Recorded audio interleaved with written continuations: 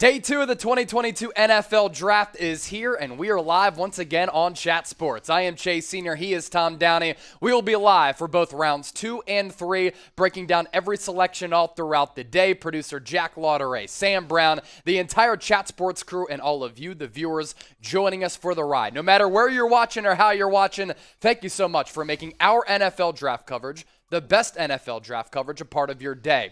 We'll start getting to Tom Downey's best available players, but first, shout out your city. Let us know where you're watching from, why you do that. Tom, your favorite event of the year, day 2, we're back. How you feeling? I'm excited. I'm feeling good. There's still a lot of really good players that are left on the board. Yep. I am very curious and excited to see where they go. Some early buzz of maybe there's a QB run early on in round 2 when there was not one at all in the first round, so I have to wait and see on that standpoint, but I'll give some shout-outs here. Dallas, NYC, Atlanta, Senegal, Steel, or people now shouting out favorite team. Pittsburgh in there, Indiana, London. Indiana's not a city, at least not the one everyone thinks of there.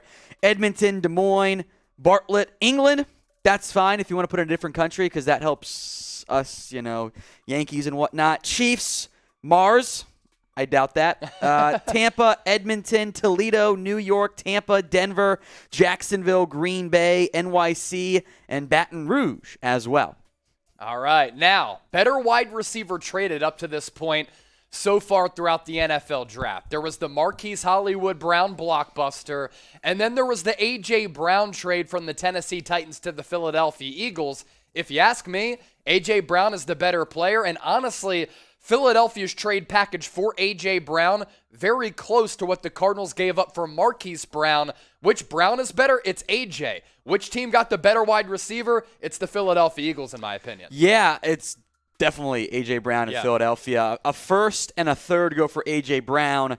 A first and Marquise Brown and a third is the trade on the other side. So different thirds. So think of it as kind of like a late first is what the value was for Marquise Brown and a mid-ish early first for A.J. Brown. So I love the A.J. Brown trade by far. It's definitely A for me. I get that Marquise Brown gets to play with Kyler Murray and the Cardinals were picked over at receiver, and allegedly Marquise Brown requested a trade, which is interesting if that is indeed the case. But, I love what Philadelphia did getting A.J. Brown. I thought that was the best individual trade of round 1, as wild as things ended up getting there. Yeah, $25 million per year on that contract extension, but because he's entering the final year of his rookie deal, it's basically a 5-year deal, paying him about $20 million per year as it averages out. See what the people are saying. Rashard Lee, A. Alec G, A. Shelly Dahlman. I noticed you from the 49ers report. What's up? Bang, bang, Niner gang going A. BJ Amy with an A.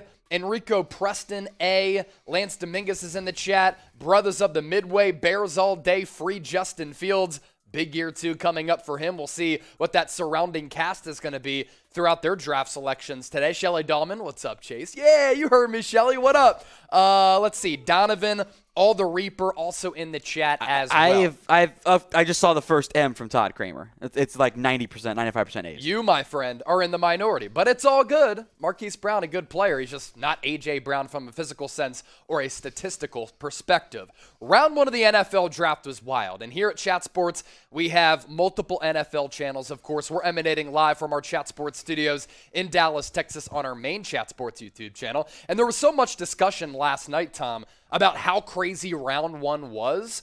And I feel like we say these types of things every year when something crazy or noteworthy happens. Honestly, though, considering the craziness that did transpire right around pick 8 throughout that middle portion of that first round, I'm going 7, 8 on that crazy scale. Where are you at? Yeah, look, London was the first surprise-ish-ing pick, or surprising-ish I think is the proper format on that one. Charles Cross made sense. Garrett Wilson makes sense. Then the Saints jump up for Chris Olave. The Lions jump up for Jamison Williams. Jordan Davis is traded up for by Philadelphia. Kyle Hamilton goes off the board. Surprise Kenyon Green pick. Shocking Jahan Dotson pick. Yeah. The Traylon Burks trade to as part of the A.J. Brown deal, Eagles-Titans, and that 11 to 18 range was just absolutely bonkers. Then you had some back end of the first round trades with the Ravens, Jets, and Bills, and Jags, and Patriots all making moves as the Patriots take Cole Strange. Producer Jack still down real bad on that one. Yeah. It was a pretty wild first round. Not wild in the quarterback standpoint, only one of them, but still pretty crazy. Yeah, and Aaron Rodgers still did not get a first-round wide receiver. Here is our They got Super picks Chat today. menu. Yes, they certainly have picks today. There are some good wide receivers who are going to be available in the second and third rounds, and we'll see which ones come off the board. As they do, we'll be keeping you up to date with every single selection right here on Chat Sports. Keep it locked with us. Our Super Chat menu, we've changed it up a little bit. Yeah. Discount Friday for day 2. Every 500 likes, I have the roulette wheel to my left. We will spin it and do whatever is in these shot glasses. And yes, everything is guaranteed to be crazy. If you Super Chat us $5, we'll give you some screen time. Pop your Super Chat up on the screen. $10, we'll talk about your respective team. $30, you can advertise yourself. If you have a YouTube channel, SoundCloud, a business that you want to plug, you can do that with the $30 Super Chat. And for a $100 Super, you pick a host to drink. If you pay $100 while I'm on screen, while I'm talking, I will shotgun a beer. I have 3 beers to my left. I'm ready to shotgun some of these bad boys and get things popping. Are they cold or warm beers? Right now they're cold. Okay. But warming up. Okay. They have Smart. to be a little bit warmer, otherwise The cold hurts, they're man. difficult It to hurts. bring down, and they're so cold. Yesterday, we did get a couple of $100 Super Chats. This is the list of Benjamin Franklin club members. Jeremy Burkhart with the $100 Super Chat last night. Same with Arnold Adams, OG Run Tag. This could be you with 2 $100 Super Chats. So if you Super Chat us $100, we will get you on the 100 Super Chat Club. Also, help us be the number one most watched NFL draft This coverage. could be you was people who could Super Chat 100. Like your ad here type of deal. Okay, well, there were a lot of people who did Super Chat us $100 last night, so they are a member of the Chat Sports Hall of Fame. We appreciate everybody for rocking and rolling with us here on our main Chat Sports YouTube channel. Year in, year out, we strive to be the most watched NFL draft coverage on YouTube. Couple ways for you to help us be number one. Last night, we were up there. 300,000 plus people joined us live. Like the video. You can also share the video. More details to come on that front later on throughout our live coverage. You can subscribe by hitting that red subscribe button, and then just get that comment section flowing. Comment all throughout the day, all throughout the night. You want to share the video, text the link to a friend by just hitting that arrow button. Then automatically you're able to text a friend and say, yo, these Chat Sports homies, Chase Sr., Tom Downey, their draft coverage is fantastic. Do all those things. Help us be number one once more. Let's take a run and a look through what happened and transpired in the opening round of the draft. A little bit of a surprise to me, Tom, with Trayvon Walker going number one. Wouldn't have been my selection. I know the Jags really liked him, but what kind of sticks out with these top 8 picks here? I mean, I think it was the trends, right? First 5 picks were all defensive players. Hutchinson goes 2. The Derek Stingley rumors ended up being accurate. Ahmad Gardner goes number 4. Kayvon Thibodeau goes number 5 as the Panthers then take their first offensive lineman. Evan Neal is then the Giants pick at 7. It was funny. I placed a bet of like Ekwonu or Neal at 5, guaranteed to hit. And then they took him at 7, so it didn't actually pay out. And though I was right, they did take one of those 2 guys in the end. Drake London then at 8 is kind of the offensive run. So it was heavy defense, first 5 picks, and then 3, 4, 5, 6, 7 picks in a row on the offensive side of the ball as the receiver run happened, I should say, Chase. Yeah, and it's funny because there were positional runs, right? There was the receiver run, a little bit of an offensive tackle run. There was an edge rusher run a little bit later. Secondary, teams prioritizing these positions a little bit differently. You take a look at what happened 9 through 16. Charles Cross, and then the wide receiver run that we were just talking about. Garrett Wilson, Chris Olave, Jamison Williams. Eagles jumped the Ravens to take Jordan Davis, the massive defensive tackle out of Georgia, who is 340 pounds and ran a sub-4.8 40-yard dash at the NFL Combine. The fact that Kyle Hamilton, your number 1 overall player, lasted until 14 was really surprising for me. Kenyon Green of the out of Texas A&M going to the Houston Texans, I should say. Then Jahan Dotson, another wide receiver. That one was a surprise for you. Yeah, that was because the Commanders were at 11. And they'd been linked to Olave. They'd been linked to Drake London. I guess they wanted Wilson or London. That guy's not there. They'd been linked to Hamilton. They trade down and miss out on Olave, Williams, and Hamilton. And I just wonder if the Commanders' plan was to, we'll be able to get Olave, or maybe they knew the things were going to happen, but we'll be able to get a Williams, or Kyle Hamilton will be there. So to go Dotson, who I do like at 16, was I think one of the more surprising picks in the top half of the first round. Yeah, I like him. Really sure-handed wide receiver, just a little bit small. I think you could have had him possibly in the second round. And then we take a look at picks 17 through 24. We'll, of course, talk about that Dallas Cowboys selection of Tyler Smith. But do we have to? Zion Johnson, offensive guard out of Boston College, Love goes that to the pick. Chargers. So do I. That offensive line, Corey Linsley, Rashawn Slater, starting to build up and fortify in front of Justin Herbert. Traylon Burks could be the A.J. Brown replacement. Trevor Penning, offensive tackle out of Northern Iowa, going to the Saints there at number 19. First quarterback selected at number 20. First time that's happened in a really long time. It's been a couple of decades. Then Trent McDuffie, Quay Walker, Kyer Elam, and your boy Tyler Smith. Yeah, I guess we can call him my boy now.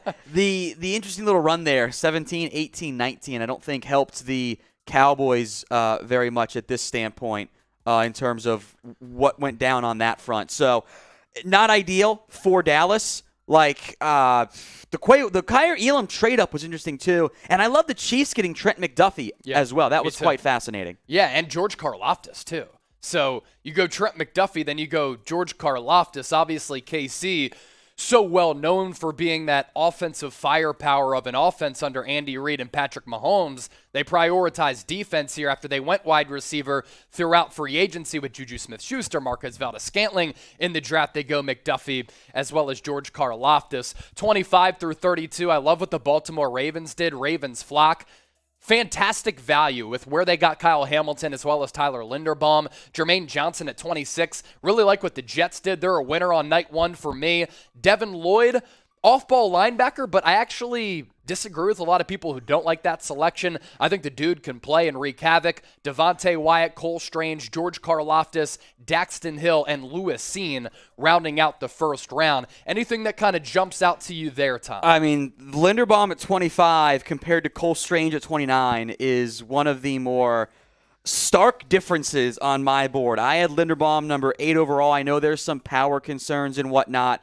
Strange was pretty far down for me at number 90 overall, a third-round grade. So for that like comparison, 5 picks apart, that was pretty damn wild from that standpoint. I was not prepared for that one in any capacity. So the Strange pick is, well, it lives up to its name in the end. But the Linderbaum pick, I thought the Ravens overall, even trading away Marquise Brown, were the biggest winner in round one. That's how it all went down in round one. Rounds 2 and 3, really good prospects available right around the corner. We'll take a look at some of the best available players. Stay tuned for that. But first, we want to give some shout-outs to those of you watching.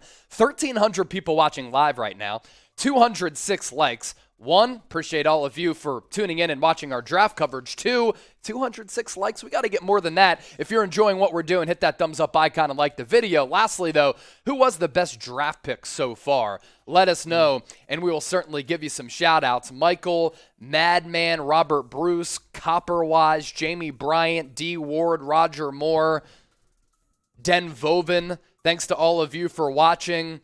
Charles Cross coming in from GBK Hawk as some of these answers come filtering in. Kenny Pickett from Matt Productions. You might be one of the lone people who actually thinks it was a good pick. I think Kenny Pickett can play.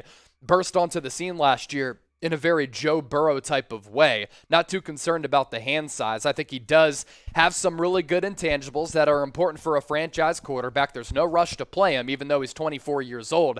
He can back up Mitchell Trubisky, but you're also not paying Mitchell Trubisky all that much money. So if Kenny Pickett ends up unseating him as the Steelers' starting quarterback, that works well for the franchise moving forward. What time does the NFL draft start? Well, you see that ticker right below Tom and I? We are under 45 minutes away from round 2 getting underway. So once those draft picks start being made official, we'll react to them live with the best draft analysis right here on YouTube. We are also live on Rumble as well. So make sure you hit that thumbs up icon, subscribe, comment. our draft coverage going to be awesome all throughout the weekend, as it was last night as well. A couple of super chats that did come in. We'll pop them up on the screen here momentarily. First, make sure you subscribe to us here at Chat Sports. As a company, we are quickly approaching 1 million total subscribers across the board. That's a pretty fascinating milestone with how far the company has come. Tom, you were with Chat Sports in its infancy. To see how far it's come in this amount of time really is crazy. A big credit to that to all the viewers. So subscribe to the channel and all of our channels, youtube.com/chatsportstv. When you plug in that link, if you're a fan of an NFL team, an NBA team, we cover college football. If you plug in that link down below, you'll see all of the channels under our Chat Sports umbrella. We're quickly approaching 1 million subscribers across the board. Help us get there. Also, so far today, new subs, 80. Yeah. 80 already, and we've been live for only about 15 minutes, so that's pretty awesome. Subs gained on day 2 yesterday, 819. We want W's. We don't want L's. Subscribe to the channel so we can beat last year's number. Tom, some super chats to get to. Run through some of these for me. Yeah, Alakai Trimble first up here. I think the Cowboys grab either Chad Muma, linebacker from Wyoming, or Nick Bonito. Happy with either in the third. I don't think Muma gets to you in the third. Bonito, though, I'd be quite happy with. Dylan Heck, Colts to get a QB to learn under Matt Ryan. Maybe. Malik Willis is there. Desmond Ridder is there. Matt Corral, and so are Sam Howell, Carson Strong, Bailey Zappi. I wouldn't mind Willis or Ridder. In fact, I wonder if Willis could be a nice developmental piece behind Matt Ryan. Might be a good landing spot for him there. King Higgins, $5. Not going to lie, I don't like the Walker pick at 1. I love the athleticism, but Aiden Hutchinson has proven himself for much longer and has been more consistent in my opinion, and you're right. That is the truth of the matter as it relates to the film study of Walker and Hutchinson. Upside's great for Walker, but Hutch has proven it more so. And finally, Jay Elam.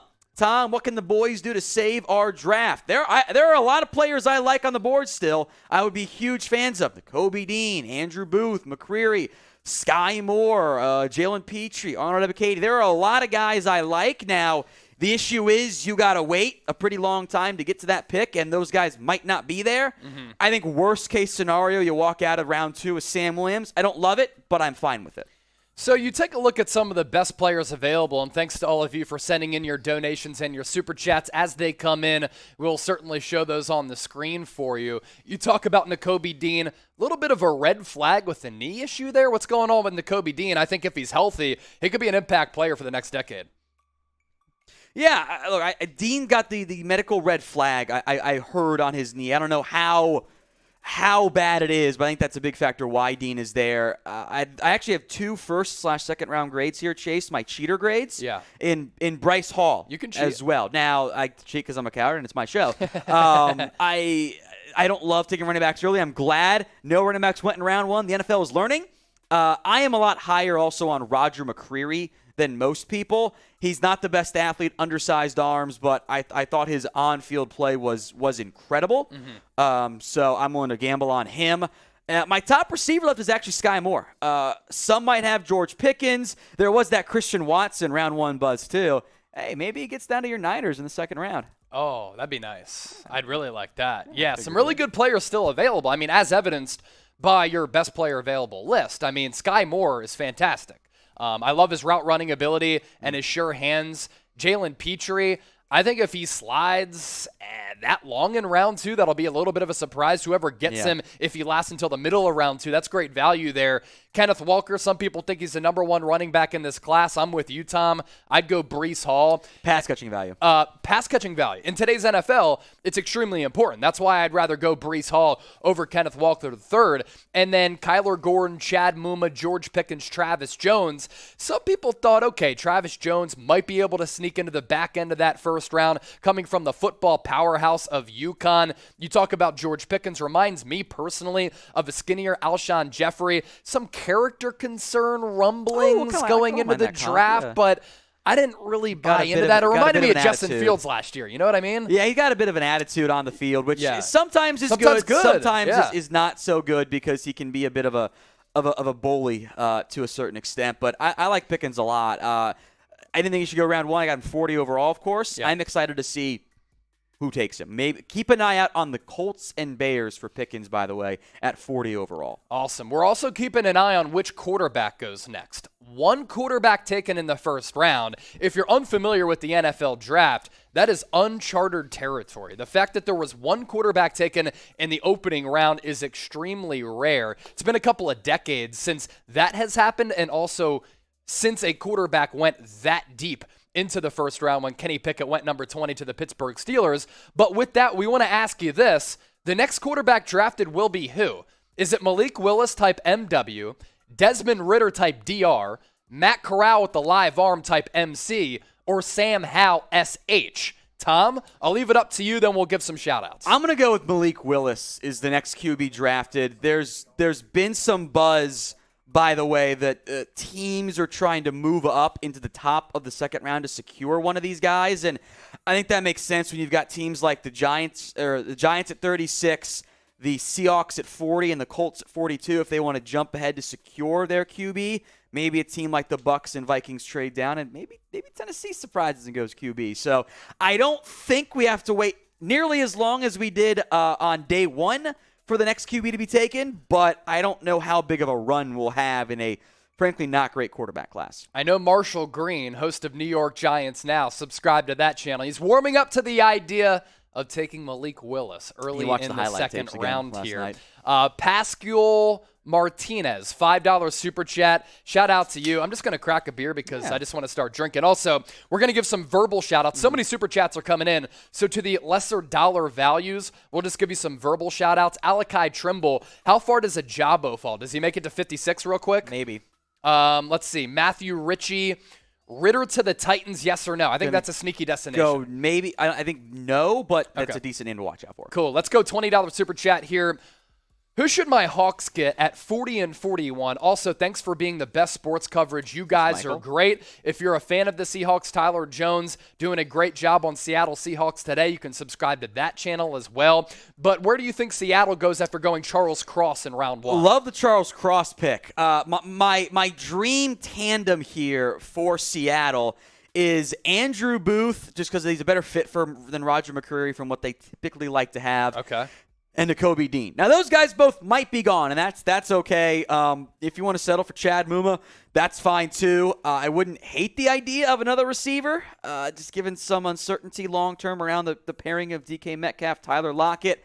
And I wouldn't despise a QB in round two. Okay. I would almost maybe just say wait a year and go get one next year. But, look, I don't think they thought Willis would be here, and I think they like Desmond Ridder a decent amount too, who I get why that organization in particular would like Ridder. So a lot of good players on the board. You took care of your left tackle spot. I'd throw some picks on the defensive side here. At least one of those picks should be defense. Yeah, I think the Giants could go quarterback. Yeah. I think Seattle could go quarterback. I think Tennessee could go quarterback because they understand in the long term, Ryan Tannehill is about middle tier. Speaking of the Seattle Seahawks, as I talked about just moments ago, Seattle Seahawks today, one of our really fastest growing channels here at Chat Sports, quickly approaching 26,000 subscribers. A lot of you watching last night, you heard from Tyler Jones. He made some appearances on our main Chat Sports YouTube channel and on Rumble, talking about the Seahawks draft needs, where they could go, and the quarterback controversy. Also on that channel, draft grades, draft evaluations of all of their selections. Subscribe to that channel if you're a Seahawks fan.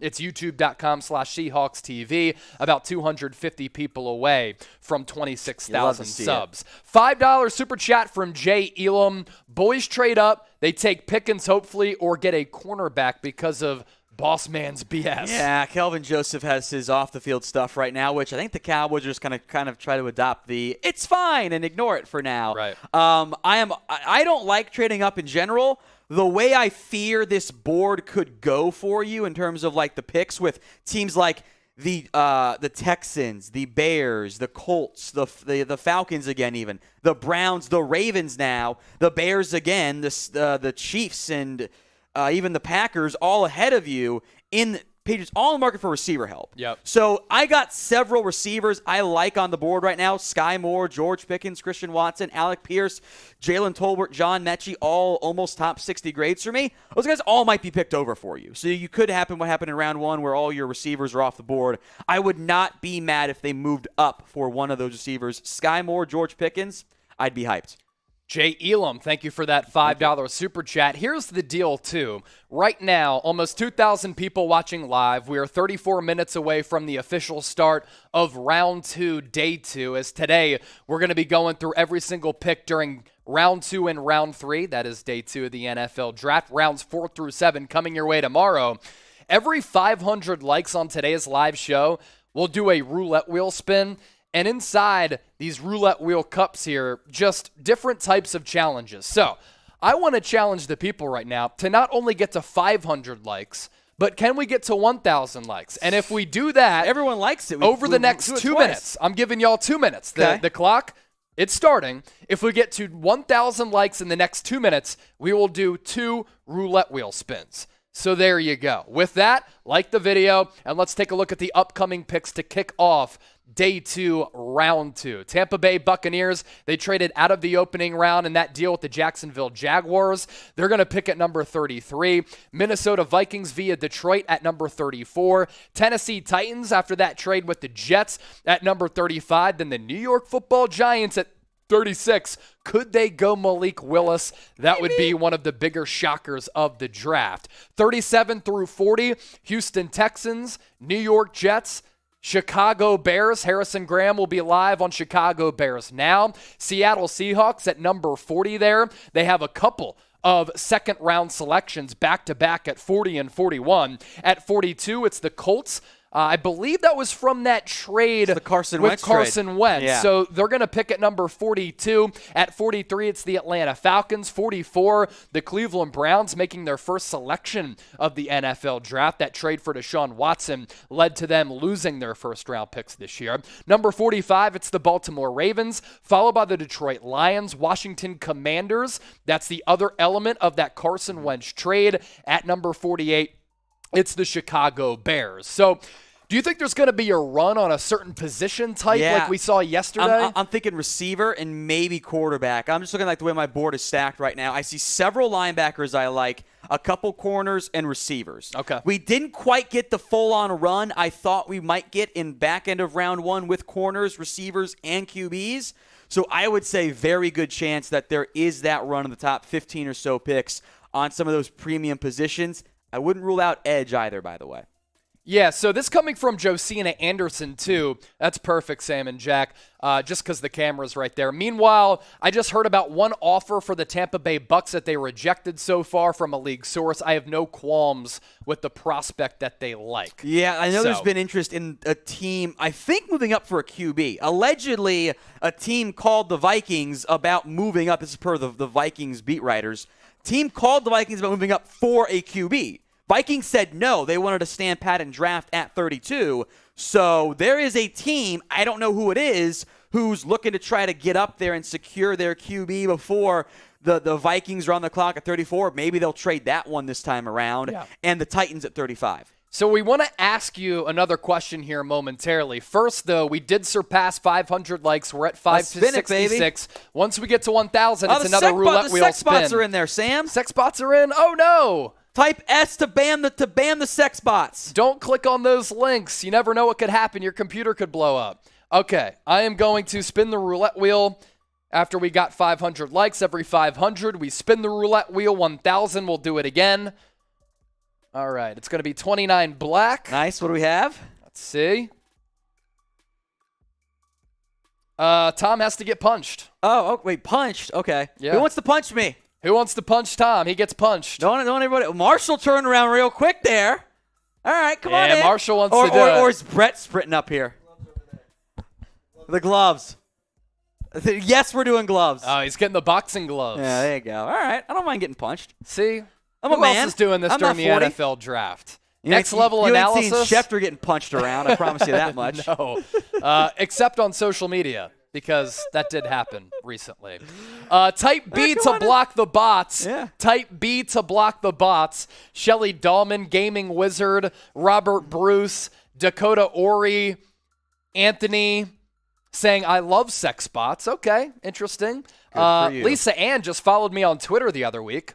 Not sure if she's part of the sex bots or not. Someone put in Bot Lives Matter. Soapy Sponge, B, Bot Lives Matter, J. Elam. Everybody typing B's to just drown out the bots. Get them out of here. Good work by all of you. Yeah. Get them out of here. We don't want them messing up our live stream. Most importantly, we don't want you clicking on those links because we're not sure what would happen. It's a little-known secret embedded in the code of YouTube. If they see a bunch of B's coming in the chat, that lets them know that there are bots in there. So thank you guys for helping us block them. All right, punch time? Yes, Ready punch to go, time. Marshall? We're not talking here. Hawaiian punch. We're talking a Marshall Green punch. There you go. How you doing, buddy?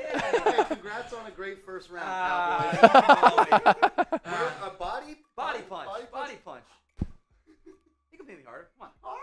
No, I got a weak shoulder. Right here. There you go. That's better. There you go. That's better. Thanks, Marsh. We're punching Attaboy. people out here. Both rocking similar shirts. It looked great on screen. There we go. Red or blue? Pick a color. Yeah, red or blue. Pick a color. There you go. RD. There you go. All right, we'll bring Chase back on here. Thanks again for blocking out the box. Hello, the I'm bots back. on that one. Yeah. Yeah, less than 30 minutes to go until the official start of round 2, day 2. We went live an hour There earlier you go. because nobody else did, and we wanted to go live because we love chopping it up with the audience. We love talking football. Grade that punch. Yeah. It was average for me. Yeah, it's average. B minus, It was average. C plus, maybe even a C minus, honestly. Or I might just go straight up C. Not because my name is Chase, but just because it was an average punch. Some people are saying F, C minus, F from Clinton, Todd Kramer, C.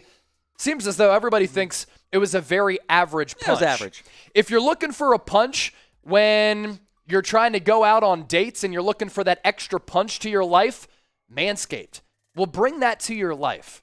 Especially when you plug in the link, manscaped.com/chat, and enter the promo code chat. The Ultra Premium Collection is what we're talking about right now, but all of the best men's grooming products can be found thanks to our friends at Manscaped. Special deals throughout the NFL draft for all of you. Let's focus in on the Ultra Premium Collection. For $39.99, you can get body wash, shampoo and conditioner, body spray, deodorant, and chapstick. It's available right now if you plug in that link at the bottom of your screen, manscaped.com/chat. And honestly, this package is awesome, but all of their products are absolutely phenomenal, especially when you can get 20% off and free shipping. That link is available in the comment section and the description of this video. Summertime, Tom, it's coming up right around the corner. We're going to be spending a lot of time outside, rocking some shorts, rocking our shirts, rocking our bathing suits. And if you're kicking it outside by the pool, you don't want to be scary, hairy down below the belt. There was a moment in the Chat Sports offices earlier where producer Jeremy Chuggs was front-facing the boss man, James Yoder. And James was like, Jeremy, get away. You got to use Manscaped. I can't deal with the vision of that bulge there. Jeremy has to use the Manscaped products. Be like him. Get on board with all of the best men's grooming product tools by going to manscaped.com/chat, promo code chat as well.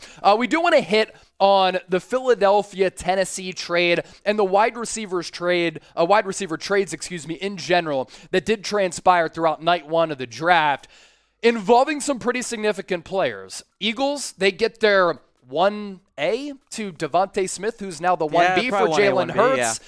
And the Titans get back the Eagles' first-round pick at number 18 after the Eagles had moved up to take defensive tackle Jordan Davis. Also going to Tennessee, a third-round pick at 101.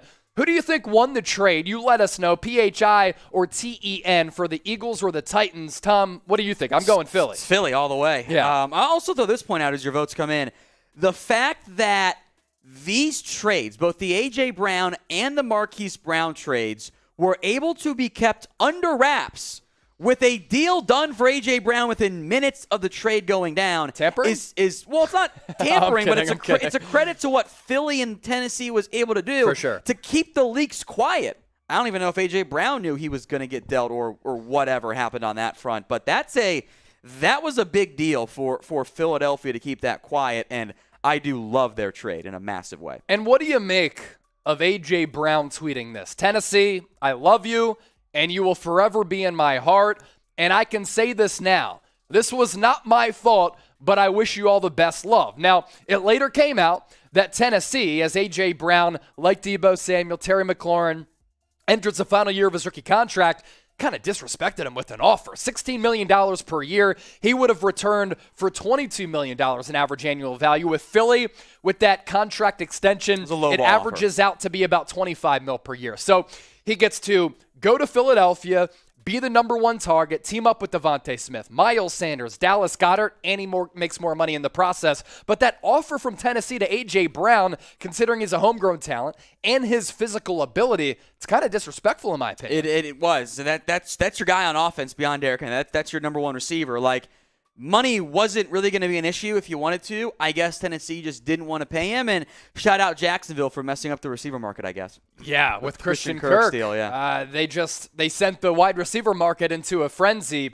There was that A.J. Brown trade. Then there was another wide receiver trade involving a Brown, Marquise Brown. So he goes to Arizona. He's going to team back up with Kyler Murray. They really did some damage with the Oklahoma Sooners in that prolific Lincoln Riley offense a couple of years ago. Also, the Cardinals get a third-round pick, and then the Ravens get that number 23 overall pick that they spent on Tyler Linderbaum. Well, they traded down to 25. Exactly. And recouped 130. Yes. So, they moved down, they moved up on for Marquise Brown, moved down 30 spots on day 2/day 3. Yep. And got Tyler Linderbaum for Marquise Brown. Yeah, so they go Kyle Hamilton and Tyler Linderbaum last night. And look, the Cardinals, if you're looking at this, it's very similar to the A.J. Brown trade details. That's why I think the Eagles won the deal because the compensation is about the same, a little bit less with this one right here. But A.J. Brown is the better player, in my opinion. So who won the trade? Continue to get those comments in. We'll ask you this one. ARI for the Cardinals, BAL for the Baltimore Ravens. Lamar Jackson wasn't happy last night. Kyler Murray probably is happy. Here's what Marquise Brown had to say about this reported trade request. It was just my happiness. I talked to Lamar about it after my second year and then after my third year leading up to the end of the season. He wasn't playing. I let him know again, bro, I can't do it. It's not really on Lamar. I love Lamar. It's just, the system wasn't for me personally. I love all my teammates. I love the guys, but it was just something I had to think about for myself. Marquise Brown on that trade request that he sent to the Ravens front office, and maybe now Lamar Jackson understands why this deal took place. I know Lamar was pretty upset about it, and I understand why, but I think in a little bit he'll go, well, he didn't want to be here. Bye. Yeah. If you're Lamar, I know that cuts deep. That's your boy, and he didn't want to play with you anymore. He wanted to go somewhere else. That sucks. Also, if you're the Ravens, all right, he was coming off 1,000-yard year. I get the offense is not pass-friendly, but I think you're okay, goodbye. So to get a guy who demanded a trade, get a first-round pick for him, that's a big-time win. Who will be the next player traded? Will it be Deebo Samuel? Hopefully not. Will it be Jimmy Garoppolo? Will it be Baker Mayfield? Another player out there or just a different cat? Let us know in the comments section. We'll give you some shout-outs here. Kevin36361 saying, will Deebo be traded? I think after the A.J. Brown new contract and trade and the run on wide receivers, why would San Francisco trade Deebo now for future draft capital? Because if you're San Francisco, you can't settle for second-round picks at this point. Let's see what the other people are saying. Todd Kramer, Jimmy Garoppolo, Josephine. Can the Giants land Dean or McBride? I think Dean is within range because they're at the top half of that second round. Yeah. So let's see what other people are saying. A lot of Baker, Jimmy G's. I think that's the popular vote, which I think makes sense. With Carolina not going QB, you got to figure one of those teams takes a QB in the end. So, or Panthers go trade for a QB, and we'll see where guys like Willis and Ritter go. That could open up a spot for Baker somewhere. Yes, Saquon from Richard Lee. Blake saying keep Baker as far away from Seattle as possible. Okay. So as a Seahawks fan, he does not want the former number one pick out of Oklahoma. Some super chats to catch up on, and we will take your donations all throughout our live broadcast, as we always do, and in the process, give you some shout-outs. The greatness of the Raiders has linebacker Darian Beaver's stock decreased. I don't know if it's decreased. I have him as a third-round pick, and I wonder if I'm a bit higher on him than the NFL. If he gets out of the fourth round, I think maybe it decreased, but I don't think there's anything that's happened necessarily from his pro day to his combine, whatever, that would have dropped his stock. I think it's been pretty steady overall. $10 super chat from Arnold Adams. Appreciate you, my guy. Welcome to say two, you mean boys. Day 2. Day 2. Welcome to Day 2, boys. We got you, Arnold. Appreciate the donation either way. Ravens draft at 45. I think we move 2 of those round 4s. They have 6 4th-round picks, by the way, to get some pass rushing help. What say you? The punch was whack. Yeah, I agree. I'd say edge, and I think receiver is now in that conversation. Has to be. After the Marquise Brown trade. Corner also makes sense. They have all of the 4th-round picks, so they could absolutely package those and move up to go get maybe as look at my board of what's available here at receiver, Sky Moore, George Pickens, I like that. Arnold Ebiketie, Boye Mafe. If you're okay waiting on the injured guy, David Ajabo would get to go back with his high school teammate, I believe, Odafe Owe, yep. and his college defense coordinator, Mike McDaniel, who's now back with the Ravens. So I like the edge depth this year. You could wait if you needed to. I'd say receiver edge, and I wouldn't rule out a nickel corner. Also make a lot of sense for the Baltimore Ravens. So I'm a huge fan of what they've done so far. Me too. I can't wait to see what else they end up doing. Look, last night was so Ravens, right? Smart teams stay smart.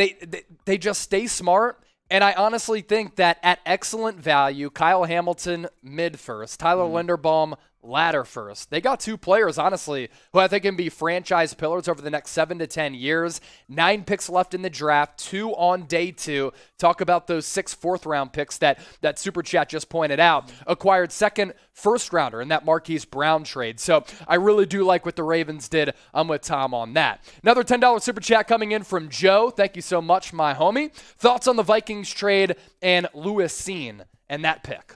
Yeah, I was a bit surprised they moved down, given who was on the board. I know that they wanted a corner real bad. It ended up not happening quite the way they wanted to. I'm fine with the pick of Lewis Cine. They've got a lot of draft capital. This is an organization that values extra shots, extra picks. They've now got 3 on day 2, 8 picks total. So Kwesi Adofo-Mensah, Chat Sports legend, can begin to rebuild that team in the way he and Kevin O'Connell want to do so. Yeah, so far, a lot of Super Chats that have come in. We're always looking for more donations because it helps all of us here at Chat Sports feed our families. Every 500 likes, we'll spin the roulette wheel. Almost 3,000 people watching live, 711 likes. We get to 1,000. We'll spin the roulette wheel once again. $5, we'll just pop up your Super Chat. Anything less than that, we'll try to give you verbal shout-outs. No promises, though. $10, we'll talk about your team just because we have so many Super Chats coming in, by the way. So 10 bones, we'll talk about your squad. $30, you can advertise yourself. Second time I fumbled on that read with the advertise yourself. It's very hard. You can plug your business, plug your YouTube channel, your SoundCloud, whatever. You want to give a shout out to your significant other, your girlfriend, boyfriend, wife, husband, whatever. You can do that for $30. $100, pick a host to drink. Honestly, you send us a $50 Super Chat right now, I want to shotgun a beer. And if we get to $250 in Super Chats, Tom will rap again for the people. All right. Who missed it last night? Tom was rapping while Harrison Graham was beatboxing. It was hilarious. It's on our Instagram page, @Chat Sports. Yeah. Give us a follow while you're there. Honestly, if we get there, you had some bars, brother. You had some flow. Do we have a time limit for this?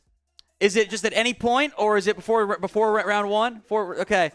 As long as I'm here, because I'm going to dip off for round 2 to go do Cowboys Live. Tom wishes there was a shot clock for this. Yeah, I do wish there was a shot clock for this. That's why I asked about it. I will do Lose Yourself by Eminem. We could also pitch the shot clock. I mean, shoot. Next 10 minutes, Tom will wrap. $250 in Super Chats. We're at 80 right now. So math shows you that's a couple hundred away. Yeah. Right? I don't know. Exactly. I'm bad at math. Anyway, shout out your favorite team. We'll talk about the first one that we see. So how we do this is really a staple with what we do here at Chat Sports.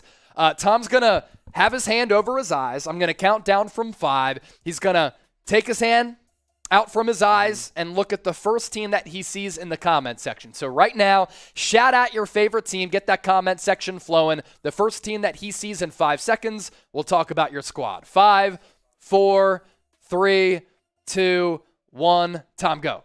I got the Bears, and because it was the Super Chat that popped up, so that's kind of the hey, that works. Big blue bar made it very obvious to attract my attention there. So, Waliki, your Super Chat ended up working out. Pretty lucky timing for you on that one about the Bears.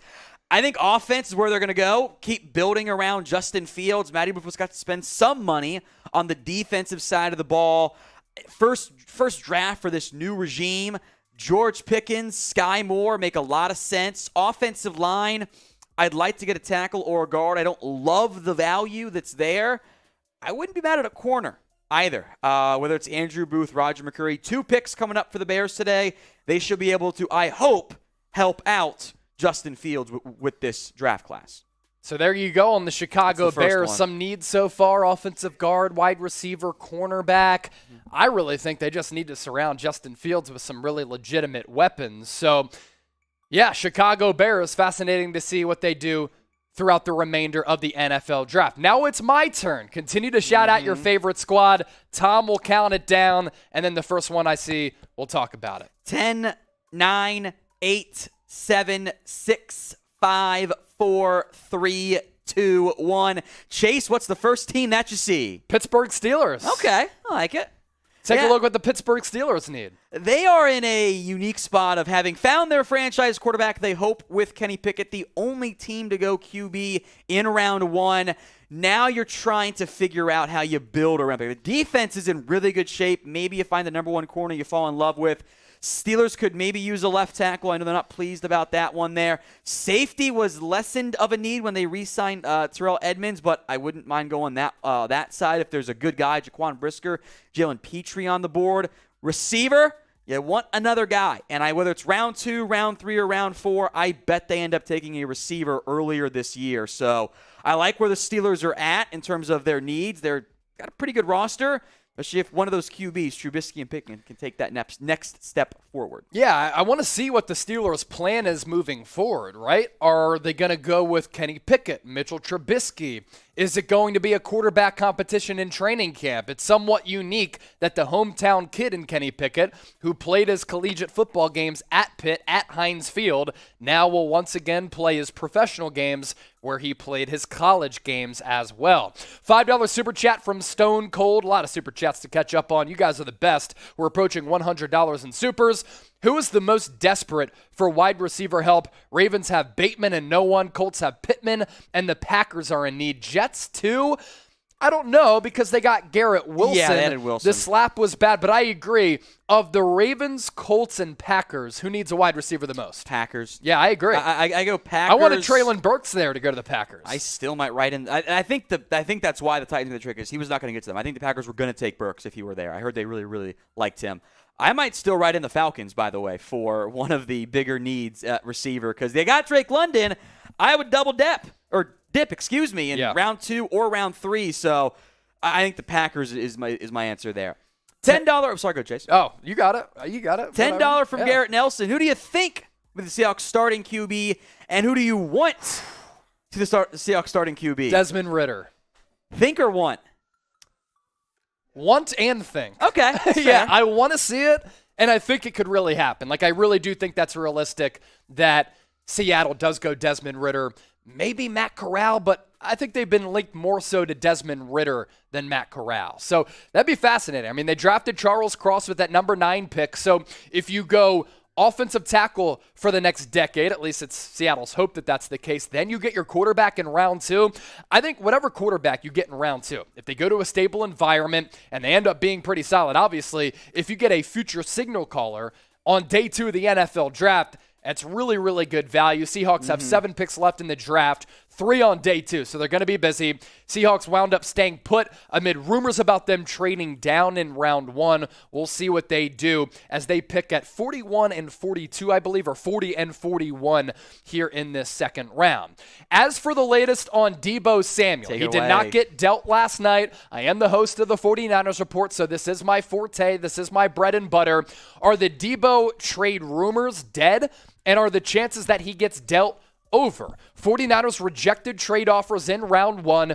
There was a report out there that the Jets had offered number 10 and a late round pick for Deebo and maybe some future draft compensation. I don't think that's enough for Deebo, who's one of the most valuable players offensively in the NFL outside of quarterbacks. The Eagles made a splash of getting A.J. Brown. That takes them out of the Deebo Samuel sweepstakes, but also at the same time, that trade and then that contract extension that Brown inked with Philadelphia is significant because Brown is now going to be paid about $25 million per year, which puts him behind Tyreek Hill, Devontae Adams, and DeAndre Hopkins for the top paid wide receivers in the NFL. I think Deebo Samuel now can go to the negotiating table and maybe negotiate to get something in the neighborhood, if not more, than A.J. Brown. There's also this from Dov Kleiman. Both the Lions and the Jets made trade offers for Debo, but the 49ers didn't want to accept them. He tweeted that out per rap sheet on the Pat McAfee show. And then there's this, and then we'll get to you, Tom. The Jets offered 10th and a pick swap for Debo. 49ers said no. I was going to guess what the pick offers were. So I would assume like Jets offered 10 and a second-round pick swap, maybe something along those lines. Something like that, yeah. And I would wonder if the Lions offered their package to go get Jamison Williams for Debo Samuel. So that's pretty interesting on that front right there. I am excited to see how this plays out in the end. Yeah. Because I love Debo Samuel. I think he's an awesome football player. I would just make him happy in San Francisco and continue to operate that offense in the way that we know it works so well. Me too. And look, when you pay a guy, let's say $25 to $30 million, and he plays the bruising, physical style that Debo plays, and also takes the beating of a running back and a wide receiver, and he's missed at least one game in his first 3 years, it's of course a risk. But last year, Debo Samuel literally was the 49ers offense, and if you're moving forward with Trey Lance as your starting quarterback, you want to surround him with as many weapons as possible. As for the teams linked to Debo, New York Jets, Green Bay Packers, Detroit Lions, but again, I don't think it would be wise or smart at all for the 49ers to take a future first-round pick, especially considering this year's draft in the first round is very deep at that wide receiver position. So as of right now, I think the chances that Debo gets dealt, they are dead. Dr. Sam 74. There we go. $100 super chat. I Give got it a to Jack shotgun a beer. Daniels. Yeah, Give get it him to a Jack. Get Tom the Jack. The I'm going to good Jack. shotgun a beer. This is what we do. We celebrate when we get big donations like this. I have a pen if you want to use it. Oh, yeah, I got some keys, yeah. There we go. He's Dr. Sam. The Jack will come in. Dr. Sam. Your doctor's favorite doctor, I'm told. The Fun real fact homie, the real OG, the real one of one. Thank you so much for that. Appreciate that there, Dr. And you know Sam. what that does? That puts us $43 away from Tom Downey rapping again. All right, there we go. So we'll go through the other ones while we wait for my Jack to arrive here. From Dr. Energetic, think the Broncos should have to get David Ajabo? Don't hate that idea. Yeah, me I'm going to guess no, but I don't hate that idea at all. All right, it's cold this time. Should the Niners go for a safety at pick 61 or fill a different position? If you want to answer that one real quick, Chase. Yeah, look, if Jalen Petrie is there, if Jaquan Brisker is there, even if Nick Cross is there, I wouldn't hate the pick. I think they could go offensive tackle there with a guy like Abraham Lucas out of Washington State because they do like linemen who have tackle guard versatility. That's something to keep an eye out for. Make sure you subscribe to the 49ers Report, by the way. I'll be live for their third-round selections, video on the 61st pick, barring any trades. It's youtube.com/49ers TV. Yoki is the name. Appreciate you. So, $100 super chat. I'm going to shotgun a beer. Tom is going to take a pull of Jack. Here is our super chat menu. $43 away from Tom rapping. And if you want to send in donations, here you go to our right.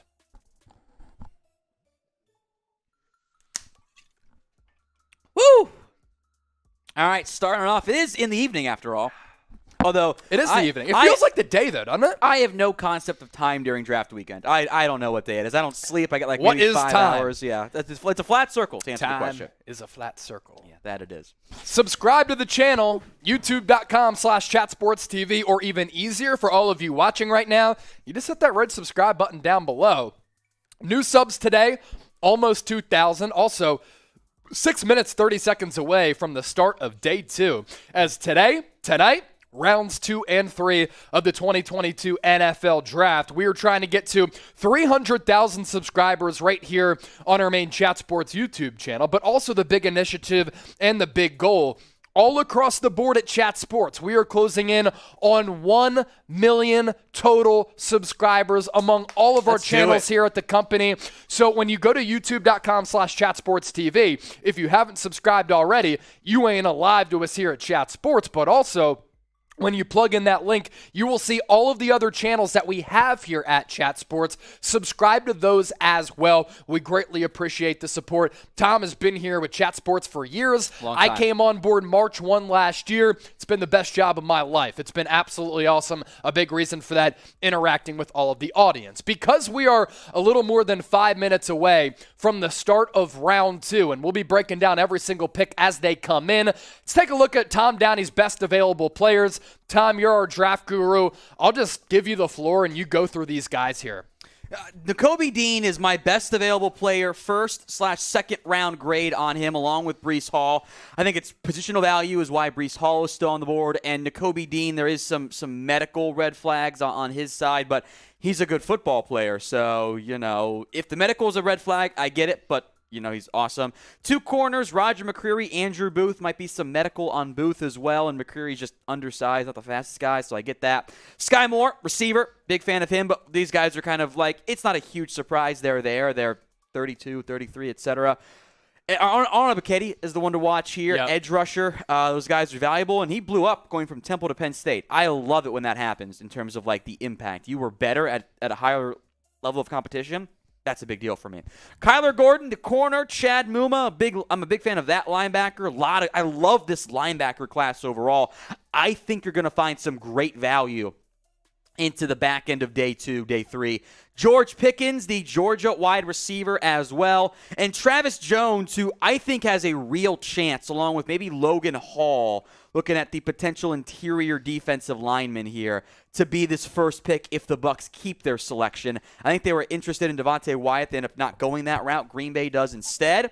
And they're in pretty good spot at this point with the Bucs having their first pick. I wouldn't rule out Trey McBride. I think we see his name called in round 2 as well. Trey McBride is a good player. There's no doubt about that, and there are a lot of good players still available. Just a peek at some of the best players available, according to the homie Tom Downey, who just does incredible work evaluating all these prospects, which is very impressive considering the fact that him and his lovely wife just had a baby back a few months ago. She's very glad that the draft is about to be over. I can imagine because you've just been tunnel vision onto your screen. Am I in the doghouse? Yeah, a little bit, yeah. Yeah, it's all good, though. You're feeding the family. Yeah. Right? Yeah, so too are your I super am. chats. Yeah. Your super chats are feeding the family. Help me feed my family, please. So speaking of those super chats, producer Jack Lauderay, he had his ears out. Good job right there. Good segue. Do the Colts draft a quarterback? If so, who? That's actually a fascinating question, and I haven't even thought about that possibility after they traded for Matt Ryan, but do they get a future signal caller? Could it be a guy like Carson Strong maybe a little bit later? With those knee issues, I know you don't like it, but I heard negative things about his interviews too. Okay. But the Colts are a weird team because they've needed a young QB for a long time, and outside of getting Frank Reich, his guy, and Carson Wentz, they haven't fully committed to that. So if they have a high grade on Malik Willis or Desmond Ridder, I think that's a really good landing spot to learn. Maybe Sam Howell fits that mold, Matt Corral too. So I would not be upset if they take a QB in round 2 or round 3 or whenever. I also look at that team and go, they still got some needs at various positions, so I would not be upset if they took a George Pickens if he's there, Sky Moore. I might go receiver and try to win now with Matt Ryan. Okay, yeah, we'll see what the Colts do. A need a wide receiver because outside of Michael Pittman, they also don't really have a wide receiver either. You know what I do have and you know what I love? Manscaped products, the best men's grooming product tools out there on the market today. And we have a deal cooked up for everybody watching right now, all of you diehard NFL fans and chat sports fans, with the NFL draft starting right around the corner for round 2. Make sure you plug in that link down below and get those purchases done as soon as possible, especially on the brand new ultra premium package. 5 products for a grand total of $39.99. Body wash, shampoo and conditioner, body spray, deodorant, and producer Coop's favorite, the chapstick. You can find all of these products available right now for $39.99. You look good, you smell good, and also the brand new Lawnmower 4.0, which isn't really brand new technically anymore, is awesome, but there is the brand new purple package right here because April is Testicular Cancer Awareness Month, and that's something that Manscaped takes seriously, we take seriously as well. You should take your body seriously and your appearance seriously for your significant others out there. Manscaped.com/chat, 20% off and free shipping using that link down below for all of the people watching. If you're ready for day 2 of the NFL draft, we are less than a minute away. So everybody watching right now, as we approach 4,000 people watching live, that number will continue to grow all throughout the night. I want you to get into the comment section and type me if you're ready for day 2 of the NFL draft to start. And I'll give some shout outs here as these begin to flow in. If we get to, call it what, 1,000 chat rate? That sound fair? 1,000 chat rate. I'll do another shot of the Jack Daniels here for you guys, which is, hey, I'll do a shot of. You got to start drinking some point, right? Fireball, tequila? Yeah, we get the Fireball for you. We got it all Hey, here. we have those white that smell like tequila. Yeah. All right, I'm going to go rapid fire on the shout-outs here real quick from Aztec218, Tim Wells, Magnus, Stone Cold, Dip Dop, John, Jay Podix, Bosch, Shelley, Drake, Christopher, Philip, Jeremiah, Magnus, Willie, Stern, Tim, Unseen Donut, Magnus, Alex, C.W. Moss, Taylor Rain, Jason Collins, Archangel, Packers fan, Mike, Philip, Anthony, Nathan. Keep the me's coming as day 2 of the NFL Draft is here.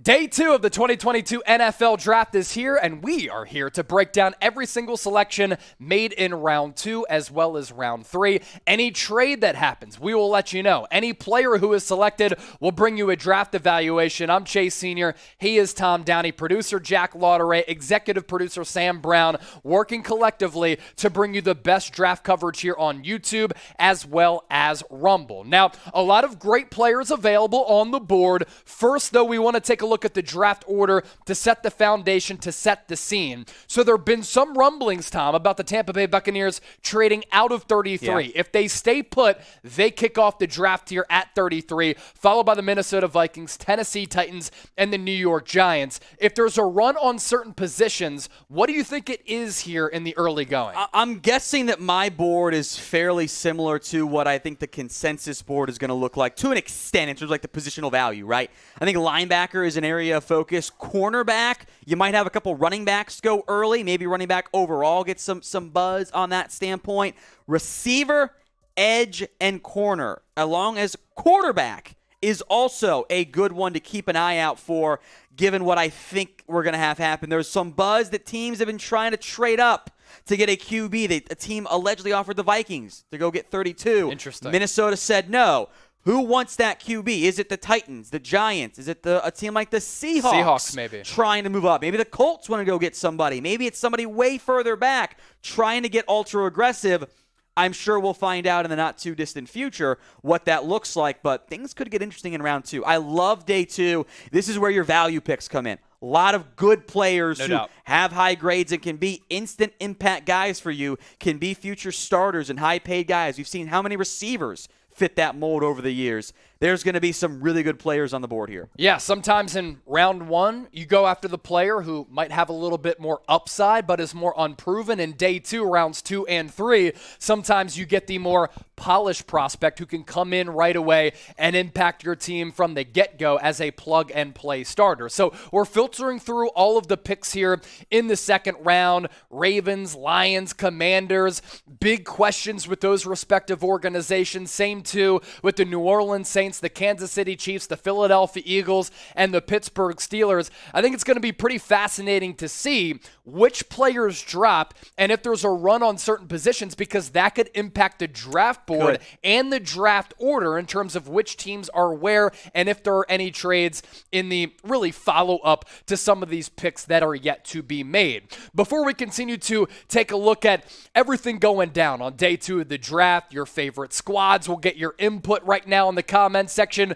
Big board right around the corner. Who's going to be the next quarterback drafted? Biggest round 1 winner. Shout out your favorite squad. We'll give you a couple of shout outs here before we take a look at Tom Downey's big board and the best players available here. I'm seeing Tennessee Titans, the Vikings, Weird Beard going with the 49ers, Dallas, KC, the Chargers, as Arnold Schwarzenegger once said, Texans, Bears, Cowboys, Seattle, New England, Green Bay, Texans, Ravens. We have people watching us from all across the United States, but better yet, all across the globe. So no matter where you're watching or how you're watching, thank you so much for making our NFL draft coverage a part of your day. Day 1, night 1, 300,000 people joined us. We'll see if we can surpass that number here throughout day 2, rounds 2 and 3, coming at you right here live on Chat Sports on YouTube and Rumble. So your best players available, Tom, some intriguing options considering the overall player rank that you have for some of these guys. Nakobe Dean, 20th overall, still available after the first round. Breece Hall, Roger McCreary, a guy who you're high on. Andrew Booth, What do you think about these guys sliding to day 2? This could be excellent value. That's exactly what I was going to go. So I'm glad you phrased it that way. I will try to do a good job this year of when we go through the big board and there's like, wow, you've got a 20th overall, 23 overall. Why are you higher on that guy versus where he is right now? Well, Nakobe Dean for me, I believe there's medical issues with Dean, the very talented Georgia linebacker. Breece Hall, it is positional value. The Bills were the only team that could maybe go running back in round 1, so of course he's sliding. I am simply higher on Roger McCreary than I know the NFL is, and I am okay with that because I think he's an awesome football player. I am happy to be right or wrong on that one. Andrew Booth, there might be some medical speed concerns on that standpoint, and then the rest of these guys were at 33, so I like them a little bit more than some of the guys that got taken instead, but this is about the range I think they should be going. I've only got first/second round grades on Nakobe Dean and Breece Hall. Then we're into my second round grades in the end. Sky Moore, your player comp for him is who? Golden Tate has been the very popular. I thought I had another one written down. Hold on, let me double check my notes here because his route running ability and his footwork, his release package in particular, he's very precise in that way. And I don't want to compare him to Cooper Kupp and Stephon Diggs, but I'm talking from a footwork, get off the line of scrimmage standpoint, and winning at the line kind of reminds me in that regard. It's funny, Cooper Kupp. That's not the first time I've heard Cooper Kupp thrown out there. I didn't want to do it because that's like I think of course it's very high Again, hype. I'm talking footwork here. Yeah, release off the line. He's not the biggest guy, and I think there are teams that think he's a slot only, but the way he is able to get that release beyond it is really impactful. So once he gets freed, he's able to make a lot of plays happen for you. I was really impressed by Sky Moore. That's why he's 32 on my board. If you need a receiver, this is my best guy available here. So really good players available. We'll break them all down as these selections come in. Also, we're competing with some of the other YouTube channels out there. Current likes on YouTube right now, Chat Sports, Pro Football Focus. Now, everybody loves Pro Football Focus. Even more people love us here at Chat Sports. Look at the competition. Let's 10x the point here being, Let's 10x it ain't a right competition right now. Let's 10x that right now. Nearly 5,000 people watching live. We here at Chat Sports, more than 1,000 likes. Pro Football Focus, they ain't on our level, folks. Let's continue to keep it that way. 139 likes for Pro Football Focus. Hit that thumbs up icon and like the video. And we surpassed 1,000 likes. Are we doing the roulette wheel spin right now? Let's ride. Every 500 likes, we spin the roulette wheel, so let's get this party popping. There we go. As you kind of see the bottom of your screen, you'll see this throughout today's show as long as it's working properly. Just the recent picks the picks that have gone down so far. So we'll try to do a better job today of letting you guys know what picks have happened. All right, Chase, roulette wheel spin is... All right, 9 red. Arm wrestle the producer. All right, Chase versus Jack. There we go. There we go. Chase and Jack. Let's go. Jack rolled his eyes. Do you want Sam to do it instead? All right, you can go on over there. Yeah, walk behind me. I guess, Head on are over. we going full screen here? Yeah, How do we do this? We'll go full screen. Okay. So we just go on the edge here? Yeah. All right. Oh, here. Move this way a little bit. Yeah, there you go. All right, ready? 1, 2, 3, go. Come on, Jack, you got it. Come on, Jack. Oh, that's a good effort. Hey, good effort. Good stuff. Hey, good stuff. You did better than I would have done, buddy. It's all good. I mean, shoot, I don't really have like big biceps, so I was a little bit there you concerned. And I'm more of a runner than a weightlifter, but either way, producer Jack Lauderay killing the game. One of the MVPs here at Chat Sports. Our Super Chat menu, if you send us a Super Chat, you're also an MVP. Every 500 likes, as I talked about, we'll spin the roulette wheel. That's why I was just arm wrestling Jack. Shout out to Chris Lauderay if she's watching. $5 Super Chat, screen time. We'll pop up your Super Chat, and we'll give you shout outs to whoever sends us a Super Chat of that $5 value. Anything less than that, no promises. We'll try to give you a verbal shout out, but you have to understand we have thousands of people watching us, so it's hard to get to those lesser dollar figure Super Chats. $10, you Super Chat us that. We'll just talk about your squad, so let us know who your squad is. $30, advertise yourself. $100, pick a host to drink. So we had a $100 Super Chat earlier come in from Dr. Sam74. I shotgunned a beer. Tom took a pull out of the Jack Daniels bottle. Hey, we like to have fun here at Chat Sports, and we like to interact with the audience. All of that, a part of it. Top quarterbacks available, Tom. Maybe there's a run on quarterbacks here in round 2, and maybe that's why there are some rumored teams trying to trade up in the draft. Malik Willis, Desmond Ridder, Matt Corral, Sam Howell. Outside of Sam Howell, have absolutely no feel as to which quarterback goes first. I think it's going to be Willis, but we'll wait and see. I will make note that the Tampa Bay Buccaneers are now officially on the clock. It's 7 minutes in between picks. We'll see if they go quick. I feel like they went quick last time. So last time was lightning quick. Bucks will probably take up all of their time on the clock here. I think it's going to be Malik Willis, who is the next QB drafted. Okay. There was a lot of buzz. The team was trying to get to the Vikings pick at 32. Maybe they get to that pick at 34 this time around. If we see a trade, I'm betting it's a QB. But the NFL draft is weird. Never say never in terms of what is never going to happen, because Seriously. It happens time and time this again. This offseason has really proven that. Like, Imagine you can't say never say never. Imagine telling someone like 3 months ago, Devontae Adams, Tyreek Hill, A.J. Brown all get traded for a first-round pick. Seriously. And more. Yeah. They Maybe said, even Deebo okay, Samuel sure, next. dude. Yeah, exactly. Right. No chance. Hey, we are reaching a milestone, at least close to reaching a milestone here at Chat Sports. We are 145 people away from 290,000 subs. Should we go sub-only chat to reach this number here, fellas? Yeah, we can do Even that, less now. You can go sub-only chat. 113 people away from 290,000 subscribers. So make sure you subscribe today for the best NFL draft coverage, best year-round NFL coverage as a whole, news, rumors, free agency coverage, draft coverage. We here at Chat Sports, we're absolutely killing the game. 113 people away from getting to 290,000 subs. Obviously, the big goal, 300,000. We as a company are closing in on 1 million subs under the Chat Sports umbrella. YouTube.com/ChatSportsTV. We have nearly 5,000 people watching live right now. Make sure you hit that red subscribe button.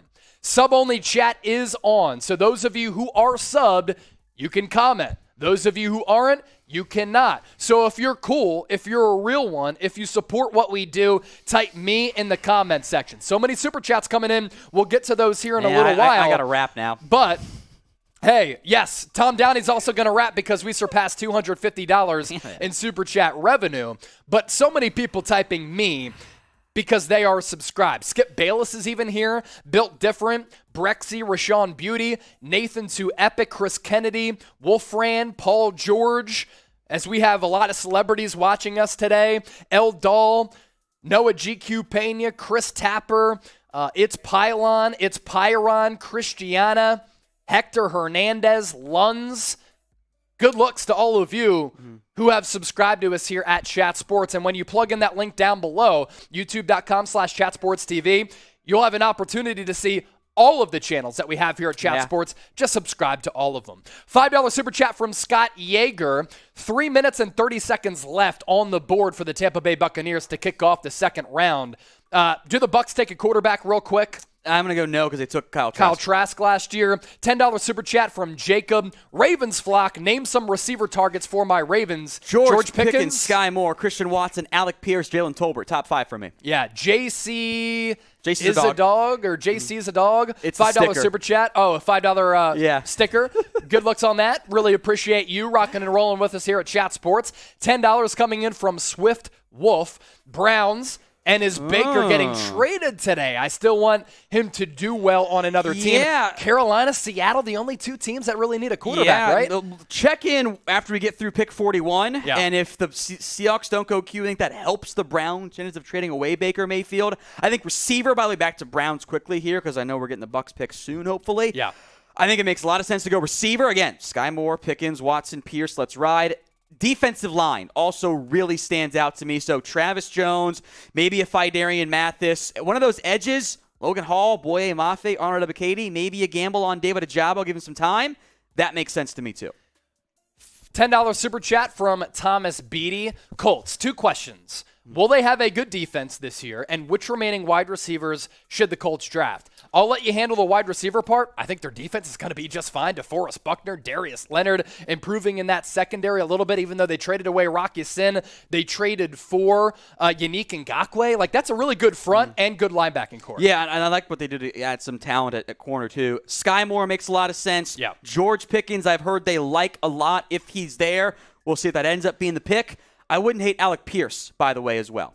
So the pick is in for the Tampa Bay Buccaneers. We don't have it yet. We'll get to that here momentarily. They could go defensive lineman. Certainly a position group that they prioritize. The report that came out earlier that Logan Hall and Travis Jones were two of the top players to kind of keep an eye out for, which very different styles of player, and I'm curious how they'll be deployed in the NFL. But defensive line, that interior spot is their biggest need for me, no doubt. So I am excited to see how they address that. They move down, they add some extra draft capital. They've got needs coming down the road. The overall roster's in pretty good shape beyond, I'd say, DT and tight end. Yeah. Then you're looking at depth and future holes, like maybe corner. So I think defensive line makes a lot of sense. I thought they were going to take Devontae Wyatt in round 1. They ended up not taking. They moved down instead. There are still good players who are on the board for them in that first round. So do you have any predictions here? I think it's defensive line, and there's also this. Because I'm saying defensive line, it's because of this, right?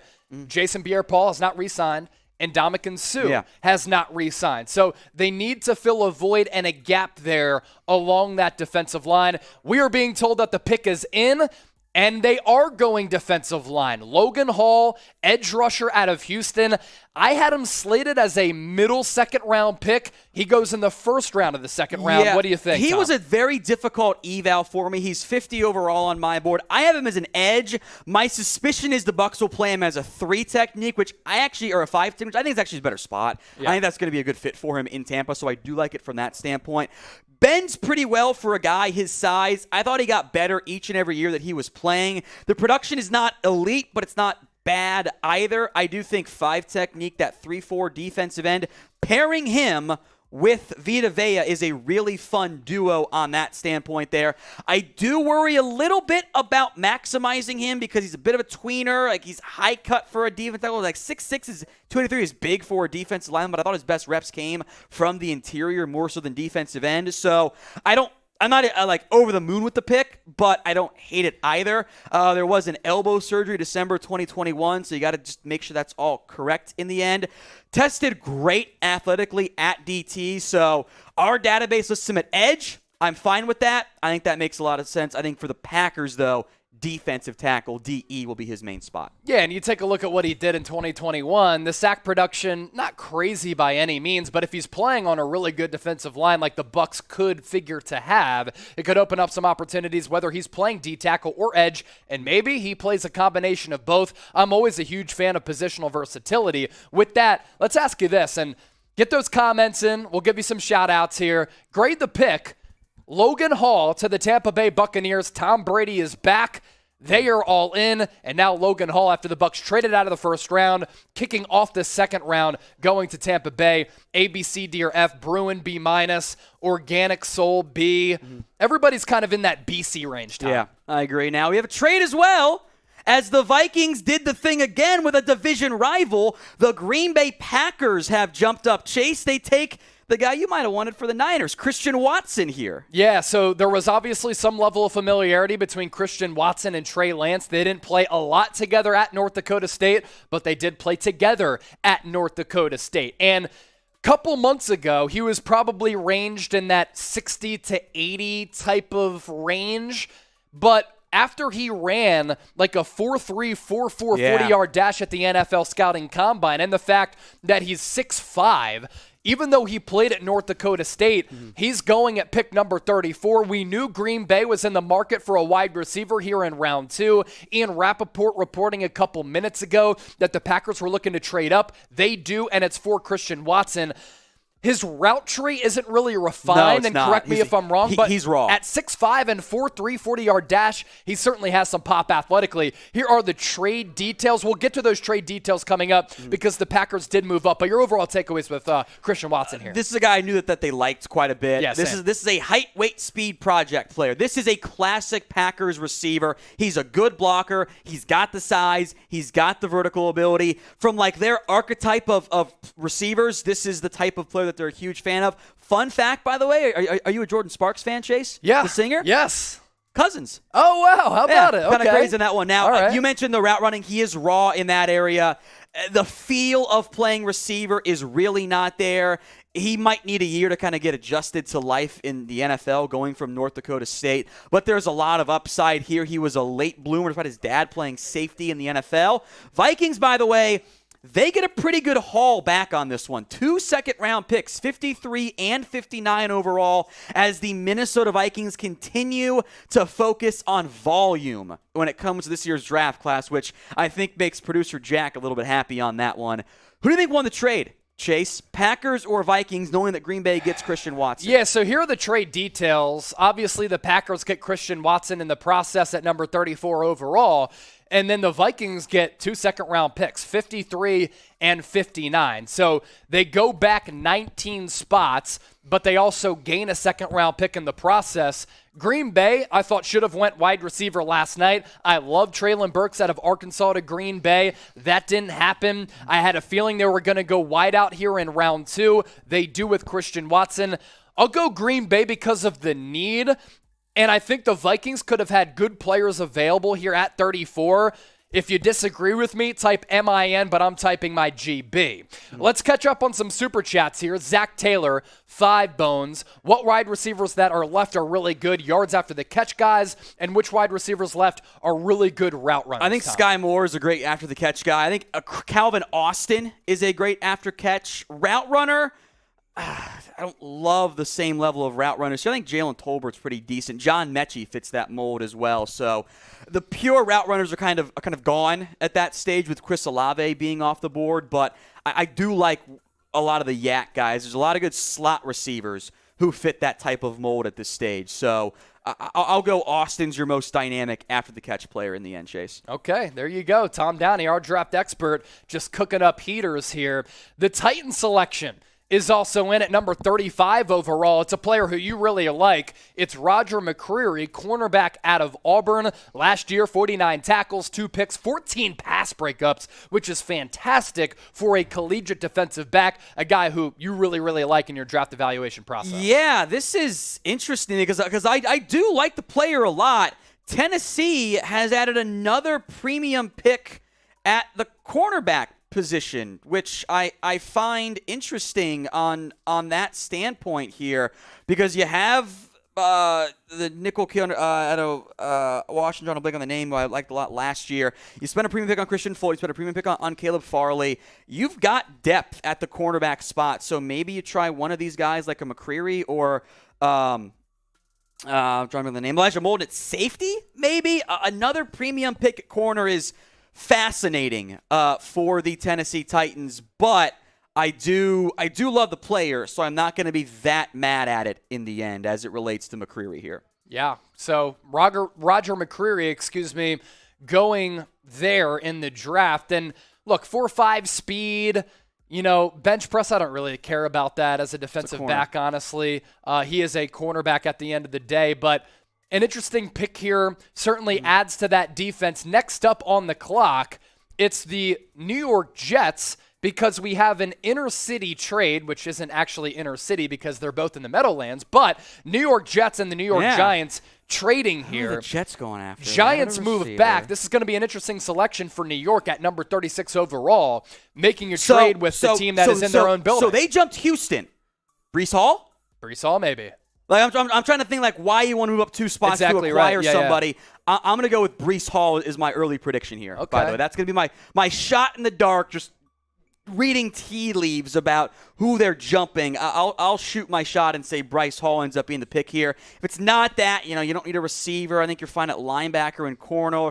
You add in an edge, maybe a linebacker, but I'm going to shoot Breece Hall here in the end is my guess. Just because they're jumping Houston in particular. That if they had moved up to a different spot, I might not go with Breece Hall, but that's going to be my guess on that front. Yeah, and if it is Breece Hall, he's my number 1 running back in this year's draft class, and I think, Tom, you would certainly agree with me on that. Make sure you subscribe to us here at Chat Sports, getting closer and closer to 290,000 subs here on our main Chat Sports YouTube channel. Real quick, $5 super chat from Christian Nichols. We'll pop that up on the screen here momentarily. Do you think Cincy will make it back to the Super Bowl? And what are you thinking about the safety and future picks? First of all, love what they did on that offensive line. I also like what they did with Daxton Hill. Yeah, I thought Hill was a good pick. So I don't think they make it back this year, but that team will remain a competitor moving forward. The Bengals are in a pretty good spot with Joe Burrow as their QB as far as I'm concerned. So they're in a pretty good spot. Okay, the New York Jets pick is in, and it looks as though The Jets are going to draft Iowa State running back Breece Hall. Okay. And a big reason why I think he's the best running back in this draft class, pass catching ability. And he brings that to the table, and Kenneth Walker necessarily doesn't, to at least the same degree that Breece Hall does. I also think there's a little bit more explosion there from Breece as compared to Kenneth Walker. I think both can be impactful running backs, but New York Jets right now, they don't have that young bell cow back. Can Breece Hall be that guy? I think he can. The pairing with Michael Carter means you don't have to overwork those two, but Breece Hall's now your guy with the New York Jets. Off the charts production, stupid good as a runner. This is a guy that had 253 carries, almost 1,500 yards in both seasons, over 5.5, 41 touchdowns on the ground only the past 2 years. Doesn't fumble the ball very much, doesn't drop it. There is third down value. The 40-yard dash really kind of answered some of the concerns about the top-end speed. Player comp is actually Marion Barber, who I think was an underrated athlete. So Athletically, underrated. it checks out very well. He's 5'11 and a quarter. Iowa State put him at 6'1", so it was a bit of a lie, but I like this pick by the Jets. They jumped the Texans here. So Tom and I like the pick, but throughout the draft, there have been some blunders. There have been some question marks as far as some of these draft selections so far. Tom, I'll ask you who is the worst draft pick so far. We'll also ask the audience to get your names into the comment section. Honestly, I don't like Trayvon Walker. I just don't like it. But you let us know in the comments. I did not like Cole Strange at all. That was my least favorite pick so far. I didn't. That was just bad for me. Yeah, a little bit of a reach. $5 super chat, Britt Hansen, as the Houston Texans are on the board right now. Pick is in. We'll break that down as soon as it's made official. Who takes Travis Jones and when? How about Cleveland if he gets to you in the second round? Okay. I think that could be a nice destination at that stage. We'll see if it happens. But that's my prediction on where he ends up going here. So there you go. Round 2, number 37. Look, this guy's a really good safety. Jalen Petrie going to the Houston Texans. And I think Houston sneakily having a decent draft, getting some solid players at good value. What do you think about Petrie? I'm a big fan of him. I've seen some, he doesn't say it, Tyrann Mathieu comps. He's not the same player. Yeah. But play style, it works. He played kind of what I call the overhang role at Baylor, which is like you're kind of this hybrid nickel corner, safety, linebacker, edge rusher. You're playing around the line of scrimmage, so he didn't do a ton of like man coverage reps, but he was good in that role as a safety. I think he's going to be a box guy. He was a linebacker, then safety, despite being 5'11", 198. I'm a big fan of his. You saw that in the overall grade, 33 overall on my board. Special teams value, tested great. This is an awesome pick by the Houston Texans. $20 super chat to get to as Jalen Petrie going to Houston. Doesn't have to travel far from Waco to Houston. Really good player. Love that positional versatility. Safety, corner, can play a couple of different spots. Send him on some blitz packages as well. Now, here at Chat Sports, we have people tuned in from all across the globe. That includes the last Dodo, or Dudu. Hopefully I pronounced that right one of the 2 times. Go Cowboys. Shout out from Italy. Love the show. Cheers. Thank you, my friend. Appreciate for that, it. cheers to you, my man. Yeah, we'll go rapid fire on these super chats here. John Freeze, Giants cap problems. Bradbury dealt. Watch them go Petrie or Booth. Well, Petrie's gone. He's now gone. We'll see they do at 38 here. They do have cap problems. I do bet that James Bradbury ends up getting dealt here. Dwayne Jackson, will the Cowboys redeem themselves from the Smith debacle pick from last night? I certainly hope so on that one. Roberto Pohl, Stephen Jones just said to add more offensive line. Would you like a double dip, Kennard third, late steal? Sure.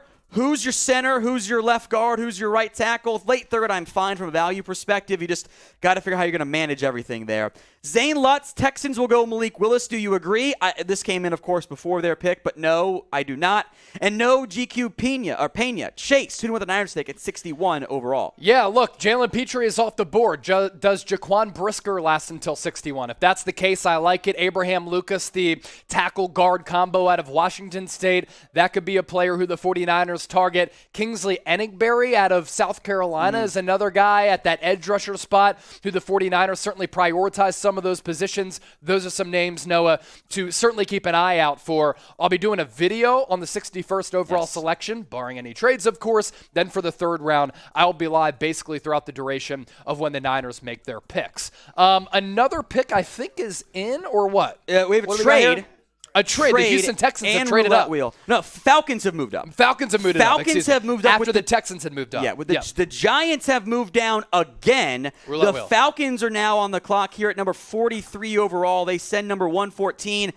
QB, right? Well, got to be QB. Tom, I was going to ask, does this mean that the Giants might go quarterback? Well, they keep moving down. I know, but no quarterbacks have exactly. gone. So, like, maybe there's someone they like that's not Malik Willis, and they're like, we'll just keep waiting. But moving up here, I'm going to guess QB. I'm going to guess Malik Willis. You take the local kid who's from Atlanta, I believe. So we'll see what happens here in a little bit. But Falcons moving up is fascinating. Chase, what's our roulette wheel spin here? Game time. So you have to pick a game to play. All right. The picks are coming in rapid fire today, so we might have to. Last year we were through 3 picks. So maybe just pull another one in case. Yeah, we could pull another one. Because I'm worried about getting to game time. Yeah, no, I worry about that too. Let's see. Just landed on 36 red.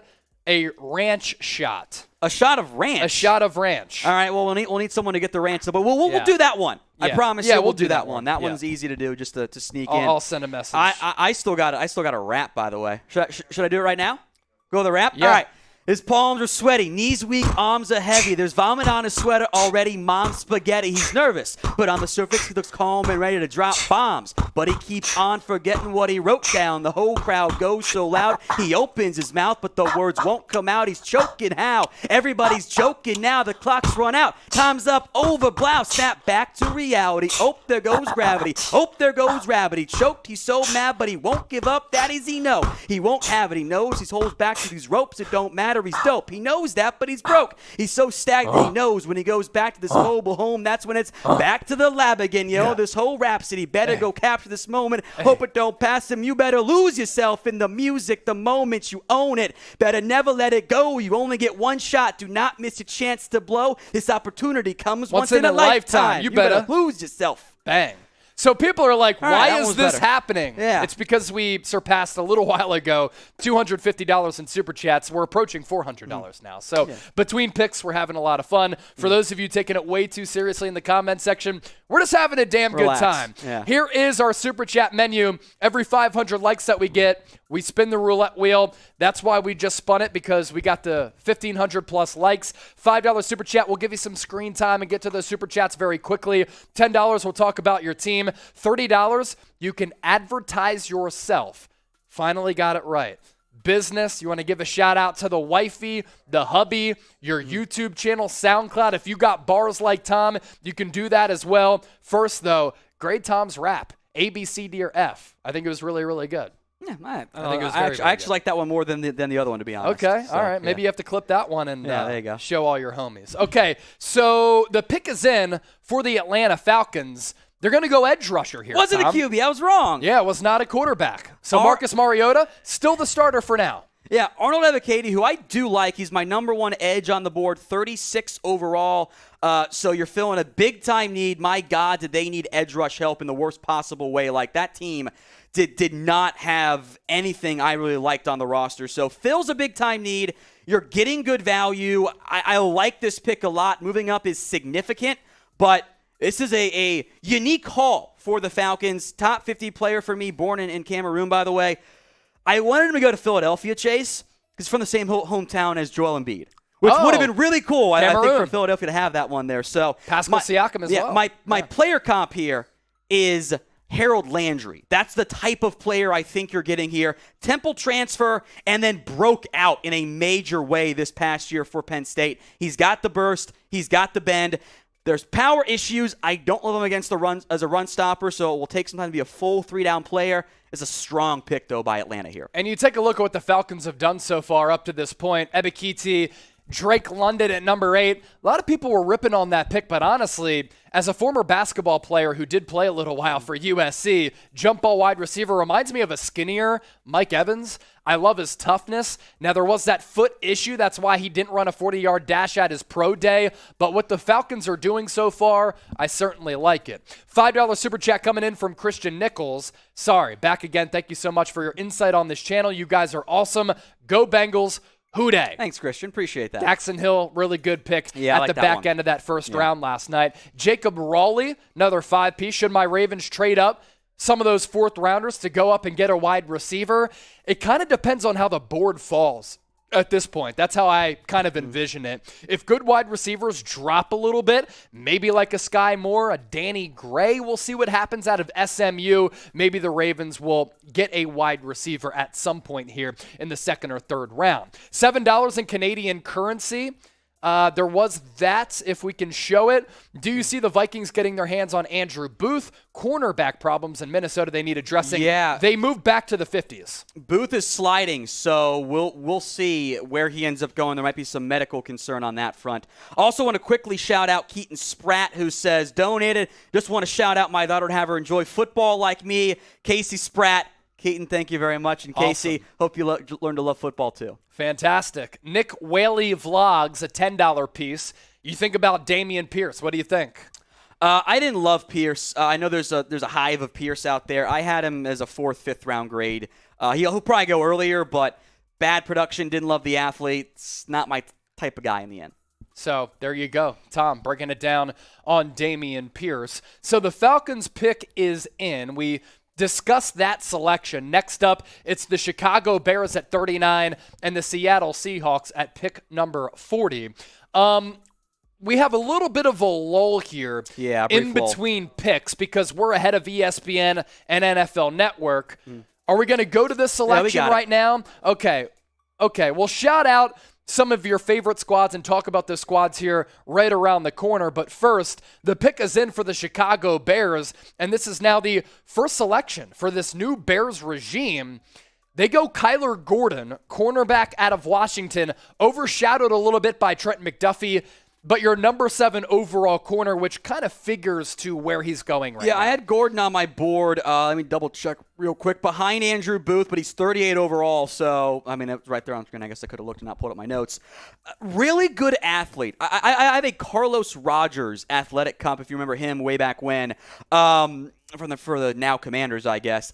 Jumped out of the gym in his pro day testing, didn't do any of that at the combine. The 4.5 through the combine was disappointing. Then he goes 39.5-inch vert, 10.08 broad, 6.673 cone. He is a fantastic athlete. 1-year starter. It shows he is a little bit on the raw side. He gets got because those eyes watch the QB. Okay. Just a little bit too much, but I am a big fan of Kyler Gordon, more so than I thought I was going to. Bears still need receiver help, but they are building out that defense fairly significantly. Yeah, really quickly, shout out your favorite squad in the comments section. The first one that we see, we will discuss that club among all 32 teams in the NFL. So represent your team, get that squad into the comment section. First one we see, we'll talk about. Tom, I'll count you down from 5. Cool. 5, 4, 3, 2, 1. Pausing it, I've got the Chargers from Christopher Toft, who we're not going to talk about them for a while since they traded away their second round pick to go get Khalil Mack. Yes. So interesting how that one They turned out. prioritized offensive line last night. I would go take a right tackle in the 3rd round. Yeah? I would double dip because you spent so much on the defensive side. Slater last year at left tackle. Now you go right tackle this year after going green, right, in round 1? Zion Johnson. Zion Johnson.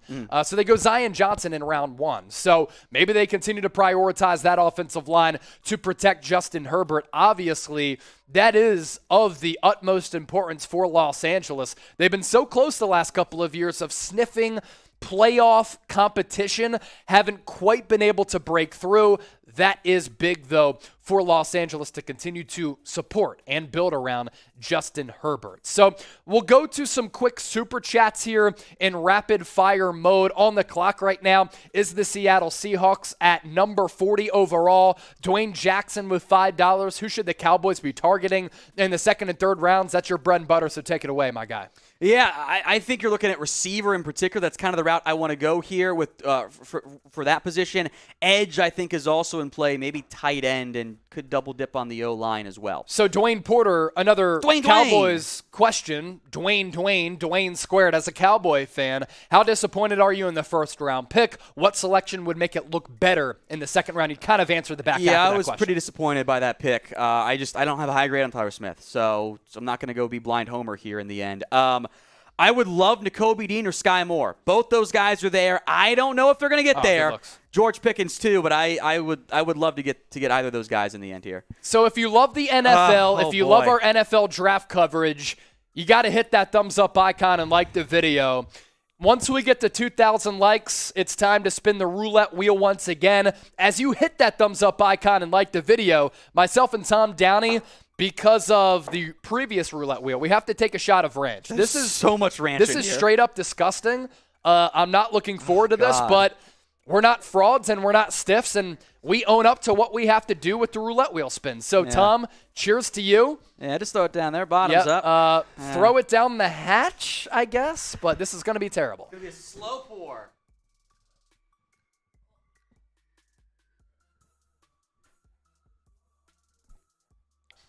I mean, I'm a big ranch guy. That wasn't pleasant, but it wasn't as bad as I thought it was going to be. That's fine. It's not good, but it's not like a disaster either. It's certainly not great. The trash can. What are you doing? There? Come on. I'm not Harrison. Tom does not need to throw up. He can also drink warm shots. Yep. Vincent Rojas, $5 super chat. I think we're going to go with the center with our first round pick. What you think? Go 49ers. Center at 61. I'm not sure if there are going to be a bunch of really good centers available, honestly, at 61. I feel about Cam Jurgens.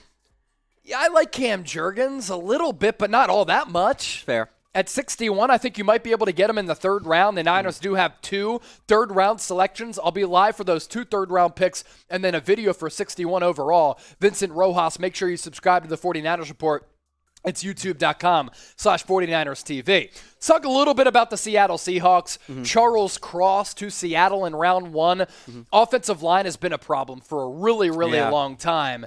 Where do they go in round 2? And then we'll spin the roulette wheel. QB, maybe you can spin that in the meantime. Desmond Ridder? Corner, Andrew Booth, linebacker. God, if they take Nakobe Dean, this will be the rare moment of the Seahawks are doing the things that I love, which does not happen very often in the NFL draft. So I would very much like to see them go Nakobe Dean. I would not be mad if this was a QB either. With just the way the board is falling, you could get Malik Willis, who might have been some interesting at 46. So fascinating on that standpoint. Chase, what do we have? All right, let's see. We've already done that one. Oops. Get the leftovers in there. We can get the Super Chats flow 15 going. jumping jacks. All right. Easy for us. Chase, why don't you do Or some me. jumping jacks? Okay. And I'll 1, go rapid fire on 2, these Super Chats here so we 3, can get caught up. Dylan Heck, 4, early Rookie of the 5, Year picks 6, based on current picks 7, potential. I mean, 8, insert your favorite 9, receiver and 10, probably Breece Hall from 11, that standpoint. 12, Tyler Fireblade. 13, Renz is the 14, GOAT, but Tom is the 15. rap god. I'm not a rapper. I'm an adapter. Sunday 1, Tom, Nice. who do the Browns take at 44? Travis Jones, one of those receivers, maybe a Boye Mafe, David Ajabo, and Shamsterdam Gaming. Do you see the Christian Watson pick? You got some NBA stuff bleeding in there, leading to a trade for Debo. In order to, no, you're not going to see them trade Watson to go get Debo Samuel. That would be insane. That's not how it normally goes I think down. the Packers moved up to take Christian Watson. Exactly. Yeah. Cornelius Hubbard, $5 super chat. Thank you very much, my friend. I appreciate that one. We are still awaiting the Seahawks pick. I'll make note that the major networks only just got to the Bears one, so just now. So we're still pretty far ahead on that front. Okay, so here's our super chat menu. If you want to send us a super chat, we'll of course get that on the screen, and we'll certainly give you a shout out. Every 500 likes, we spin the roulette wheel. Right now, 2,000 likes. That's why I just had to do 15 jumping jacks and look like a complete clown. $5 super chat, quick screen time. $10, we will talk about your squad. $30, you can advertise yourself. $100, you pick a host to drink. And if you send us a $100 super chat, I'll shotgun yet another beer. Why is that? Because it gets us closer to last year's super chat total on day 2 of the 2022 NFL Draft. So far, we have $369. Tom really likes those last 2 digits, don't you? 69. Yeah, buddy. Yep. Last year's total Bonk. on the complete day 2 of the NFL Draft, rounds 2 and 3, $767. I think today we can get to 1,000. We have some more super chats coming in. Easy, I think, to surpass that number. It's up to all of you. Your donations help us feed our families, and we want to put food on the table. Let's pivot now to the best players available with the Seahawks still on the board. Are they mulling taking a quarterback right now? I'll make note, by the way, the Seahawks have back-to-back picks. Their current pick is actually late. They did not get it in on time, so the next team can make a pick, which is also Seattle. So they've got 10 minutes or 14 minutes here. So does that mean that they lose their selection? selection? So they in reality, the way it works is you have to make your pick before your clock time runs out, or the next team on the clock can make it. But because Seattle has 40 and 41, they actually get double the time to make those picks. Okay. So they can make them both in the 14-minute span. They can make one at 8 and one at 10 and be just fine. It's very rare for a team to run out with the clock. It has happened before. The Vikings had it happen a while ago. The Chiefs jumped up, I think, in that scenario. Wild stuff goes on, but the Seahawks have back-to-back picks, so they really have double the amount of time than any other team because it is back-to-back. Yeah, okay. That makes sense. So that's just kind of the weird quirks of the NFL draft, right? Yes. Kind of funny how that turns out. Exactly right. And it looks as though the Seahawks pick is in at least. So as soon as we get that name made official, we will discuss the Seahawks selection. And, of course, Tyler Jones, host of Seattle Seahawks Today, will be discussing that selection and all of the Seahawks picks on Seattle Seahawks Today. Where do you think Seahawks could go here and Seattle could go here with back-to-back selections? Honestly, they could go edge rusher, and then they could go quarterback too. Yeah, that would work. Yeah. That would work. I just can't envision a scenario in which they don't go quarterback at some point and move forward with Drew Lock. Okay, the pick is in. Okay. They do go with an edge rusher. It's Boye Mafe, edge rusher out of Minnesota. Some first-round buzz at points and at times throughout the pre-draft process. He falls to Seattle here in the 40s. This is my best available edge on the board. 42 overall, number 7 among my edges, so that makes sense to me. Good, really great athletic ability. He was a pass rush specialist at Minnesota. I like the player a lot. He's got the juice that you have there. He needs to get a lot better against the run. Only 13 career starts, kind of a part-time player. So pass rush specialist, and the Seahawks wanted more pass rush juice off the edge. Mafe will help them as they move to a more full-time 3-4 scheme. For a further breakdown on Boye Mafe going to the Seattle Seahawks, Tyler Jones will be breaking down this selection of the edge rusher out of Minnesota going to the Pacific Northwest. What we have to break down right now, Manscaped, the best men's grooming product tools out there on the market today. And for all of you watching, we have a special deal cooked up for all of you. 20% off and free shipping if you go to manscaped.com/chat. And all of these products are killer. Right now in my hands, I have the Lawnmower 4.0 with the special purple emblem and colors because April is Testicular Cancer Awareness Month. Cancer is really important to me because unfortunately my mom passed away due to cancer. And for anybody out there who's had a significant other, friend, family member, parent pass away because of cancer, Manscaped certainly takes that initiative very seriously. But all of their products are awesome, Tom. The boxer briefs are phenomenal. The ultra premium package, 5 products for a grand total of $39.99. You can get 20% off and free shipping by going to manscaped.com/chat. Manscaped, the presenting sponsor of our NFL draft coverage, Tom. We have a giveaway coming up as well for them. Are we good to go on that side here as well? Deal for the giveaway is, we want you guys to head to our pinned tweet on Chat Sports. I'll keep spamming it in the link on the live chat here. Reply with your favorite team. That gets you 1 entry. If you retweet our pinned tweet as well, you'll get 3 entries. So little bonus points on that side there.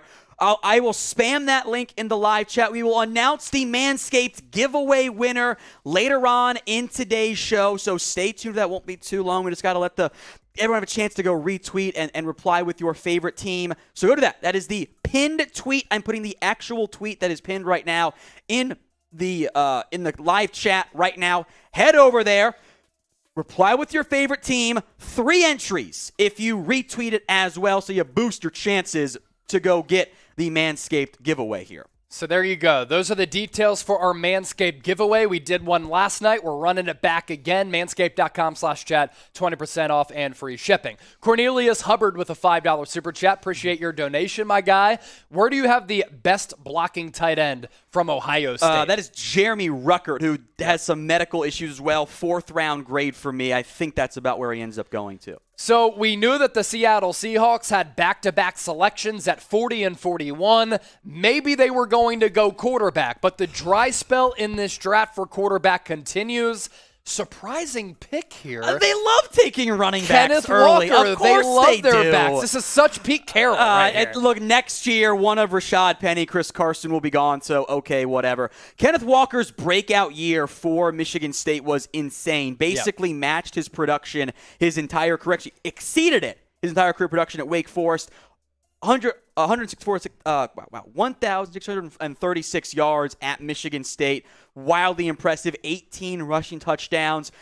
D'Angelo Williams, player comp for me on that side. Okay. As a pure runner, probably the best one in this class, but there are real concerns about his third down value. Just didn't do it much at Michigan State. And when somebody didn't do something, it's a question of, okay, is it that they can't do it, or because they were not asked to do it for whatever reason with the offense? I'm going to hope it's the latter, that just Michigan State didn't utilize the passing game with the running backs at all. But a ton of broken tackles, 20 alone against Miami, wow, by the way, 89 total. So this is, at some point, whether it's this year, next year, whatever, this is going to be your long-term running back one, I hope. It's better than going Rashad Penny in the first round. So overall, I liked what Seattle did with their first pick in Charles Cross, and it's gotten just a little bit worse each time, but nothing of the, what are you doing, you idiots. Walker was, I believe the third best player left, maybe fourth best player on my board. Okay, so you look at what Seattle has done so far. I like Charles Cross because offensive tackle, a position of importance. Boye Mafe, edge rusher, another position of importance. And it's funny. Classic Seahawks going running back. You know, here, man. Seattle drafted God, Russell Wilson 75th overall in 2012. Are they hoping for a repeat, that maybe they get their starting quarterback and their franchise guy in the third round? Kenneth Walker doesn't make a lot of sense to me. I like the player. There's no doubt about that. I mean, he started his college career at Wake Forest. Another running back. And then last year, Doak Walker Award winner, consensus All-American, Big Ten running back of the year, was in the running to win the Heisman Trophy, and now he is taking his talents to the Pacific Northwest. The sex bots are back, folks. Of course they are. The bots are back. Once again, we have to drown them out, and we have to let YouTube know that we don't want them in our NFL live draft coverage chat. So type B in the comment section to spam out the spam bots. Josh Shapiro, Dakota, Lunds, Kevin, Jesus, Taco, Andrew, Bryce, Landon, Film, Corey. It's hiding all the bees. Joseph. YouTube, how dare you? I got this. It's I'm going to show them all. Pyron. I'm showing them all here. I got this. Todd Kramer. Yeah, we're going to show all of those bees. Scott Yak will still give you shout-outs here because YouTube is trying to hide them, but we're trying to let YouTube know that those perverted sex bots are in the chat. Get them on out of here. I got Type it. B to block the bots. It's flowing in, baby. It's so easy. Like, I'm just showing them all instantaneously. It's in the same spot each time, so I'm just clicking over and over again right there. All right, I get some shout-outs here as these begin to flow in. Yeah, you got it. Oh, my God, there's so many. I don't know if I can do it. Kevin, Potatoes, Bad Club, Anthony, Jeremiah, MM, OJ, Bad Club, Todd, Bill, Christopher, Tyler, Taylor, Jonathan, Ryan, Pro Wrestling, MLS, Chris, Corey, etc. YouTube's now mad at the bees. We might have to change that vote. YouTube's mad at us. Double B. Double B. Maybe that'll make it work. I don't know. We'll come back to it later. Spam bots. It's all good. Or cancel bots. Yeah. CB. Whatever we want. Yeah. NFL Daily. We are also live on YouTube and Rumble, though. Yes, we are. And right now, NFL Daily, 3,243 followers on NFL Daily on the Rumble app. What is Rumble? Well, here at Chat Sports, we continue to go to the platforms that you as the viewers, you as the homies and the loyal viewers, watch. So Rumble is a part of that equation. Free, uncensored content. So myself and Tom, sometimes we go on Rumble and we talk about the NFL, and sometimes we curse and we don't have to worry about being canceled out. Sometimes also we put exclusive content on the Rumble app that you cannot find on other platforms, and we go live exclusively on Rumble. So for all of you watching on Rumble right now, we greatly appreciate it. And for all of you watching on YouTube, plug in that link at the bottom of your screen, rumble.com/NFL Daily. Give us a follow by hitting that green follow button to get the 4,000 followers as soon as possible. And I'll give some shout-outs to those of you in the live chat on Rumble right now. Mickey Finnegan, Kel Krieg, Boom Freeze, Prones Linky, Patriot Joseph, Pat13, Probert 24, and I'm not going to go too far up there. So some of the recent chats there on Rumble. Yeah, Kel Krieg. Yesterday we had like 12,000, 13,000 people watch us on Rumble. So appreciate all of you for supporting everything we do on the multitude of platforms platforms that you can watch Chat Sports on. Another super chat coming in from Arnold Adams, $5.69. Can you talk fantasy value of Jets running backs and Falcons wide receivers are the top fantasy rookies so far? Yeah, I'll go real quick here because we have a trade to get to momentarily. Okay. Breece Hall is pick 1, or is 1.1 in rookie dynasty drafts. I think he'll be a lead back for you. Drake London, I would feel better if they had a better quarterback. Okay. That's a little bit concerning on my front there. Trade alert to get to Arnold Adams. Thank you for your donation. We just have to hit this trade right now because it's pretty significant. Vikings received the 42nd overall pick, so after going back to the 50s, they moved back up to 42 overall. Wheeling and dealing. And the Colts, I'm being told, are getting picks 53, 77, and 192 for 42 and 122. Those details are being finalized later. right now, but as of right now, it seems as though that's the case. And with the 42nd overall pick, I like it. Vikings going back to the secondary, Andrew Booth Jr., cornerback out of Clemson. Yeah, I like this pick a lot. He's number 28 overall on my board. I think he fell a little bit. He had no testing because of a quad strain that was grade 2. He had a double hernia surgery, by the way, in April of this year. So we'll see when exactly he's medically cleared to return. That was a late update that I didn't really put into my board that much there. Had some hamstring issues in the past, so medical's why he's fallen. Heard some buzz. He might not be a blazer at corner, but I thought he was a good athlete on film. I know there was some buzz of that, but I think it was the medical why he slid. Terrible tackler. He is an absolutely horrific tackler, and was that at Clemson. Got beat a little bit more than I'd like, but he had 3 interceptions, 5 pass breakups on sub 50 targets. Not a ton of man reps. I kind of like him in a cover 3 role, but I think he projects well to man. Player comp is C.J. Henderson. Talented player, inconsistent, who's also bad at tackling. Okay. Yeah, interesting. Now, a lot of people watching are probably like, well, why didn't Andrew Booth run a 40-yard dash? Why do we not know about his speed?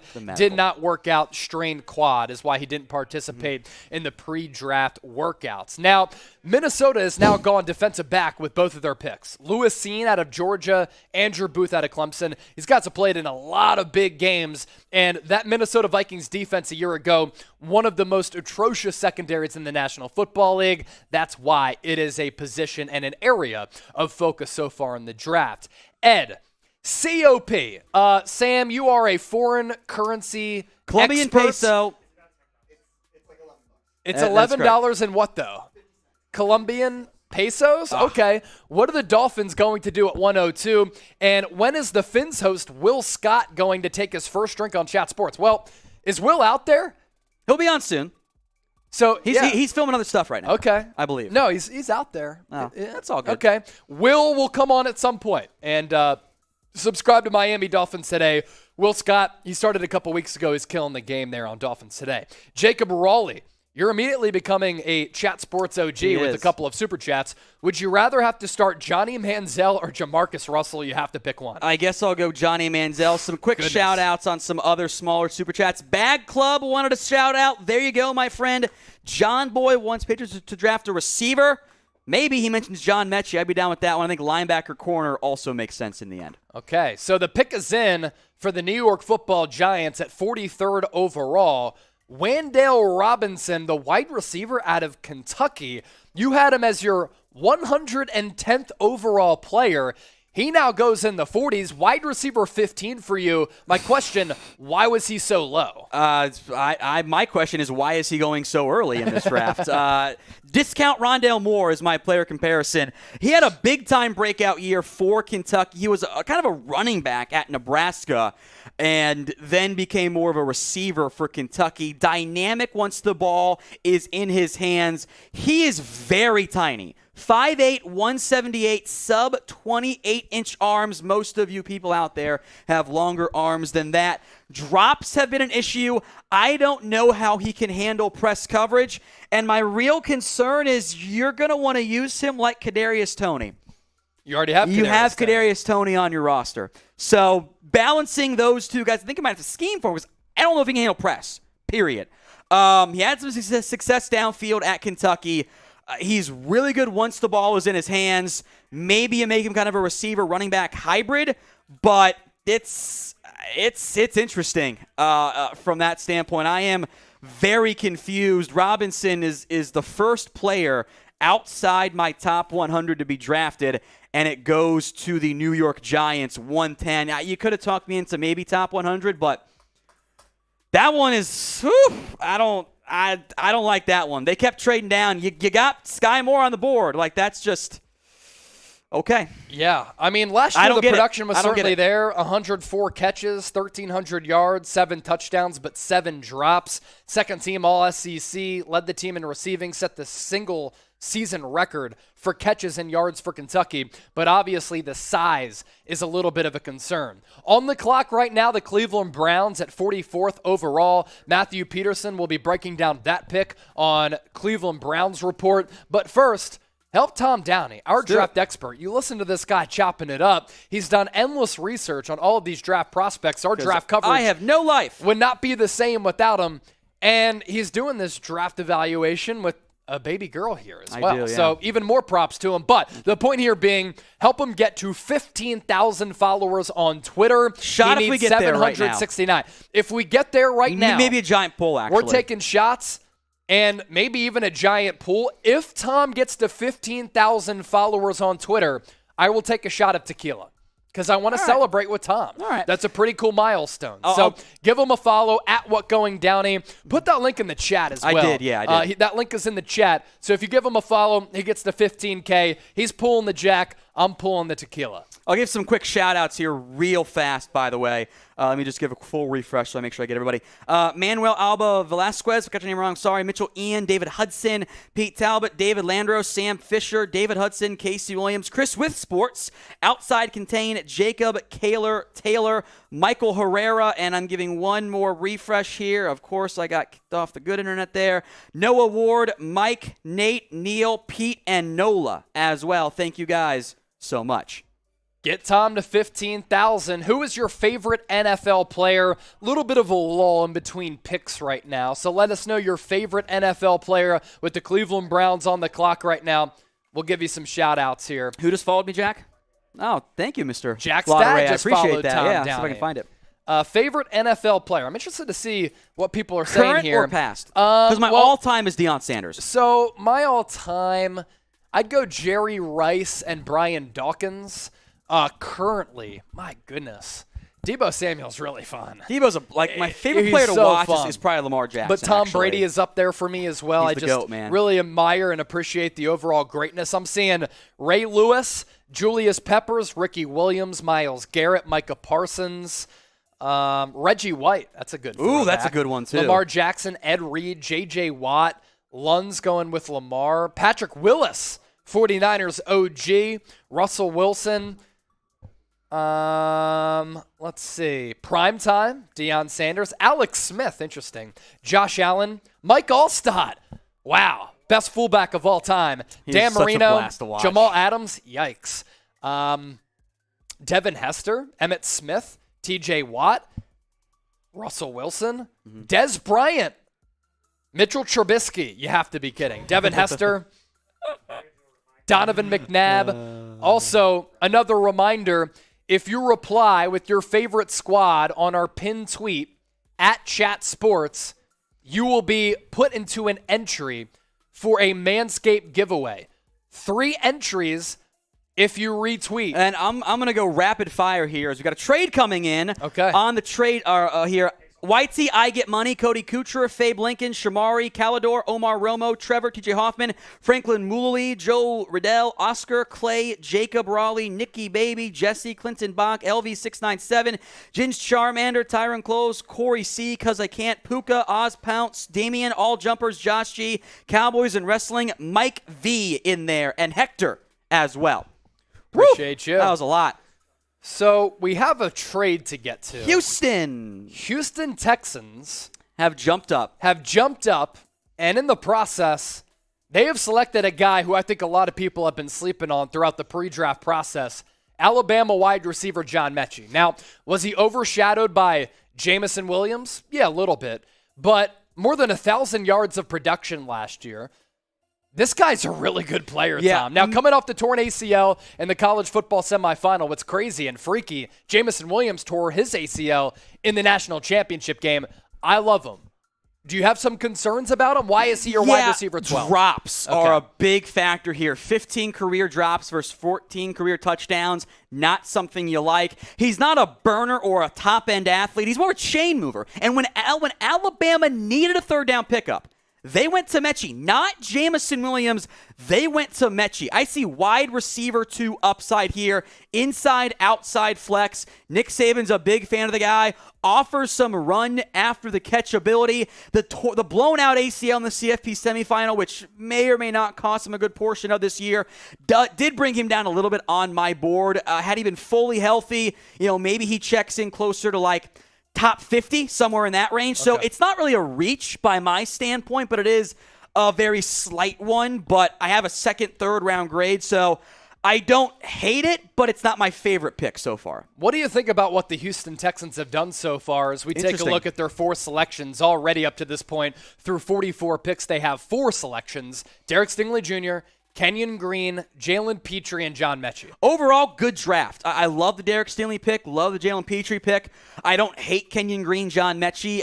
The Green pick is an interesting fit. Mechie was a bit of a strange fit, I guess, or like range, I should say, but it's a good draft, not a great draft for me. So grade the Texans' pick so far on a scale of 0 to 100. We want you to go back to the school and for you to get your votes in. 0 to 100, I don't know. I'm not like overblown 69? by what the Texans have done. I'll give them like an 80, an 85. I think sneakily they've fallen under the radar a little bit. 68, 108, and 124. Pretty big jump there. Okay. Browns adding draft capital. I find that interesting. So those are too. the trade details. Yeah. In the trade up for the Texans in that deal with the Cleveland Browns. So far, Cleveland has still yet to make a pick. So far in round 2, we'll get you caught up. A few selections. Ravens on the clock at number 45 overall. We've seen Logan Hall go off the board of the Tampa Bay Buccaneers. Christian Watson, the wide receiver out of North Dakota State, go to the Green Bay Packers. Cornerback Roger McCreary out of Auburn to the Tennessee Titans. Bryce Hall, the first running back to go out of Iowa State to the New York Jets. Then Jalen Petrie, safety out of Baylor to the Houston Texans. Arnold Ebiketie, edge rusher out of Penn State to the Atlanta Falcons. Kyler Gordon, cornerback out of Washington going to Chicago. Boye Mafe, edge rusher out of Minnesota going to the Seattle Seahawks. Then Kenneth Walker III, another running back out of Michigan State, going to the Seattle Seahawks. They like their running backs. Back-to-back picks there for Seattle. Andrew Booth Jr., cornerback out of Clemson, going to the Vikings. 2 selections for Minnesota so far.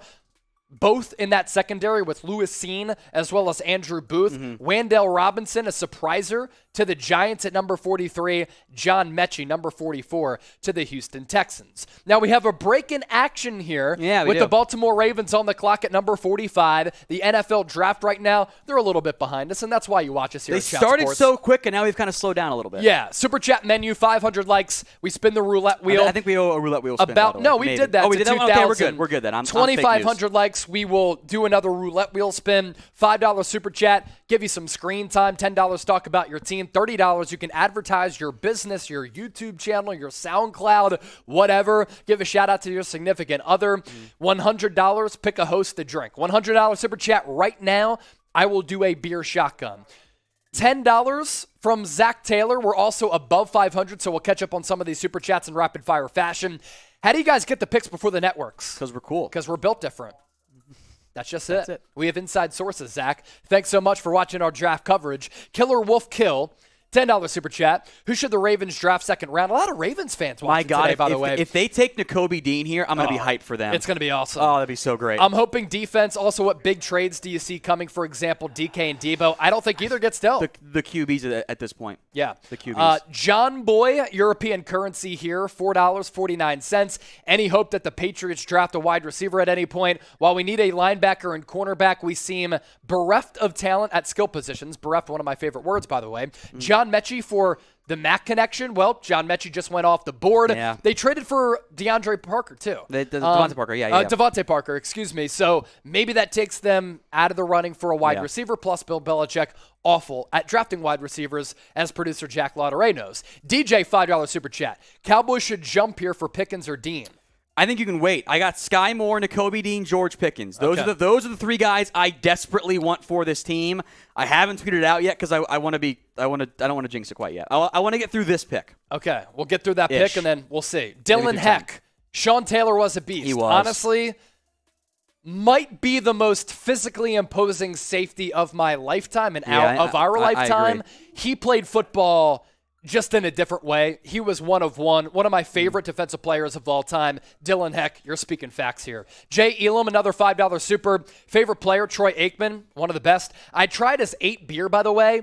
How is it? Organic grain and antioxidant hops, less than 100 calories. I'd put it in line with like a Michelob Ultra, but cleaner ingredients. It was pretty good. So Troy Aikman making some moves there. Okay, wow. Again, this is so Ravens. Yeah, it is. The pick is in. They went Kyle Hamilton. They went Tyler Linderbaum. And they're going David Ojabo, edge rusher out of Michigan, who popped his Achilles during his pro day. The upside is certainly there. Him opposite of Boye Odafe Owe, excuse me. My goodness. Look, and they team up with their former DC, right? Mike McDonald, yeah. High school teammates with Owe, too. Yeah. Had Ojabo been healthy, he would have been a top 20 player for me in this year's class. Now, he is coming off the torn Achilles. It is pro day. I don't know if he's going to be able to play this year. You're probably operating like it's going to be a redshirt year. That is okay. What a wild path to the NFL David Ojabo has had. He was born in Nigeria. Grew up in Scotland, got there at age 7, left to come to America at the age of 15, was a soccer player in Scotland. His mom and dad, the first time they got to watch him play football was the Big Ten championship game. The only time they've seen him play football live. He didn't start playing football till his junior year of high school. The upside on David Ojabo is incredible. The athletic traits are immense. 4.55, 40-yard dash, 35-inch vert. Smart football player, smart person, 2-time academic All-Big Ten, by the way. You can drop him into coverage. For a very new player, his pass rush skill set is a lot more advanced than you would expect. He's got a spin, and I think a fake spin. It wasn't the best one. I'm not sure if it was a mistake or whatnot. He's still got to get a lot more power in his game, work on that upper body strength while he's rehabbing that torn Achilles as well. He's going to miss some time. Functional strength is lacking. This is an upside pick for me. After the injury, he checked in at number 46 on my board, so we're right in the right range here for David Ojabo. Ravens are crushing this draft, man. They really are. And smart organizations, they do smart things, and that's what the Ravens have done so far. Kyle Hamilton, Tyler Linderbaum, David Ojabo, the upside for all of these players, extraordinarily high. They can impact the game right away. We'll see when Ojabo can join the mix as well, coming off that injury. Brent Chisholm, hopefully I pronounced that right. If I didn't, I apologize. Best athlete in history, Bo Jackson. Yeah. He's certainly up there.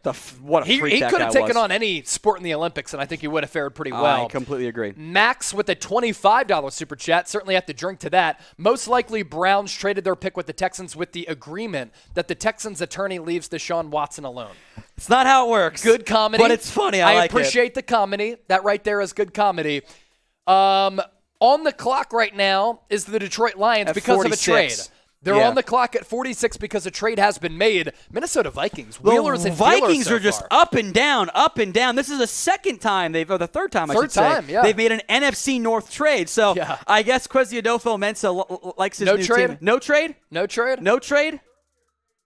Oh, the earlier trade. Okay, That's right. Okay, that makes more sense. So that was the earlier trade. Sorry, earlier trade. My bad. We just misread it. Sorry. Makes sense. Anyway, continue, Chase. That's my bad. Yeah, so what? So the Lions now go Josh Pascal. So they get the hometown kid in Aiden Hutchinson. They go back to the well at edge rusher once again, and they go Josh Pascal here. I am surprised they've double dip here at this spot. Build your team with edge rushers, though. He's a bit of a tweener for me. 6'3", 268. I had him as the third-round version of George Karlaftis, and, of course, he's going here in the second round. Pretty good athlete, better than what I thought he was going to test. He's not a bendy guy. I would wonder if you bulk him up. If you add 15, 20 pounds, I think his frame can handle. I think he trimmed down for the combine a little bit to get under 270. In fact, this pick might have been announced as a defensive tackle by the way. Okay. I saw that from one of them. We'll see. Okay. The Lions just tweeted. Let me double check here. Lions tweeted it. They call them defensive ends, so maybe not. I might bulk them up, though, and get them a disruptor on the interior. Lions want more pass rush guys. Pascal's a good kid, by the way. 3-time captain at Kentucky. So this one says Dan Quinn for me. Blinking Dan Quinn lights on this pick. Yeah, no, I agree with you. Jay Elam, and I like what the Lions are doing, man. I certainly prioritize that defensive line. If you're trying to rebuild that football team, we'll see about the question marks at the quarterback spot. A lot of supers we got to get through. Yeah, a lot of super chats to get to. $10. Can the boys kill it in this draft, or are they going to bust, Tom? They got some guys I like in round 2 that can make me feel a hell of a lot better about that first-round pick here. 30 racks, $5. Is there a corner the Eagles can get that's left? Shout out to Chase, Philly 215. Shout out to the 6'10 and the 484. What do you think about corner? A little bit thin here. If you want the outside guys. Zion McCollum late? Zion McCollum, I think he's going to be a third-round pick. Okay. Tariq Woolen, and I'm a big fan of Marcus Jones, but the cornerback grouping is kind of thinned out for me. Michael, $5 super chat. Where does Willis Corral Ritter go? Still all on the board right now. Yeah, no idea. Nobody knows. One quarterback taken up to this point, and we're at pick 47 on the clock. I think I'm going to be higher on this draft class than what I expected to be. Yeah, Thomas Beatty. On the QB class, I should say. $10 super chat. Tom, in 2020, in that draft, Julian Blackmon in the third round, but you favored the other Utah safety. What is your opinion on him now? Colts were right. Yeah. I was wrong. Blackman's played more. I still believe in Terrell Burgess, who I like as kind of your nickel safety hybrid, but he hasn't played that much for the Rams. They've done some weird things with their safety room. How about that recall from Thomas Beatty? Good stuff by you, man. Chester, $10. Are the Jets just killing this draft? Where do they go from here? They are killing it. Got to give Joe Douglas credit, man. It's BPA for the Jets the rest of the way? Yeah.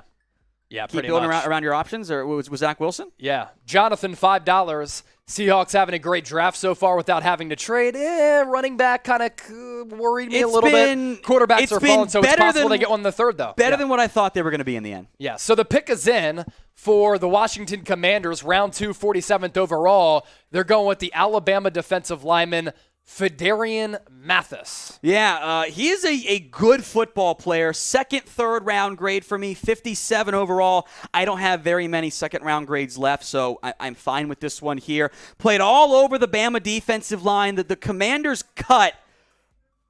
Oh, what was the name? I'm drawing a blank. They cut Matt Ioannidis, which I didn't. I was surprised that. Temple. Here's their replacement. Yeah. Higher sack production than what he's had. Than I think his pressure rate suggests.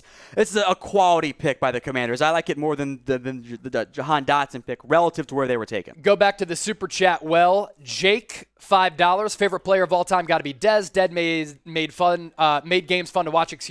And he changed how wide receivers play football. He was awesome during his prime, although it lasted very, very short. Michael Polston, best athlete, Bullet Bob Hayes. Okay, you're going really throwing it back there. Jay Elam, another $10 super chat. Sky Moore, Cowboys, possible or impossible? Right now it's possible because he's still on the board.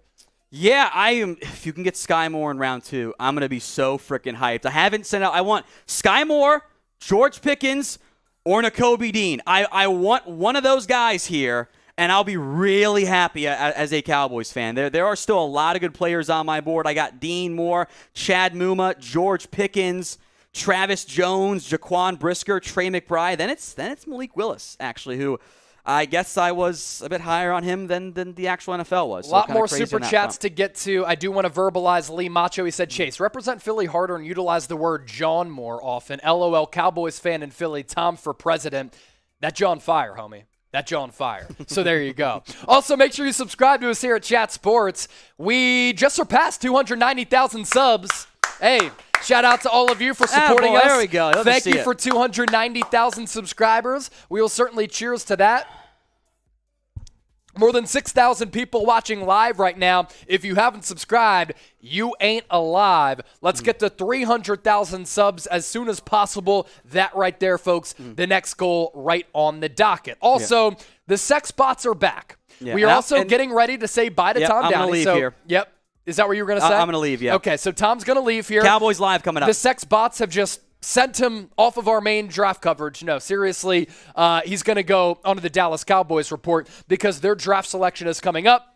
We're going to bring in Matthew Peterson here momentarily, but first, you have to type bye to drown out the bots. Now, A lot of you were typing B earlier, but YouTube tried to drown out those B comments. So type bye to drown out the sex bots. They continue to come back into the chat, probably because Tom Downey and myself are so good looking. And just get ready because Matthew Peterson is about to come on as well. Bonk. But type bye to drown out the bot. Shout out to those of you who are with the movement. Let's see. Jeanette Gonzalez, Johan, Alberto, Loons, Destroyer Dog, Alfred, Drew, Mike, Reese, KD, Kevin Durant is in the chat. What it do? Richard, DC, all typing bye to drown out some of the sex bots who are in the chat right now. I have no idea why they're in the chat right now, but anyway. So the Chicago Bears on the clock right now at 48th overall, followed by the New Orleans Saints at 49 and the Kansas City Chiefs at number 50. As the host of the 49ers report, Niners coming up at 61. Here in a few minutes down the road, I will be stepping away to break down that pick for San Francisco as they pick at 61st overall. Here are the upcoming picks. We'll get you caught up on everything going down on the draft front here. Upcoming selections, Bears on the clock. In that Khalil Mack trade with the Los Angeles Chargers, they're picking at 48th overall, followed by the New Orleans Saints at 49, KC at 50, Eagles back on the board at 51. We keep it in Pennsylvania with the Pittsburgh Steelers. Their next selection at 52 overall. Indianapolis Colts. The board is falling their way if they want to go wide receiver. They're selecting at 53rd overall. 54th, it's the New England Patriots and the Arizona Cardinals. So at 48th overall, it's the Chicago Bears. Next up in line to make their pick. That pick is in, and we will discuss it here in just a few moments. And in addition to that Bears selection, those are the picks coming up right around the bend. So about to welcome in Matthew Peterson, host of the Cleveland Browns Report. It's been somewhat silent for him because the Browns have been silent throughout the draft. They just traded back. Your reaction to that, Petey? We got a lot of Browns fans watching right now. Yeah, honestly, a little bit surprising because there were some big names still on the board. I mean, Nakobe Dean, that's a guy we all thought was going to go round one not long ago. Yeah. George Pickens has been kind of the fan favorite. You know what I mean? You know how like your team's Twitter can start rallying around one guy and you just hope your GM goes on Twitter before making the pick and sees your tweet?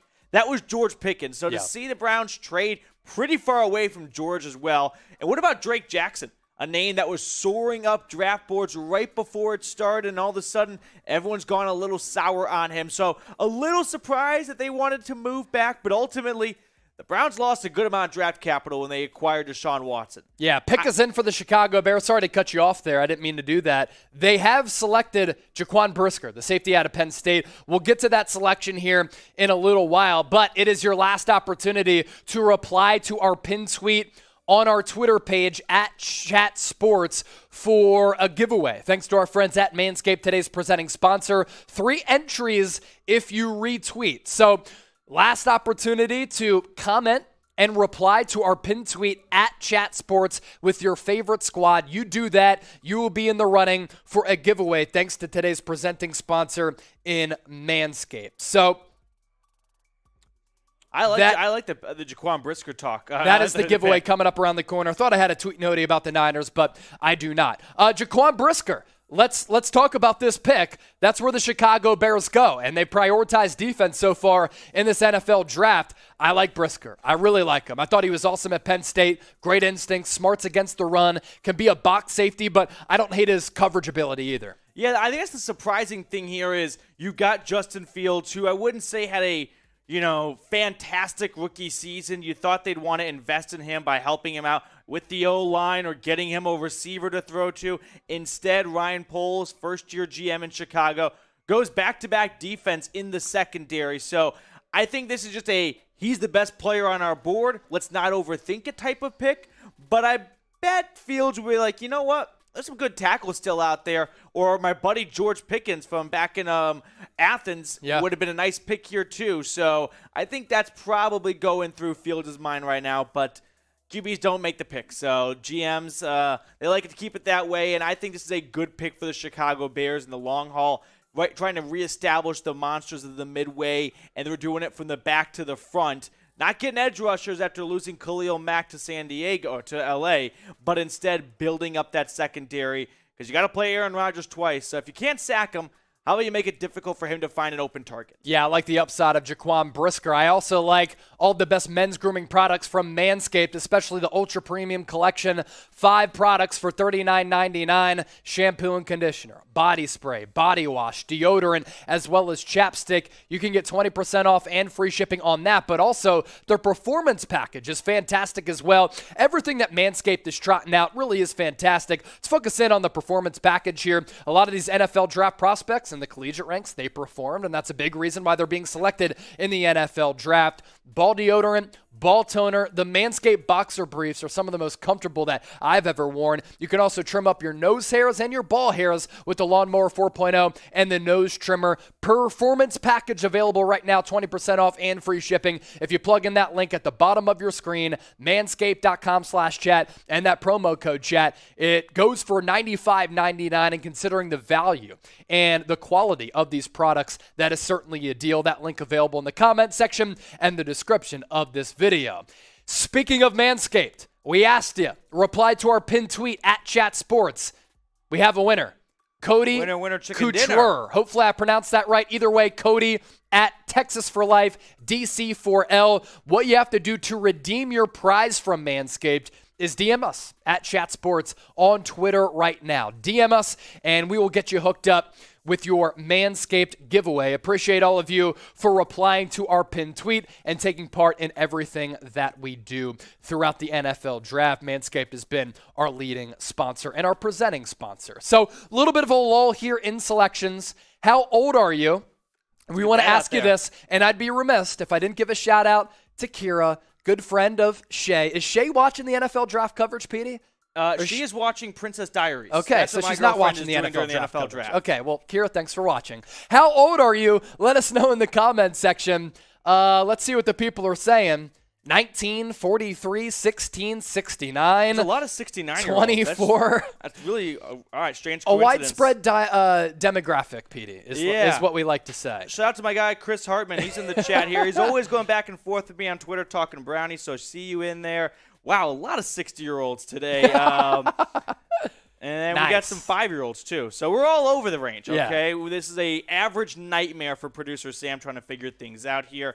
Speaking of producer Sam, we got a super chat coming in here. Yeah, if you ever want Lee to get on the Macho. show, send us a super chat. Lee saying, Chase, I think I'll leave it for you right now. Represent Philly harder. Utilize the word John more often. LOL, Cowboys fan in Philly, Tom for press. So, Lee, appreciate you for watching us, supporting Philly, and giving Tom a little bit of feedback because that super chat, I appreciate that, John. Daniel Sanford, $5 super chat. Tom, he's no longer here, but we'll answer this question collectively. Do you think the Cowboys will or could use 2 fifth-round picks to jump into the third? I'm not sure if 2 fifth-round picks equals the value of getting into that third round. I understand the Cowboys fans, they're not really pleased with what happened in night one, going with the tackle out of Tulsa. Certainly some question marks there with all those holding penalties. But to answer your question, Daniel, I don't think that's equal value. 2 fifth-rounders to go back into the third. Yeah, if I could do my best Tom Downey impression, it is trying to look up and down at the same time. I've got my trade value chart here. Okay. If you take the first 2 picks Dallas has in round 5, which is the 12th pick in the round and then the 24th pick in the round, combine them, that will get you late round 4, around pick 130-ish. So you have to get into the third. That's not going to happen. You could get into fourth, but sorry to burst your bubble. I don't think round 3 is in the reach with just 2 fifth-round picks. $10 super chat from Aaron Prince. Favorite player of all time, Zach Thomas, should be in the Hall of Fame. He should be. Really good linebacker for the Miami Dolphins for a really long time. Was one of the best in the NFL during a long while in the early 2000s. I agree with you, Aaron Prince, on that. More super chats to get to. Jay Elam, man. My goodness. You were just giving us your entire bank account. Hey, cheers to you, man. Yeah, cheers to you. Cheers to you. It's good to be back on with you. By the way. Cheers to the draft and everybody watching. Hey, best NFL info ever. Appreciate that, Jay Elam. So I'm with the excited Saints, about this next pick here. Yeah, me too. Saints on the clock. The pick is in at number 49. Alante Taylor, as the Tennessee alum, take this one away, man. You know this player really well. Good timing here. So, Saints fans, you're getting a dog right here. You're getting a defensive back that wants to hit every single player on the field when he steps on the field. He's going to be awesome in special teams. He's not quite the fastest guy, meaning if he gets beat off the break, he's not going to have the quickness or the foot speed to recover like some other DBs can out there. But you better believe he's going to go up to the line of scrimmage and make life miserable off the snap for the opposing wide receiver. This is a player that had a handful of seasons as a starting defensive back for Tennessee. They got creative with the guy. They put him in corner. They put him in safety. They really lined him up anywhere they wanted to. And this is a trend you're seeing NFL defensive coordinators do. They want to run more dime and nickel packages, which means they're looking for athletic ball-hawking DBs that can help out as a extra free safety or play in the slot in the nickel. I like this move a lot by New Orleans. Maybe a bit early. That would be the only reservation I have, but this has been a New Orleans front office that knows what it wants. It went out and it got Chris Olave. They traded up to get him. They found their future offensive tackle in Trevor Penning after losing their longtime free tackle in free agency. Yep. And now Alontae Taylor will join that secondary that is just full of, honestly, like bosses. You know what I mean? They've got a lot of good players with Marshawn Lattimore. They had some great free agent acquisitions as well. So in May Williams, I like what New Orleans has done a lot. Chase, let's bring you in the fold here. Yeah. What do you think about it? Yeah, so look, you said Alontae Taylor maybe a little bit early. Yeah. Maybe he was. I thought Chris Olave maybe a little bit early. He went back-to-back with his college teammate and Garrett Wilson, but positions that they kind of needed, right? Wide receiver, offensive tackle, and Trevor Penning. I do like his upside. Then Alontae Taylor in the fold as well. So here's what we're doing next as the Kansas City Chiefs are on the clock at number 50 overall. For the next 60 seconds, those who give my guy Matthew Peterson a follow on Twitter at Matthew Petey will not only get a shout out, you're going to follow back. Everybody I'm giving a follow back. Oh, yeah. who is watching right now who gives you a follow. So I'm going to start the clock right here, and I want everybody watching right now to support my guy, Matthew Peterson. Give him a follow on Twitter at Matthew Petey. His handle is down below. The clock is starting right now. And for the next 60 seconds, if you give him a follow, he's going to give you a shout out, and he's going to give you a follow back as well. So right now, the Chiefs are on the clock at 50, followed by the Philadelphia Eagles at 51, the Pittsburgh Steelers, the Indianapolis Colts, and the New England Patriots. Not anymore. Do we have a trade? Patriots at number 50, trading with the Chiefs. That's funny because in the first round last night, they also traded with the Kansas City Chiefs to move back. Now they trade up. So there you go. 35 seconds in, still give Matthew Peterson a follow at Matthew Petey. 20 seconds left for the next 60 seconds, and now for the next 15 seconds. You give him a follow. He will give you a follow back, and he'll give you a shout-out. So at Matthew Petey, why should they give you a follow on Twitter, first of all? I mean, you're just killing the game here. Yeah, we're going to be talking about the NFL. We're going to be keeping it light. We're going to be keeping it real with you guys. So give me a follow, and I'll follow you back. Hopefully I follow back some accounts that tweet out really weird conspiracy theories, so everyone thinks I'm in on that kind of stuff too, because you never know what you're going to get. But why bother sports? You're getting a follow back. Cowboys wrestling. I wonder how you're feeling about that pick last night. Nevertheless, a follow for you, my friend. We got follows coming in from Latuya, the Bird Alert. Someone's running for Congress, so I guess I'm going to support them now. Chancellor Frank, Brian, Fish Dude, Jesse, Steven, Joe. Wow, I can't even keep up here. Jacob, Luis Martinez. Appreciate all of you guys that followed me on Twitter because my boss can hear me right now, and he knows that he put out a bit of a push, we'll say, to get me to 500 Twitter followers. This has definitely gotten me across the threshold. Yes. I think he's gonna want to recount though and say no followers from the live count. But you know what? Counts in my book. So appreciate everyone that followed me. Following you guys back here. Let's talk about the NFL. Let's talk about the draft.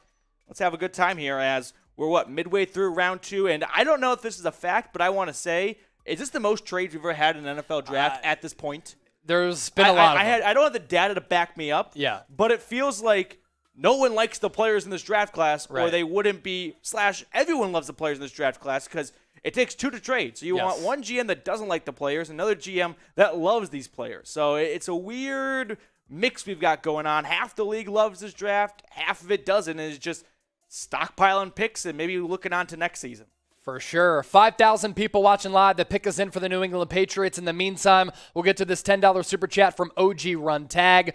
He super chatted us a lot last night, one of our loyal viewers. What team do you think will stop the QB slide? This draft is weird. Good question. For the teams coming up, it's not going to be the Patriots. The Eagles just traded out of, I believe, wait, Sam, that says round 4, 121. Yeah, I think that's the pick they used to have. So that's a pick that they used to have. So I think the Eagles are still on the round board. 50. So, okay, next couple of teams. Round 2. Patriots don't need a QB. Eagles don't need a QB. Nor does Pittsburgh. Indianapolis, maybe they go Desmond Ridder. Let me throw this at you, though. Did the Eagles need a QB when they took Jalen Hurts?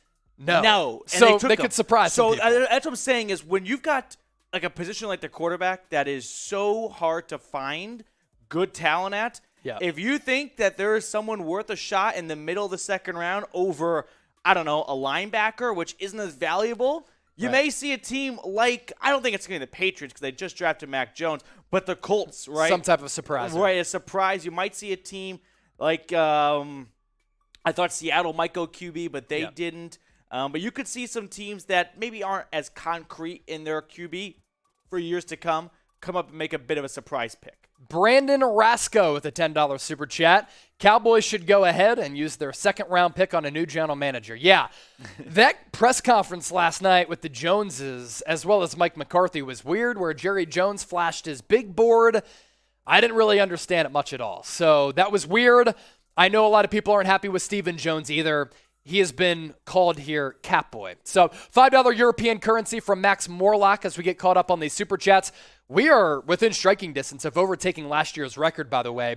Who do you think the 49ers will draft? I've seen that question a lot. I'm glad that we can address it here. I think the biggest needs are center and cornerback. Greetings from Germany, Niner Empire. Make sure you subscribe to the 49ers Report, youtube.com/49ers TV. I'll talk about 61st overall. Then I'll be live for their third round selection starting at 93. As for where they go at 61, Jaquan Brisker, Jalen Petrie off the board now. Abraham Lucas has not been taken, nor has Kingsley Enigberry. So maybe they go offensive line or edge rusher. Maybe they go wide receiver. Sky Moore could be kind of intriguing for San Francisco. Honestly, it's unpredictable as far as what San Francisco will do. Now, this is pretty cool. Last year on day 2, rounds 2 and 3, we accumulated $767 in super chats.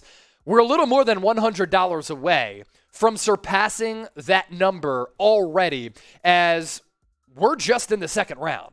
I think it's going to be easy for us to overtake that number, but it's up for you to decide that. All of your donations, greatly appreciated. It allows us to put food and drinks on the table for ourselves and our families, and it goes a long way in supporting everything that we do. Let's overtake last year's record in Super Chats. We are $122 away from doing so. $50 Super Chat right now. I'll shotgun a beer. We got a pick coming in, too, by the way. A pick is in. And is it for Philadelphia or is it the New England Patriots? Patriots. Tyquan Thornton, wide receiver out of Baylor, going to the Pats. So a lot of Patriots fans were calling for New England to go wide receiver here. We know that Bill Belichick has whiffed on a lot of wide receivers in the past. The most recent, N'Keal Harry in the first round. They go Thornton here. Good speed. Good in contested catches, former track athlete who certainly moves like one. A little bit of a straight line player, bad agility and play strength, but he certainly has that speed, Matthew Peterson. Yeah, and another early-ish pick. We've seen a run of players maybe go a little earlier than some would have expected. But Tyquan Thornton, if you want one thing to say about him, it's fast, speed. The guy can move quickly. He's going to stretch the field. He's going to take the top off the defense. And I think Mac Jones has been missing that in his rookie year. Never quite had that super deep threat target. He gets one in Tyquan Thornton. I have a little bit of concerns for him, though. There's a lot of fast people in the world. Doesn't mean you can't play. Doesn't mean you can play in the NFL. And so we like to see a little bit improvement in those ball skills, in those strong hands, in order to reel in some of those tougher catches and some jump balls. But this is, I think, a good pick. I'm a little surprised to see Thornton go ahead of guys like George Pickens and Sky Moore. But you can always say the Patriots draft uniquely, right? After getting Cole Strange. They certainly do. In the first round last night. They make a bit of a surprising pick here, but who might argue? They've won 6 Super Bowls under Belichick, so What's one more bet? What's one more interesting pick? 51st pick is in by the Philadelphia Eagles. I think this is a little bit of a surprise, and we just got that question, where could the Niners go? I think the Niners would have loved for Cameron Jurgens to be on the board, center out of Nebraska. The Eagles take Cam Jurgens out of Nebraska. Now, this is interesting for a couple of reasons. Jason Kelce is back, but he's basically playing on a year-to-year basis. But last year in the second round, Philadelphia went Landon Dickerson. So do they envision Dickerson being a future guard and Jurgens being their center? Or do they think that Jurgens is going to be a guard and Landon Dickerson is going to be their center? 6'2", 303 pounds, arm length pretty solid for an interior offensive lineman. I like Jurgens. I just want to know what Philadelphia does with him in terms of his position. Also, pick is in for the Pittsburgh Steelers at 52. As we continue to roll here, love this selection. Wow. George Pickens, finally off the board, reminds me a lot of a skinnier Alshon Jeffrey. Little bit of a wild card, has wide receiver 1 upside, tore his ACL in the spring game 2 springs ago.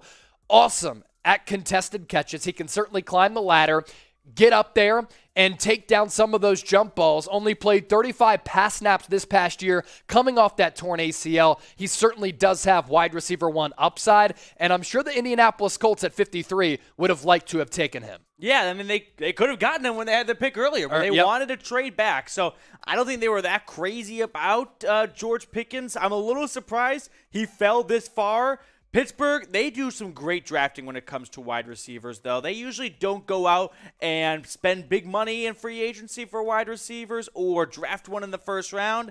They have a knack for finding guys later, and they may have found a top 5 wide receiver in this draft class. He's got some red flags, off the field character concerns, one of the big cliches we love to say, but he'll get handsy, let's say to say the least, with opponents during the game. So I like the pick, but he's going to need some Mike Tomlin coaching.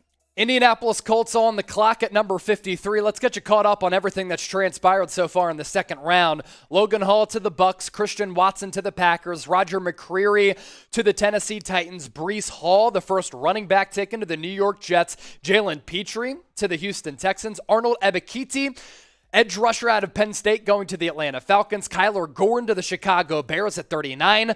Boye Mafe, edge rusher out of Minnesota going to the Seattle Seahawks at number 40. Then you take a look at Kenneth Walker with the Seahawks making back-to-back picks. The second running back taken. As we know, Seattle really likes to take running backs early throughout the NFL draft process. Andrew Booth finally taken at 42nd overall. Wendell Robinson by the Giants. One of the bigger splashes so far. What do you think, Petey? I don't know. I was listening to our New York Giants host, Marshall Green, and he usually tips his hand. He's really bad at poker, how he feels, and he was not, let's say, excited about the pick, to say the least. Moving on, though, John Mechie. That's a pick the Texans moved up to get, and they gave up 3 picks altogether to swap with Cleveland to get John Mechie. Another wide receiver I thought went a little bit earlier than expected. He's also coming off an injury, got hurt in the SEC championship game. But I've liked what I've seen Houston do so far. They've gotten some good players, starting with Derek Stingley in round 1, and most recently John Mechie here. It feels like they're trying to build something, but if it's not going to be Davis Mafia, it's not going to work out well. Other picks, probably my favorite one, David Ojabo, a guy that fell 25 spots because of a ruptured Achilles. Likely going to miss most of the 2022 season, but Baltimore's got a knack for finding good pass rushers in the draft. They do it here. Josh Paschal follows that up to Detroit after that. The Lions also putting together an excellent draft class. Vidarian Mathis, a defensive tackle, goes to Washington. I'm a little surprised because this was a Commanders front 7 that was awesome 2 years ago. Took a step back last year, and they want to add some reinforcements quickly in the draft. Jaquan Brisker goes to Chicago in the middle of round 2 to help out in that secondary after going corner with Kyler Gordon with their first draft selection at number 39. Alante Taylor is a New Orleans Saint to help out with that secondary and be opposite, most likely, of the star corner they've got down there in the Big Easy. Tyquan Thornton, Marshawn Lattimore. Thank you, producer Sam. Tyquan Thornton, another early-ish pick, I think, Chase, right? I'm a little surprised. A little bit, yeah. He went mid-second when some people had him as a day 3 pick, not even in round 3. Juergens goes to Philadelphia. Your Eagles. How do you feel about the new center in town? Yeah, it's weird because I'm not sure if Landon Dickerson's going to be the future center or if it's going to be Cam Juergens. Either way, Philadelphia's always prioritized offensive linemen. I love George Pickens to the Steelers at 52. At 53, a lot of Colts fans have been in the chat all throughout the afternoon saying, we need a wide receiver opposite of Michael Pittman. Good news. We need a wide receiver. Good news for Colts fans. Indy, stand up. Alec Pierce out of Cincinnati, fresh off that college football playoff appearance, going to Indy. This guy has extraordinarily high upside. He's a crazy, ridiculous athlete with some serious bounce and good size at 6'3", 211. 52 grabs from Desmond Ridder, who's still on the board, by the way. 884 yards and 8 touchdowns. I really like him. He can be a vertical threat who tracks the ball well, and opposite of Michael Pittman, could open up some opportunities for him. And I like this pick a lot here from Alex Pierce. He's going to be a nice X receiver, a little bit like Michael Pittman. I was kind of surprised they didn't want to go with more of a speed demon that can open up the slot a little bit more for them. But ultimately, you got Matt Ryan, and he always makes receivers look way better than they usually are sometimes. So I like this pick by Indianapolis right here. What do you think the best pick of day 2 is so far? Personally, I think it's David Ojabo. The Ravens got the number 1 safety in this class, Kyle Hamilton at 14. They pick up Tyler Linderbaum at 25, the number 1 center. And they come away with David Ojabo, who was a first-round pick by all accounts a month and a half ago. Now, he's going to miss most of the season, but the good news for Baltimore is the NFL has a season in 2023 and 2024 and onward. So I think for the long haul, that's a great pick right there. Let me know who you think the best pick of day 2 has been so far. Let's get some shout-outs here before we get to our next pick, Ojabo. People are agreeing with me here. What do I think about Willis? I think I never liked him, and I think GMs never did either, and I think the media blew him way bigger than we all thought he would be. Christian Watson to Green Bay early. Yeah, I bet Aaron Rodgers was banging on some doors this morning going, you went defense with both first-round picks after trading away Devontae Adams? No, make me happy by getting a wide receiver early in day 2. Man, Watson to Green Bay. We'll see. Yeah, Sky Moore to the Chiefs. We'll see about that. What's a Bearcat? I don't know. To be honest, my personal vendetta has always been, if you're ever a Wildcat as your college mascot, lazy. Lazy. Let's get to the Kansas City Chiefs selection at number 54 overall. Man, this wide receiver, Sky Moore out of Western Michigan, he's a baller. Quick player, able to get open often. He kind of reminds me with his route running ability and his footwork of a Stephon Diggs. Now, our draft expert, Tom Downey, thinks that he can grow with route running, but a great release off the line of scrimmage. Him in this Kansas City offense, Matthew, I think is going to allow him to make an immediate impact in year 1. And obviously, they need wide receivers after losing Tyreek Hill. Now, they signed Marcus Valdes-Scantling. They brought in Juju Smith-Schuster, but Sky Moore, he's an excellent player. He really is. And when you move on from Tyreek Hill like Kansas City did, you have to expect a wide receiver being picked in the first 2 rounds. They went defense in day 1, and early in day 2, they go out and get Sky Moore. I liked your Stephon Diggs comp a lot for this player because he's a type of player that you can line up in different positions. He's not going to be limited to either outside or an inside receiver. He can line up all over the line of scrimmage, and he can stretch the field for you, but he can also be a security blanket. You know what I mean? If you need a first down on 3rd and 8, he'll get you 9 yards. I like Sky Moore a lot. Wasn't one of my favorite receivers in this class, but then again, a lot of receivers who I thought were behind Sky Moore went earlier than Sky Moore, so I bet the Chiefs were pretty ecstatic to see him waiting for them when they were picking at 54. Yeah, I want to give some shout-outs to some of the other Super Chats worth less than $5. Subscribe to the Chiefs Report. Harrison Graham will be discussing that Sky Moore selection if he isn't already. That video will be out here momentarily. Some of these other Super Chats coming in. The boss of everything, shout out to you. He said Raiders. Danny L., what the hell are the Vikings doing? I agree. The boss of everything with another $2 Super Chat. And those look like those are all of the lesser value Super Chats. Jake Lutbecker, that's another one for everybody giving us your donations. Certainly greatly appreciate that. Up to this point, we have not seen a tight end selected. That ends right now. Trey McBride, probably the best tight end in this draft class out of Colorado State, going to the Arizona Cardinals. He will now be under the tutelage of Zach Ertz, who just re-signed with Arizona. Good tight end 2 for now, with potential for tight end 1 upside. He could certainly be a focal point of the offense with solid speed, hands, and pass catching. Crazy production in 2021 as a tight end at Colorado State with just decent quarterback play. 90 catches, 1,100 yards, long of 50, so he has big playability. It's a nice little selection for Arizona. I like this pick a lot. They still have Zach Ertz on the roster, so they're not going to make him tight end 1, day 1 of training camp. What's interesting is you look at the stats, just 1 touchdown, and I think that just speaks more to the college game, right? You're seeing a lot more spread West Coast offenses that just don't incorporate the tight end as much as an NFL offense will. So I think an NFL team saw the production he had and thought, wow, if we just give him targets in the red zone, we're going to make that 1 into an 11. So I like the pick by Arizona a lot. You can see they're trying to make Kyler Murray happy. They go get his best buddy, Marquise Brown, from their time in Norman, and they get him an extra tight end to throw the football to. $10 super chat from Gavin. He didn't have to say anything. He just gave us a donation. Thank you so much for that. Cheers to you, We're Gav. $9 away, by the way, from 700, and we're getting closer and closer to surpassing last year's total. Max, another 10-piece. Which position do you believe the Browns pick first? I think they go best player available, so I'm thinking it's going to be defensive line now after seeing a run of wide receivers here. A little surprised Barry moved back, but I'll go defensive tackle with a guy like Matthew Butler or Zachary Carter.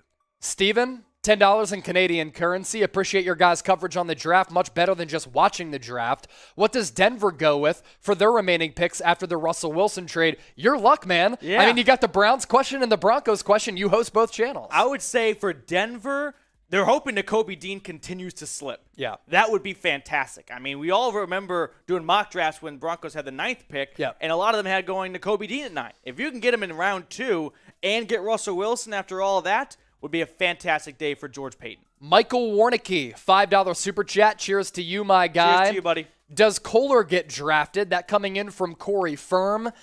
Yeah. I think he will. Absolutely. TBX with a $20 super chat. I think I got to, take a couple of sips for that. That goes a long way in our donation. Sam, we should also update the weigh-in too when you get a chance between last year's super chats and this year's super chats, because the Niners select at 61. Before I get out of here, I really want to make it my goal to surpass last year's super chat total before we even get to round 3 on our day 2 NFL draft coverage. So let's try to do that before I hop on out of here. And then I will be back after I break down that Niners pick at number 61 overall.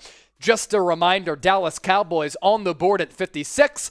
Tom Downey will be breaking down that pick here in the coming minutes. Every 500 likes, we'll spin the roulette wheel, which we actually have to do right now. So I'll spin it. And then, Matthew, you take us through the rest of the Super Chat menu here. Yeah, so $5, you get some screen time. We'll talk about your team. If you add some extra dough to that, make it $10. $30, advertise yourself and pick up some Twitter followers. You guys blew up my Twitter account, so appreciate that. You can do the same with a $30 donation to my dog's toy fund. $100, pick a host to drink. Rumor has it that Chase Sr. can shotgun a beer in under 2 seconds. You want to see it live, get your stopwatches out and send the Benji our way, and we'll make it happen. So appreciate all of you guys that support the channel through super chatting, liking, or just tuning it in. Whatever it may be, we're happy to have you with us for the 2022 NFL Draft. So $767, that was the last year's Super Chat total on day 2 of the draft, rounds 2 and 3. 711 right now. Now, as I said, Niners scheduled to pick at 61st overall. Before I hop on out of here, and then I'll come back, can we get past $767? $50 Super Chat, I'll shotgun a beer like Matthew Peterson said. In under 2 seconds. In under or 2 seconds, under 3 seconds, something like that. If it's a cold beer, it's going to hurt certainly on the way going down. But let's try to get there before I hop off to break down that Niners pick. In the meantime, I'm glad that you're on right now. Favorite TV show real quick. Favorite TV show? The Office. Office? Okay. I will say this. That's a very, basic answer. Yes. I was buying the episodes of The Office episode by episode as they came out on iTunes. That's pretty impressive. So that's how far back my love for The Office goes. I have like a top-ish 4 or 5, no particular order. True Detective Season 1, Breaking Bad, Ozark, and Love now Ozark. Yellowstone has to be in that equation as well. Travis Hubbard, $10 super chat. Who do you think will draft Perrion Winfrey? Ooh, good question. Any takes there? I thought he'd be gone by now. So whatever team drafts him is going to be happy that they got him towards the later end of round 2. What about Buffalo? You know, that's a team that's losing Jerry Hughes on the defensive line. Yeah, the They D try to tackle out of replace Oklahoma. him. So I like Perrion Winfrey. He was awesome in the Senior Bowl. He's not really a pass rusher. He'll be more of a 3 technique who can pick up 3 sacks a season on a good year and bring down some nice tackles for loss. If it's not Buffalo, I don't know. What about Tampa Bay? What if you pair him up with Vita Vea? Yeah. That would be pretty and awesome. Ndamukong Suh, he might not return. So that would be an ideal replacement. 6'4", 290 out of the Oklahoma Sooners. Producer Sam Brown's alma mater. Juan Sanchez, $10 super chat. We'll pop that up, and then we'll get to the picks that are coming up right around the corner. Juan Sanchez, so far I like the Green Bay draft. B-plus grade. Got some needed run defense help. Got a receiver that is one of the bigger side guys and plays big, unlike Adams, who, while is great, is not a Hopkins, Kupp, Hill, Evans, or A.J. Brown. You're talking about Christian Watson, 6'5", 4.3 speed. So he certainly is a burner and has size to him. I don't know. Maybe it's unpopular opinion. I'm not crazy about Christian Watson. Okay. The reason being he's got awesome physical traits. He's got the intangibles you look for. But do this exercise. Go look at the top combine leaders from like 2019 and see how many names you don't recognize, because there's a lot of fast people that try to play in the NFL, a lot of strong guys, but at the end of the day, if you can't play football, you're not going to make it very far. And to me, for Watson, when your biggest strength is the physical traits, which don't get me wrong, that's important. You can't teach speed, but I like, I don't know, not crazy about Watson. Boy, Cowboy fans. And here we go. Here we go. I think it's another reach. So they go edge rusher Sam Williams out of Ole Miss.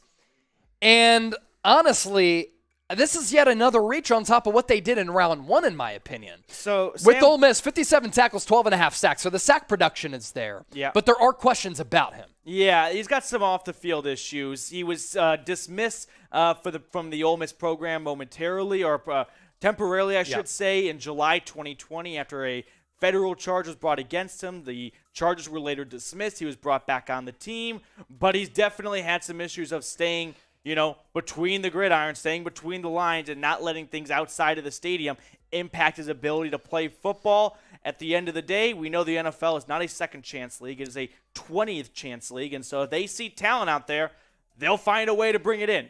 This looks to me like a Randy Gregory replacement. Okay. Lost him to Denver in free agency. The Cowboys weren't that active in free agency. They got in Dante Fowler Jr. You really want to bank on him being your starting edge rusher opposite Tank? Probably not. So to find someone like Sam Williams, who had 12.5 sacks against some of the best linemen in college football last year in late round 2, you're probably liking those your chances of that pick flourishing well down the line. Yeah, he certainly creates surge with a hard-charging, athletic kind of like force. Does have some violent hands. Now, on ESPN, he's being listed as a linebacker. He's a stand-up pass rusher. So I think he'll play edge. Maybe he'll drop back to linebacker as well. So right now, we have another trade. Petey, another trade. Oh, here we Buffalo Bills sending their pick to the Tampa Bay Buccaneers for the 57th overall selection. We'll get those trade details ironed out here. But before we do that, let's ask you just an off-the-wall question. Which animal do you like more? Is it dog or is it cat? Let us know in the comment section. We'll give you some shout-outs. I'm more of a dog guy, and I think you are as well. Yeah, I think we're going to block anyone that says cat. That's just the wrong answer. Producer Sam, you look like a cat guy. Are you a cat guy? You're just accusing me of things that aren't true. I'm absolutely a dog person. Okay, good. Yep, dog, good. Panda. All right, that's got to be fun for getting into bed with one. Dog for sure all the way. But talking about the trade here. Bills moving up a couple spots to swap with the Bucs. I don't know. I guess the takeaway is you're seeing two teams that have had kind of opposite drafts so far. We've seen Tampa Bay move back. They moved out of round 1. They traded back in round 2 now. So this Bucs front office is just not doing cartwheels about this draft class. So if they can acquire more draft capital, I guess they're all for that and letting a couple guys go ahead of them. Okay, so let's see what people are saying here. Are you a dog person or a cat person? The majority so far is dog. Freddie, cat. DeMarcus, dog. Stoops, frog. Okay. Cat from Freddie. Okay, so he's letting it be known that he is a big cat guy. Run like Jay, dog. Matty Ice, dog. Cat dog from Chris. They're doing the Leonardo DiCaprio Wolf of Wall Street. I've heard that a couple times. So I don't know what for, though. what's going on? Is that Raiders right now? I think it might be Raiders. Yeah, who knows? Who knows? But thanks to all of you for Bears. Okay, nice. Good stuff. People like what the Bears are doing. Harrison Graham, if you're a Bears fan, youtube.com/Bears now. He's breaking down everything going down on the Bears front. Here are those trade details. Buccaneers getting that 57th overall pick. The pick is in, by the way. Bills receive second-round pick, 60th overall, and a sixth-round pick at 180. So those are the trade details, and the pick is in for Tampa Bay. And let's see what it is. Luke Gadecki, offensive guard out of Central Michigan. Now, Ali Marpet did retire this offseason.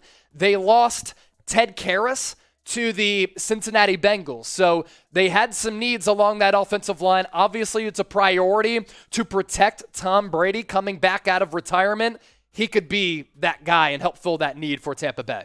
Yeah, you know you only have Brady for, well, it's hard to say how long for, but as long as you got him under center in Tampa Bay, why don't you keep him upright? Why don't you keep him healthy and keep him happy? And a good way to do that, replace an offensive line need you had when you lost Ted Karras to the Cincinnati Bengals in free agency. I thought the other Chippewa offensive lineman would be the first one off the board, Bernard Raymond, but Gadecki is going to be a nice offensive guard that can offer you some versatility. He's got good speed. You love his run blocking ability. Doesn't have, I should say maybe the quickness you would like to see, but the size is there. 6'5", north of 300 pounds. So you don't have to have him eat any more food or bulk up anymore. So you got the size box checked already. Now you just got to see him get a little more polished and a little more pro ready and to help out and, adjust to different scheme fits and whatnot. Will, warm, please. Warm beer. Thank you. For $5 super chat to catch up on here, a.k.a. Toggle Mute. Sky Moore, 500 receiving yards his rookie season. It might happen. I think that's a big reason why Harrison Graham is in the other studio. And they're going, because he's really pumped up about that pick. I think he could. Could surpass 500 yards. I mean, he's going to be wide receiver 2 after Juju Smith-Schuster. Maybe he competes with Mecole Hardman. He's wide receiver 3. But with Patrick Mahomes, I hope when you're picked in the second round, you get 500. I know it's a bit of a tall ask in your rookie year, but still – Mahomes is your quarterback. You know you're going to get plenty of opportunity on offense to surge and get all those yards and, whatnot. So, 500 yards, seems about on par for what Sky Moore should do this year. Thank you, bro. So, we did get a $50 super chat. One $50 super chats. I like the shotgun beers for $50 supers. Also, in the process, we're able to get past last year's super chat total. We're closing in on $800. So, good job by all of you. By the end of round 2, we're able to beat last year's total. So, with that, I'm going to shotgun a beer. Then Will Scott is going to come on, and he's going to talk about all of these picks with Matthew Peterson. I'm going to hop off to talk about the Niners' 61st overall pick, their first selection in the NFL draft. And what do we want to do here? Just do the shotgun?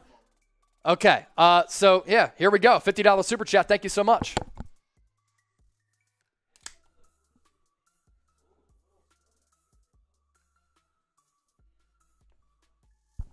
Okay. Here we go.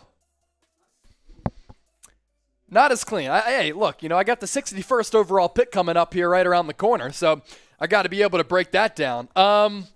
This is pretty cool as well. For the next 60 seconds, all of you who give me a follow on Twitter, @Chase_Senior, I'll give you a shout out. So for the next minute, I'm going to start the timer right now. Give me a follow on Twitter, @Chase_Senior. I cover the Niners, cover the NBA, the NFL, college football, some Major League Baseball from time to time.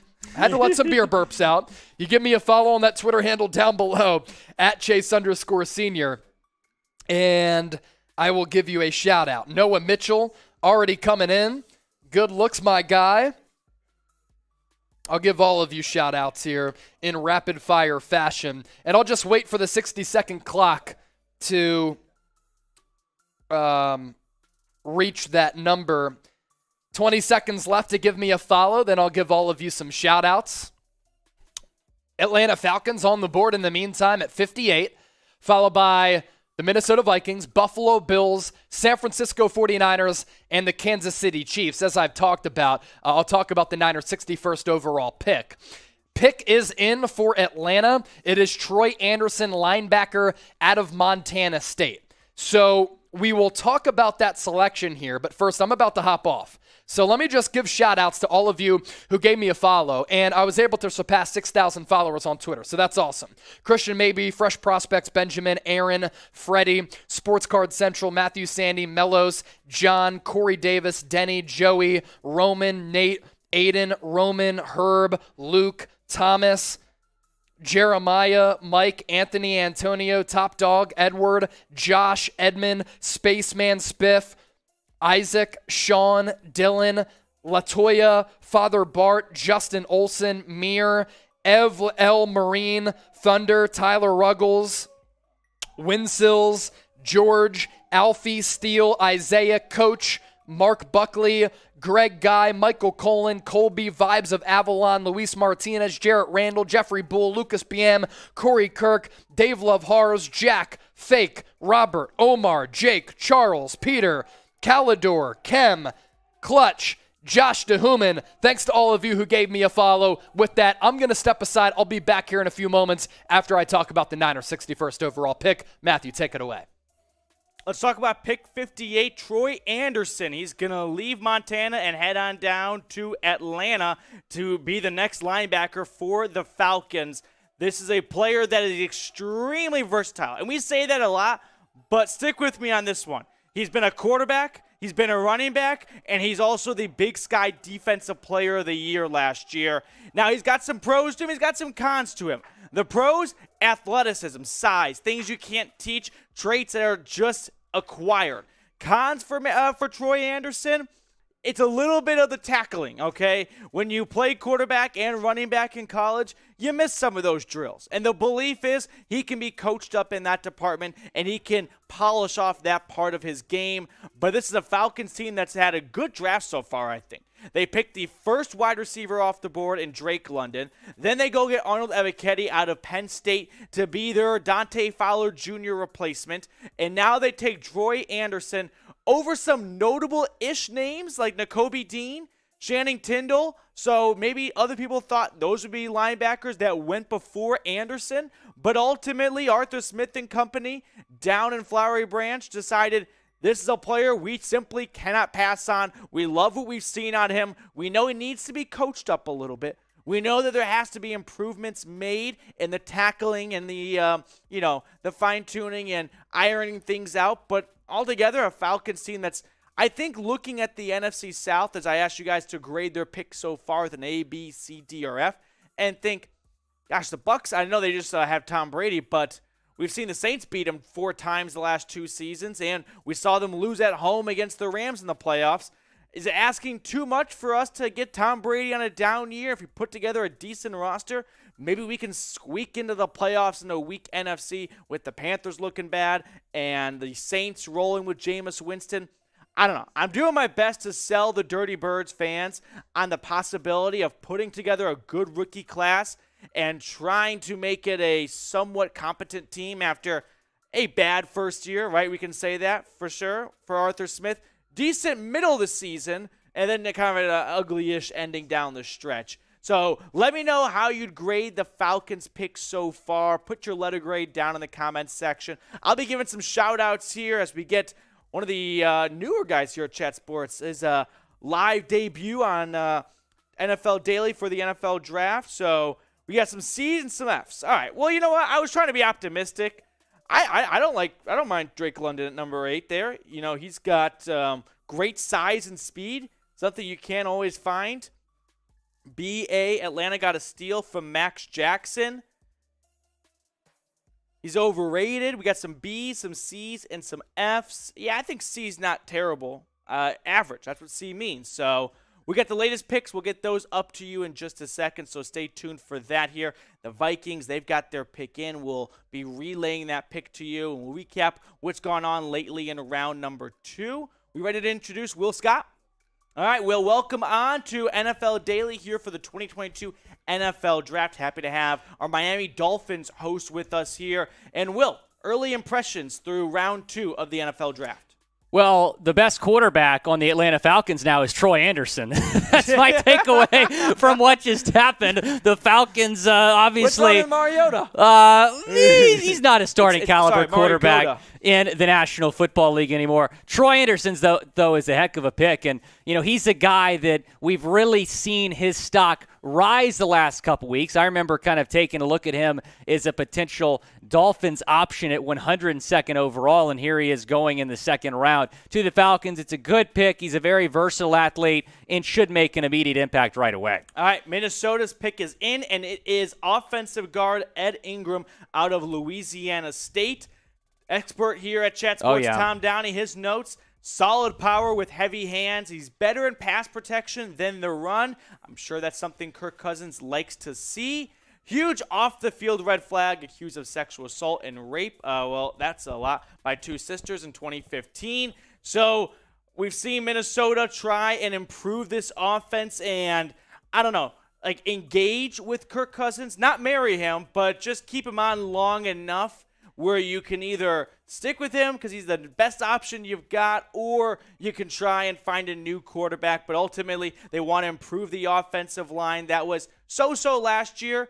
They picked an offensive lineman early in the 2022 NFL Draft last year, Christian Darrisaw, and they go with a lineman here in round 2. We look at the measurables here because we don't have the stats for linemen, but 6'3", 307 pounds, and pretty good size right there for a guard. You don't want a guard that's too tall for your quarterback not to be able to see over. He's got decent speed, like we said, better in pass protection, but a Vikings pick that may not put butts in seats, but it'll hopefully keep Kirk Cousins off his butt. Right, Will? Right. This is really good value in the second round, and perhaps the off-field concerns a reason that he fell this far. But he had a big impact on that LSU offensive line for the last several seasons, was on that 2019 national championship team, protecting Joe Burrow. Definitely one of my favorite guards in this draft, and we've seen Minnesota address the offense this offseason. We were kind of, I think, both thinking, Petey, were they going to take a quarterback with one of their second-round picks? But they're buying in on Kirk Cousins, which they probably should be doing because this quarterback class is not the best. We've got to trade. The Bills, I don't know. I don't think they've hung up their phone. I think they just keep calling everyone. They are trading with the Bengals, and we got the pick in, Sam. All right, here we go. So the Bills move up, and they take Cam Taylor-Britt, corner out of Nebraska. Some think he's going to be a better safety in the pros than a corner. We'll see what he can do. He was a longtime starter for this Cornhuskers defense. Has moved all over that defense, by the way. Hits like a safety, Tom says, but he's got the traits where he can play press or zone coverage, something that Cincinnati will love to see as they've watched the AFC take on a bunch of star quarterbacks, including Deshaun Watson in their own division. I like this pick from Cincinnati. They went defense, specifically secondary, first go-around with Daxton Hill, and now they add on to that with Cam Taylor-Britt. Maybe you would have thought they'd go offensive line. I know they addressed that issue in free agency a lot, but I don't know. When your quarterback gets sacked 9 times in a playoff game, you think, why not throw an extra dart at the board and take a lineman with one of our first 2 picks? What do you think, Will? Yeah, I think it's a solid selection. Cam Taylor-Britt, a very good defensive back out of Nebraska, but you do mention that offensive line. And yes, they did sign La'el Collins in NFL free agency. They have been one of the big winners of the NFL offseason after their Super Bowl appearance. They've gotten better on that offensive line, but I wouldn't have minded them taking an offensive lineman. In fact, had Ed Ingram still been on the board, I think they might have reunited him with Joe Burrow in Cincinnati. So we've seen time and time again these players that are taken right before a team really wanted them. We, of course, saw that yesterday with the Eagles trading up for Jordan Davis. So that's my prediction, that Ed Ingram was Cincinnati-bound, and that's who they might have been interested in trading up for. Instead, they go and get Cam Taylor-Britt. All right, quick question here. Who's going to win Super Bowl 57? Let me know in the comments section who you think will win the next Super Bowl. I don't know. Really early to pick, but I guess if I got to go off the draft, I don't know. Chiefs? Is that too boring to say? Why would you say the Chiefs? The Chiefs have regressed this offseason. I know. They My traded brain just away went there. Tyreek Hill. No, I wouldn't say the Chiefs. However, the Chiefs and anybody in that division is going to be a contender. I think there's 4 legit contenders in the AFC, all in that same division. Do I say the Packers, Petey? I don't want to hear I said that. the Packers last year, and they really let me down. I don't know if I want to. They traded Devontae Adams. I don't think they got really that much better this offseason with some of the moves that they made. It's a toss-up for me right now who's going to win the Super Bowl, but I think I'd have to say Bills Mafia in the Buffalo Bills. Shout out Bills Mafia. I want to see Bills Mafia down in the comments. I think they're going to win the Super Bowl. This is their year. Yeah, that'd be awesome. All right, guys. We've got some more picks coming through. Appreciate everyone that's subscribed. We're watching the live ticker right now. And it's just, you ever go to that debt website where it shows you the national debt and it's just flying by? That's what it looks like right now for subscribers, but in a good way, okay? Right. The good numbers, you want to see those go up, not the other type of number. So thank you to everyone who has subscribed. We are over 290,000 subscribers. Live counts 290,220. Our graphics team just cannot keep up with all the subs coming in. We're trying to reach 3,000 subscribers by the end of the NFL draft. We're in round 2, so we got 5 more rounds to get that accomplished. It's a lofty goal, but it's a goal that's going to give everyone some extra vacation time here, according to the bosses. So hit that big red button and sub. That way, in June and July, during the dog days of the offseason, I don't know, Sam can enjoy his time in Oklahoma, or wherever he likes to vacation. Next pick coming in here, it is Drake Jackson, edge rusher out of USC. He goes to the 49ers, and I'm guessing the Niner fan base has got to be happy about finding a guy late in round 2 that a lot of people thought could sneak into round number 1. But ultimately, John Lynch and Shanahan stay put, they stay patient, and they find an opposite for Bosa in Drake Jackson. Will, early thoughts on the pick here for the Niner game? Well, I got to give John Lynch and this front office a lot of credit because they have made good decisions in the past 24 hours. Number 1, they did not trade Deebo Samuel. They had offers on the table from the Jets, from the Lions. They opted not to trade Deebo, and I get it. It's a loaded wide receiver class. You could have gotten somebody at 10, but none of those guys are Deebo Samuel. And then they go and get Drake Jackson, who, like you said, kind of a first-round talent that has fallen all the way down here to the bottom of the second round.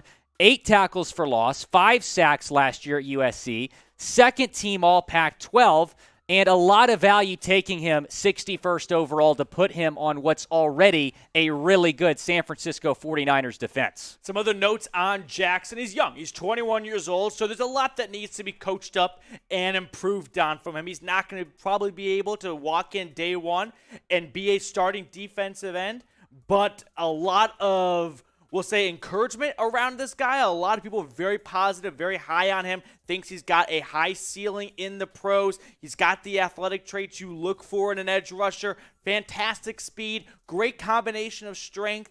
But the speed is what you really notice when you watch him play. It's not so much he's going to push over the left tackle. He's going to run around the left tackle, right? If you can't get through him, how about you go around him? That's Drake Jackson's life motto, and it's got him 5 sacks in 2021 for the Trojans. And if Nakobe Dean wasn't on the board here, I would say that John Lynch just took the best player on the board. That's what his mentality was coming into this second round. Yeah, I really like the pick, Petey, and the San Francisco 49ers defense just got even better. No doubt about it. Super Chat coming in, not for myself. Thank you, Matthew, Spelled with differently. 1T. Yep, cheers to you, buddy. Hope you're enjoying our 2022 NFL Draft coverage. Will, what's the next one from? We got it from TSW. Bring on Downey. Need someone to explain that Cowboys pick to me. Is Tom Downey in shambles again? He was in shambles last night when they picked Smith from Tulsa. I think we're going to bring Tom on. Oh, fantastic. This is going to be fun. Yeah, so, TSW, you're getting your wish here as Tom, who, when you can hear him across the room, it's not usually good. That's kind of my name and take address, here. man. But, hey, you name found and an address. edge rusher in Sam Williams, who had 12.5 sacks last season for the Rebels. And welcome in Cowboys fans here on a simulcast with our NFL Daily. Hope Cowboys fans are doing okay after the Tyler Smith pick yesterday. You get a local guy, so that's always a feel-good-ish story. Maybe a bit of a reach, but we know Jerry can be unpredictable in the draft. Now, Jerry did say Steven picked Taco, and we'll see in a couple of years if he'll take ownership of this pick. So yeah, Steven picked Tyler Smith. That's the only explanation. that's the only explanation that Jerry will give us if this doesn't work out. But I don't hate the idea, right? You lose La'el Collins. You try to make sure Dak stays healthy, and a good way to do that, invest up front. I thought they probably had bigger-ish needs or maybe some better tackle options. Could have taken Linderbaum at the center. But ultimately, they wanted to go with Tyler Smith, and this is one of those moments you got to remind yourself one or two things. Either you're smarter than the GM, and you got the pick right, and they're dumb for doing that, or they work in the NFL. Maybe we give them the benefit of the doubt. It's way more fun to go with the first option. I recommend that route every single time. But every now and then, try to have faith in these guys that we think they know what they're doing.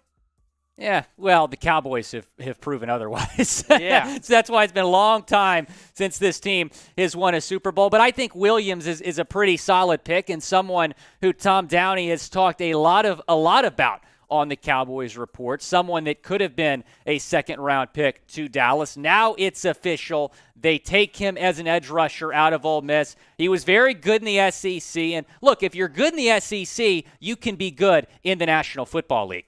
Yep. Appreciate everyone watching. Follow me on Twitter at Matthew Petey. We're signing off soon a little bit here, but hit me up on Twitter if you want to talk about the NFL draft, talk about the NFL, really whatever you'd like to do. We're doing it at my Twitter unless it's weird, so just don't do that. Follow me at Matthew Petey. I'll be giving shout-outs, giving follow back, so hit me up over there as we get ready for round 3, by the way. That's coming up. This draft has flown by. It's flying by. It's been a fun draft. It's got to be a record speed. Everyone was talking about, this is going to be a boring draft. This is a weak class. We're having a lot of fun here on Chat Sports. A lot of big moves that have taken place. Who saw the A.J. Brown trade happening yesterday? That came out of nowhere. And then Malik Willis, Nakobe Dean still on the board as we head into round 3. Who saw that coming? A lot of fun here at the NFL Draft. Yeah, some quick shout-outs here. Denver Gator, giving you a shout-out. Appreciate you, my guy. Spaceman Spiff. We'll get back to the picks in just a moment because those are the meat and potatoes of today, of course.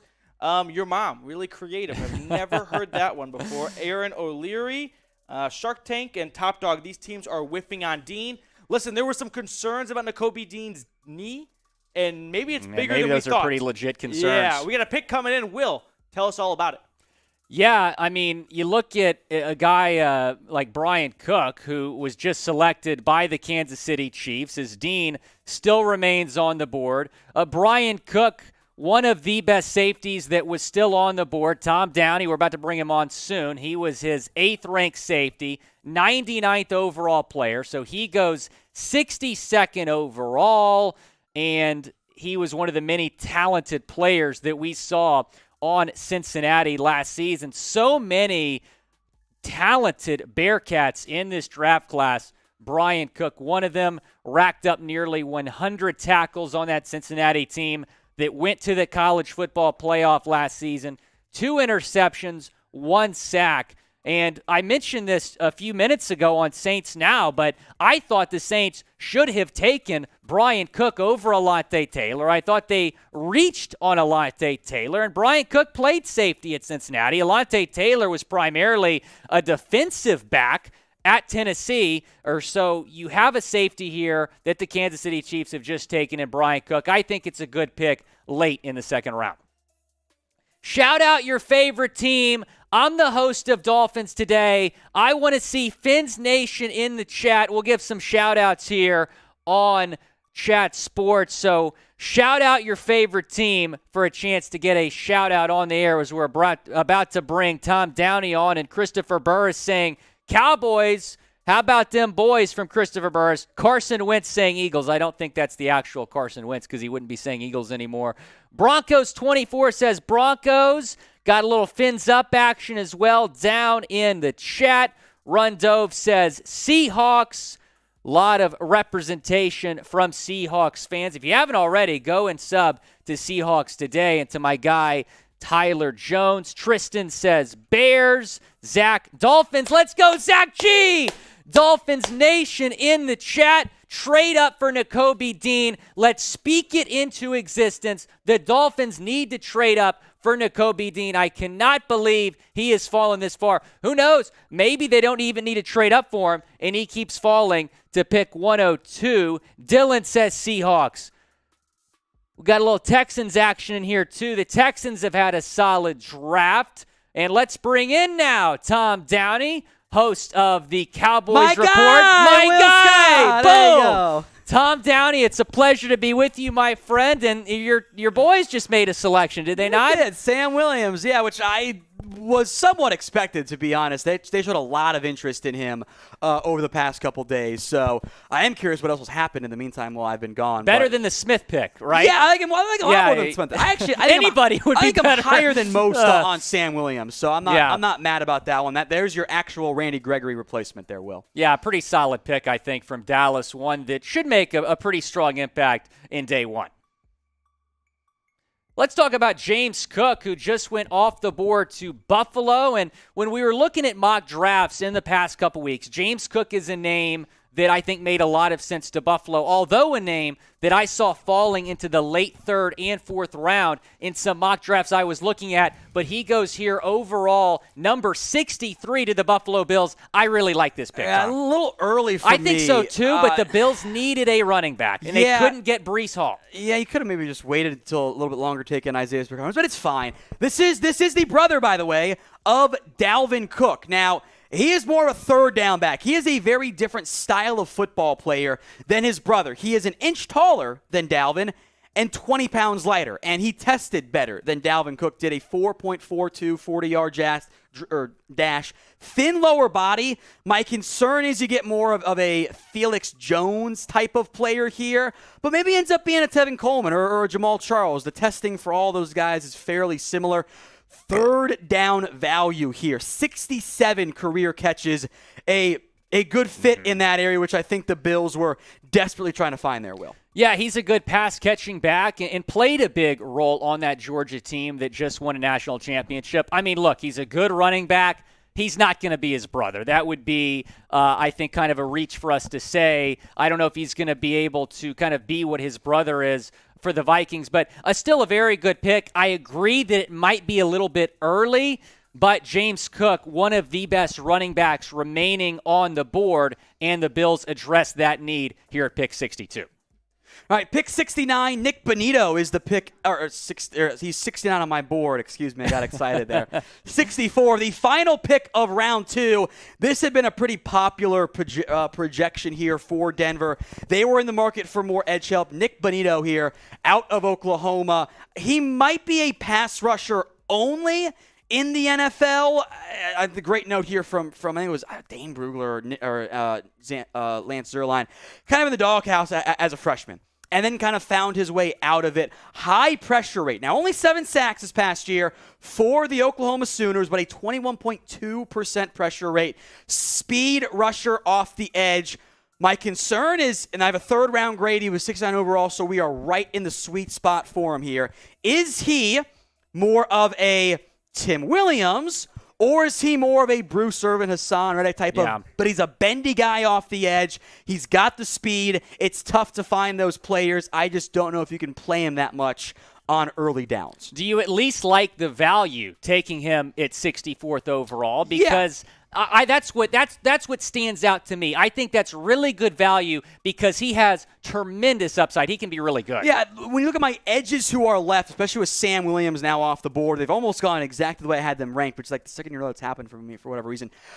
Bonito was my next best one, and after Bonito, the highest edge I had relative on my board was going to be one of my guys, Dominique Robinson, who I know the NFL isn't as high on, at 87. You take Bonito, who was 69 on my board. That's a pretty sizable gap for me. Yeah, I don't blame you for thinking that. I did read something the other day that if Nick Bonito were to fall to the third round, that he would be the steal of the entire draft. So he goes late I don't know in about that. round 2. I don't know if I agree with That that might have been either. a PFF article because they love him. It was probably That's a not PFF a body, though. article. They just love him. I'm not saying that as a bad thing there. But I think it's a good pick for the Broncos. And the Broncos have certainly had a good offseason, Tom, going from not really a playoff team, not making the playoffs last year, to potentially being contenders with Russell Wilson in the AFC. All right, well, why don't you walk us through our Super Chat menu? I don't know Let's where go. we're at in the roulette wheel, but run us through all the stuff here. Yeah, we're nearly at 3,000 likes. Need about 300 more likes.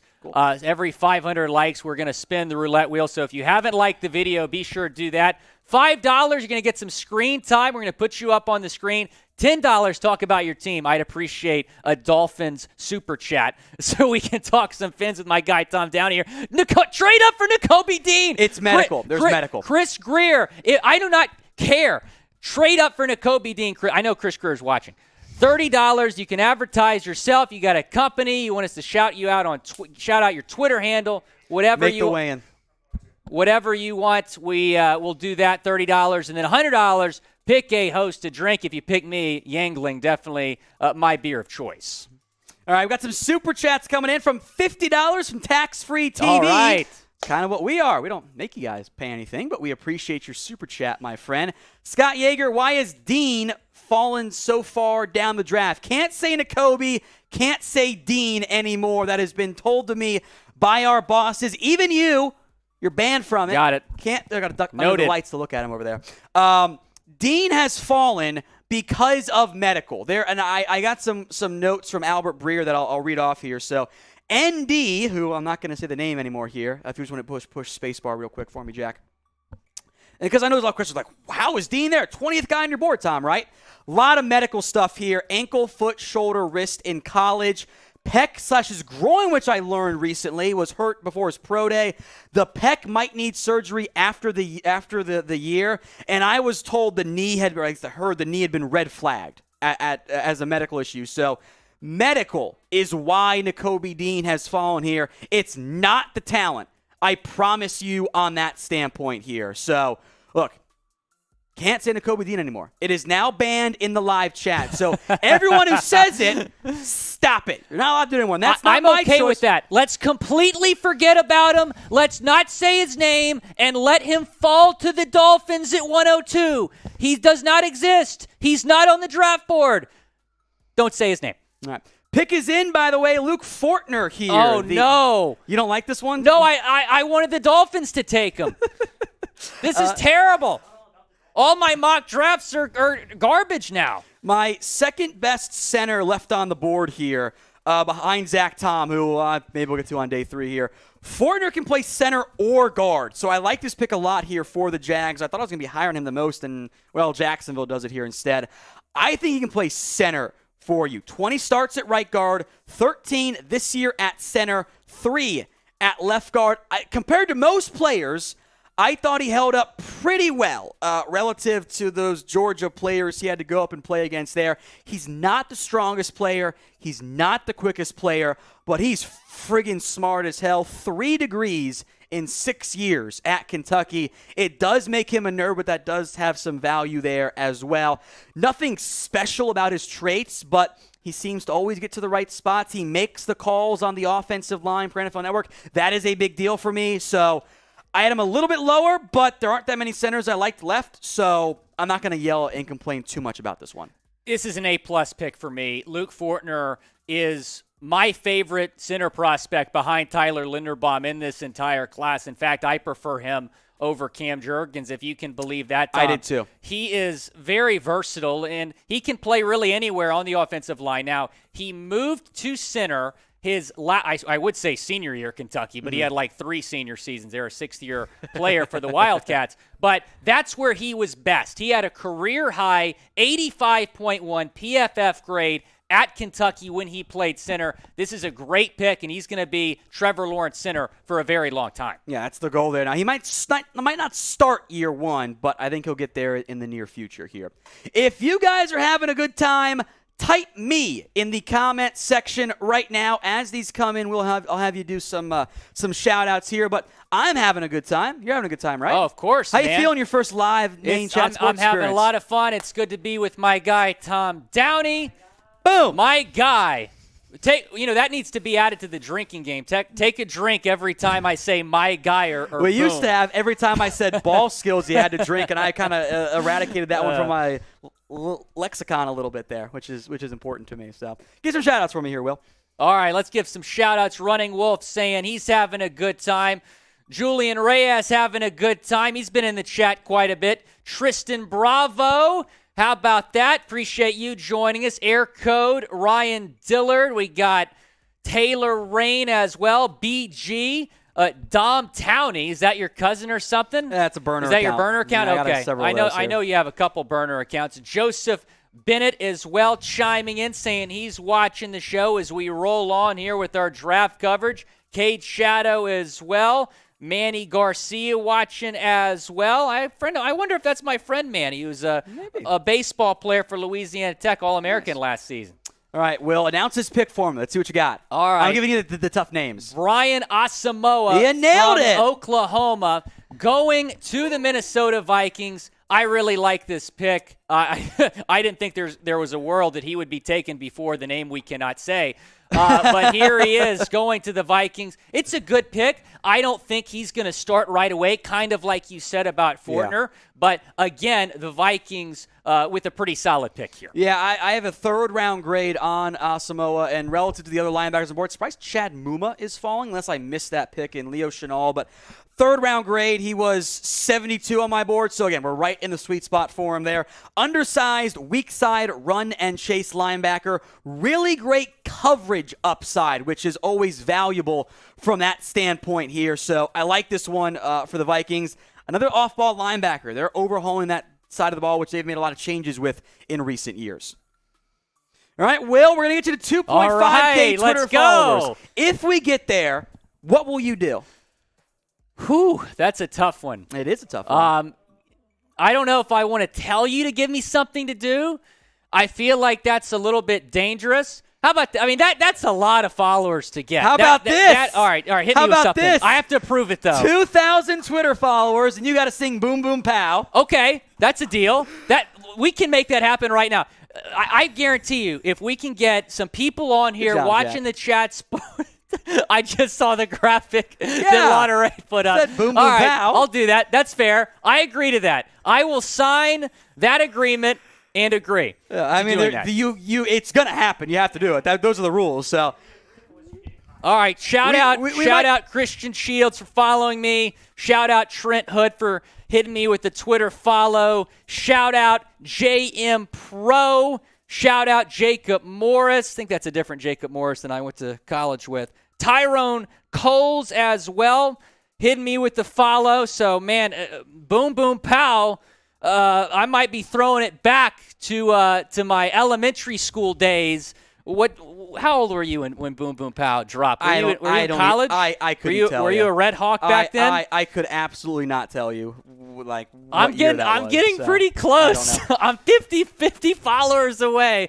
Now, the joke with Boom Boom Pow here at the office is, we can joke about this now because I'm officially a dog bite survivor. Animal Control called me this morning to tell me the good news. So I was bit by my neighbor's dog, and I was showcasing a Manscaped product, and I said boom as I sprayed Manscaped body spray, saying if I would have had that when the dog bit me, I wouldn't have gotten bit. So that's become a running joke in the office after Chase Sr. made a little music video. All right, we'll come back on the Twitter challenge. Pick is in for the New York Football Giants. Joshua Ezeudu out of North Carolina.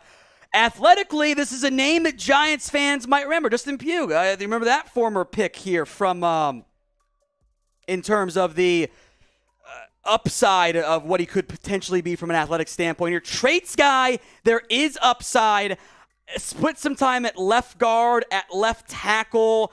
Did have some right tackle reps, mostly a left guard, probably where he plays in the NFL. I did not love him as I know other people loved him. I got higher guards on my board. He's a fourth-round grade for me. I love what the Giants did on day one. I don't love as much what they've done as of late. He's more of a sustainer as a blocker, not what I would necessarily call a finisher or a thriver or a bully ball guy. I didn't love the power. Some penalties as well. round early for me, but you need offensive line help, so I ain't going to complain too much there, Will. Do you think he's going to play guard or tackle in the NFL? Because he Guard. played both at NC State. You think he's better suited as a guard? I think he will be a guard in the NFL. I think that's what the Giants announced it as. At his size, he got the arm length to play tackle, but not the athletic traits, I don't think, to play there. Plus, they need guards right now. I said NC State. I meant North Carolina. Apologies. All right, Daniel with a super chat, $30 advertising sports cards for sale 4 times a week on Twitter at DMN Takeover. Thank you, Daniel. Now a sponsor here at Chat Sports. So if you haven't already, go check out Daniel at DMN Takeover. We appreciate the support there. Will, announce his pick for us here. All right, from Mississippi State, the Browns taking Martin Emerson, a corner for the Mississippi State Bulldogs. So Browns go corner here early in round 3. Yeah, this is an interesting one. Again, a little early for me, but this is I knew this was going to happen on 3rd round and beyond. There were going to be just difference of opinion. It's a weird draft, so I'm not going to complain too much there. Maybe Tremaine Johnson, Rasul Douglas, athletic comps there. He's shown the flashes of being a really good shutdown corner. Remember that 2019 LSU team? Yeah. 7 yards allowed. That's pretty it. good. Yeah, he played what do you consider who's on that team? He played well in that game. Now, he also allowed 358 and 3 touchdowns this year on 50 targets, a 58% completion rate, which isn't ideal at the collegiate level. Lacks ball skills. Everyone drink 1 career interception. 4.53 40 was pretty good for his time. 33.5-inch arms. If you like length, this is a good player here for you. Agility was fine. The vert was pretty bad there. I don't like the play strength either. There is upside here. It's a little early, but I also know that the cornerback class is different for me than it is for other people. So I think I'm more of the outlier than I am being like, what are the Browns doing? I just think I feel different about it. It's a good pick. I don't think I would have taken him over Marcus Jones.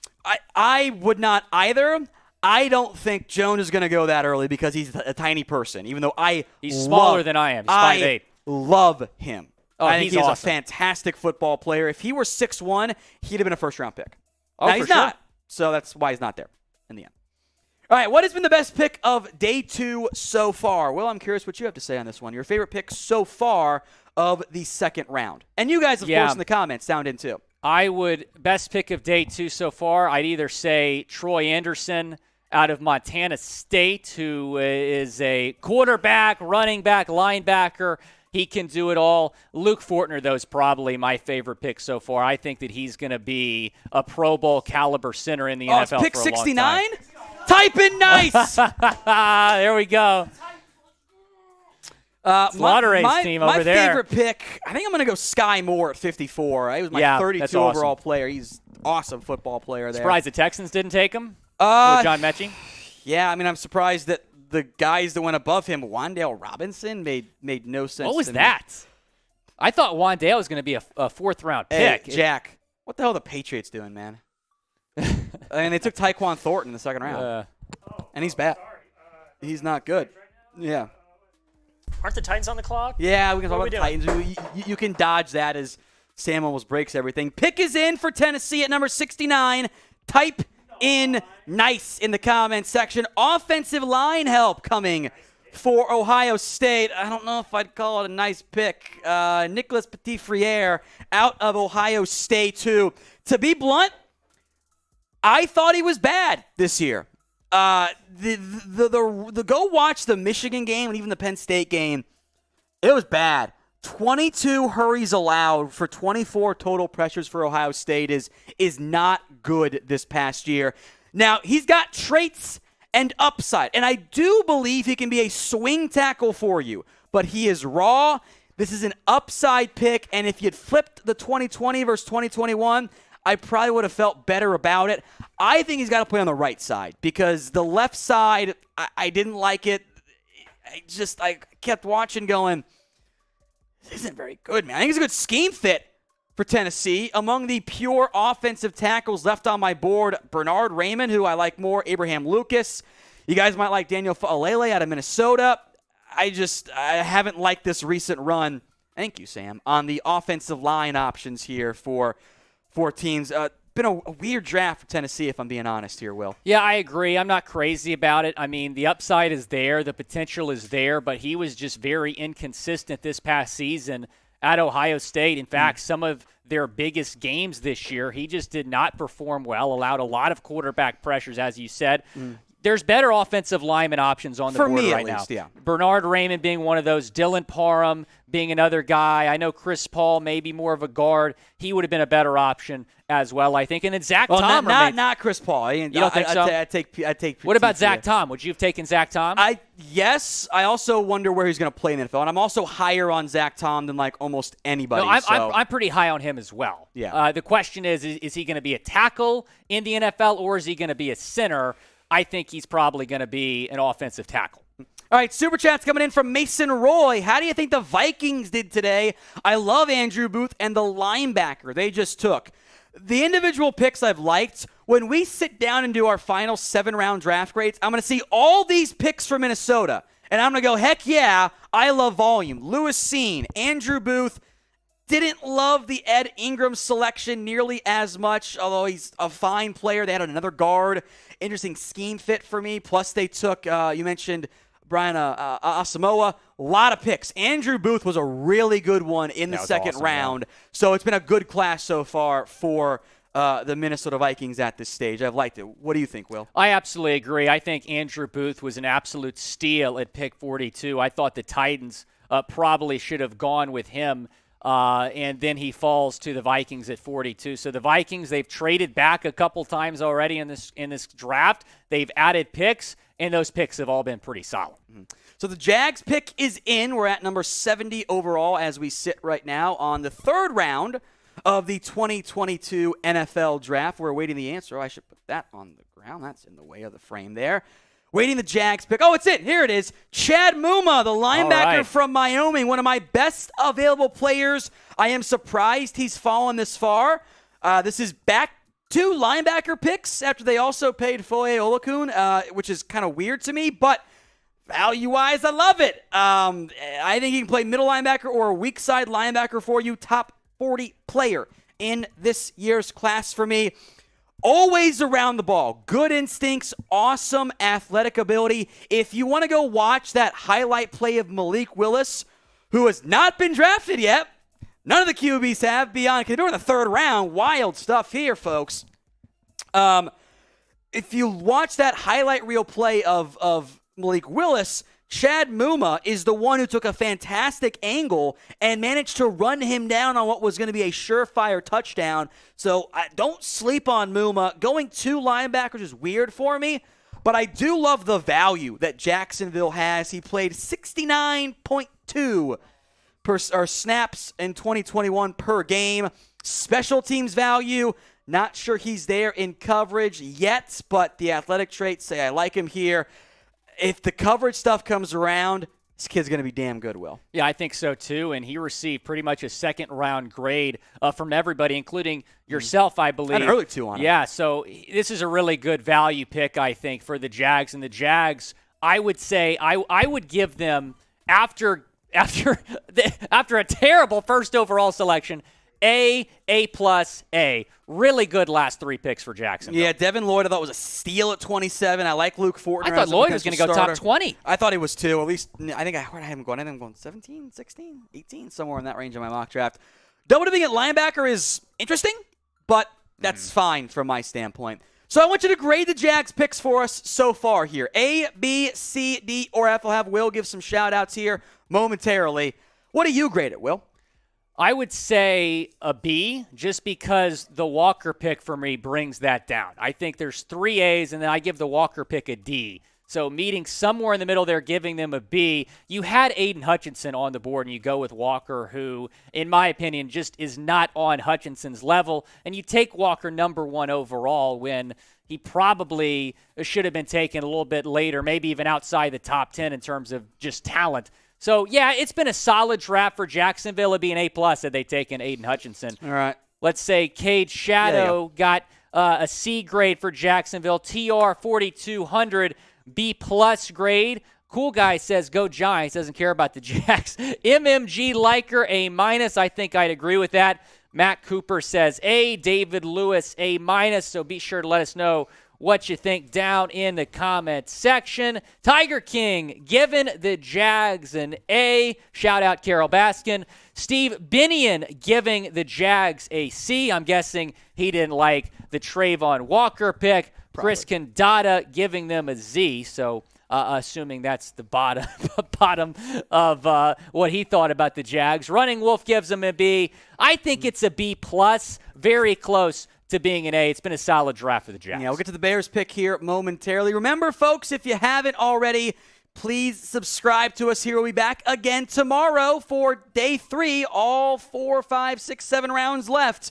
We'll break down every single pick here for you guys at Chat Sports. So if you haven't already, make sure you guys are subscribed to us here, youtube.com/chatsportstv. As a reminder, because I forgot to mention earlier, we are simulcasting right now on Cowboys Report, on the Cowboys Report and Chat Sports, and we have a Cowboys Super Chat coming in from the main side of it, but it focuses on the Cowboys, and I'll double-check, make sure I haven't missed anything on the Cowboys side either here.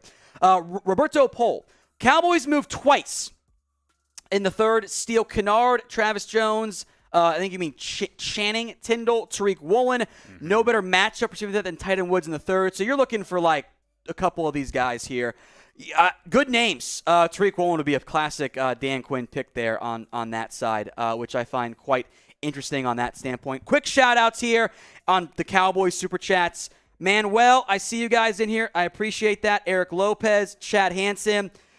Zach Taylor mentioned a heart issue for Nakobe Dean. I have not seen that. I will check here, though, as you announce the pick for the Bears here. And it's a wide receiver, Velus Jones Jr. out of Tennessee.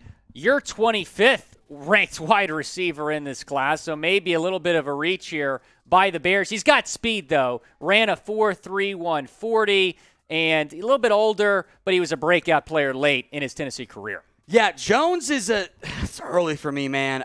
Clearly they're banking on what we saw this past year for Tennessee. Mainly a slot for the Volunteers. Awesome speed. Speed is going early this year, as it always seems to go. Mostly a slot for Tennessee. Good production. Pharaoh Cooper kind of vibes here. At minimum, this is going to be an awesome special teams player for you. Quick kick return, punt return value. I believe some gunner background as well. For all the athletic ability, he's got 1 year of production, and he is going to be a little bit older in the near future. So I don't love this pick. I got better receivers on the boards than it's actually Velus. I mispronounced it earlier. Velus Jones Jr. Early 6th round grade for me. He's 25 years old. It's a late breakout player. It's just I don't see it. If you wanted to go speed and you wanted to go receiver, why didn't you go Calvin Austin? I would want that as well. Maybe they think Jones can play on the outside more. That's a good point. I mean, they needed some wide receiver help, right? We knew the Bears were probably going to draft a wide receiver at some point. I just didn't think it'd be Jones, and I did not think it would be in the 3rd round. Super chat coming in from Jonathan. I think the Colts take a QB for the future. Willis or Howe sit behind Ryan for a few years. Look at this stage. You've got a bunch of guys on the board. All your QBs beyond Kenny Pickett are still there.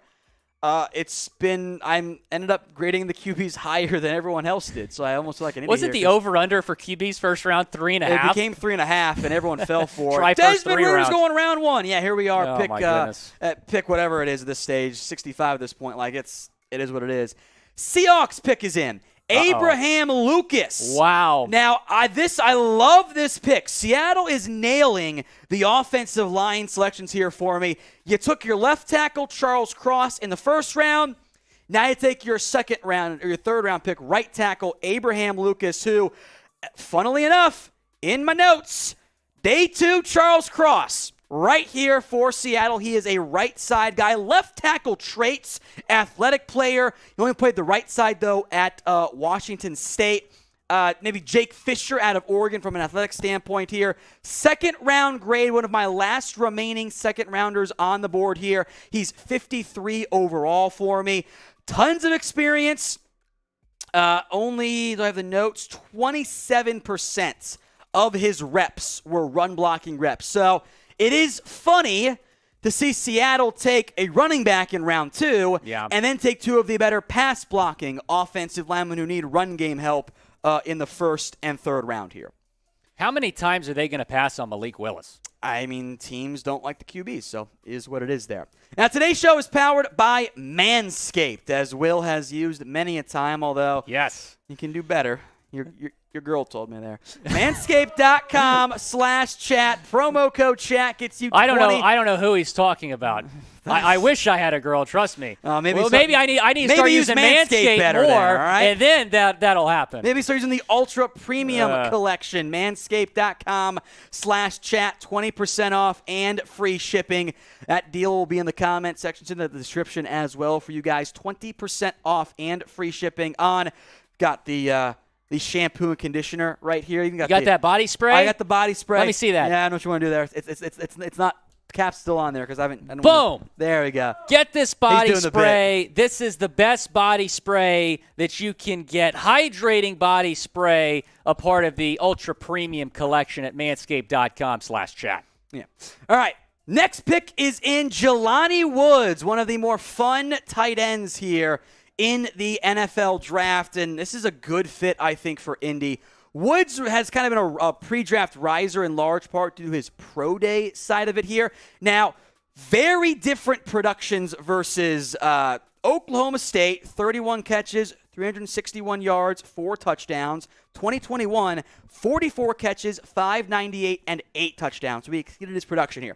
My comp, as you can see on screen here, a giraffe is loose on the football field. Jelani Woods is 6'7" and 1/8 inches, 34.5-inch arms, 253. You add 50 pounds. He's a right tackle, but he is a freak athlete. Made 11 guys miss in terms of missed tackles. Awesome production from a tight end. He's very high cut. He's leggy. He has leverage issues as a run blocker, but those legs are out there kind of wild, and he's making and running over guys. Crazy stuff's going on. So a giraffe is loose on the football field. Is it good? Is it bad?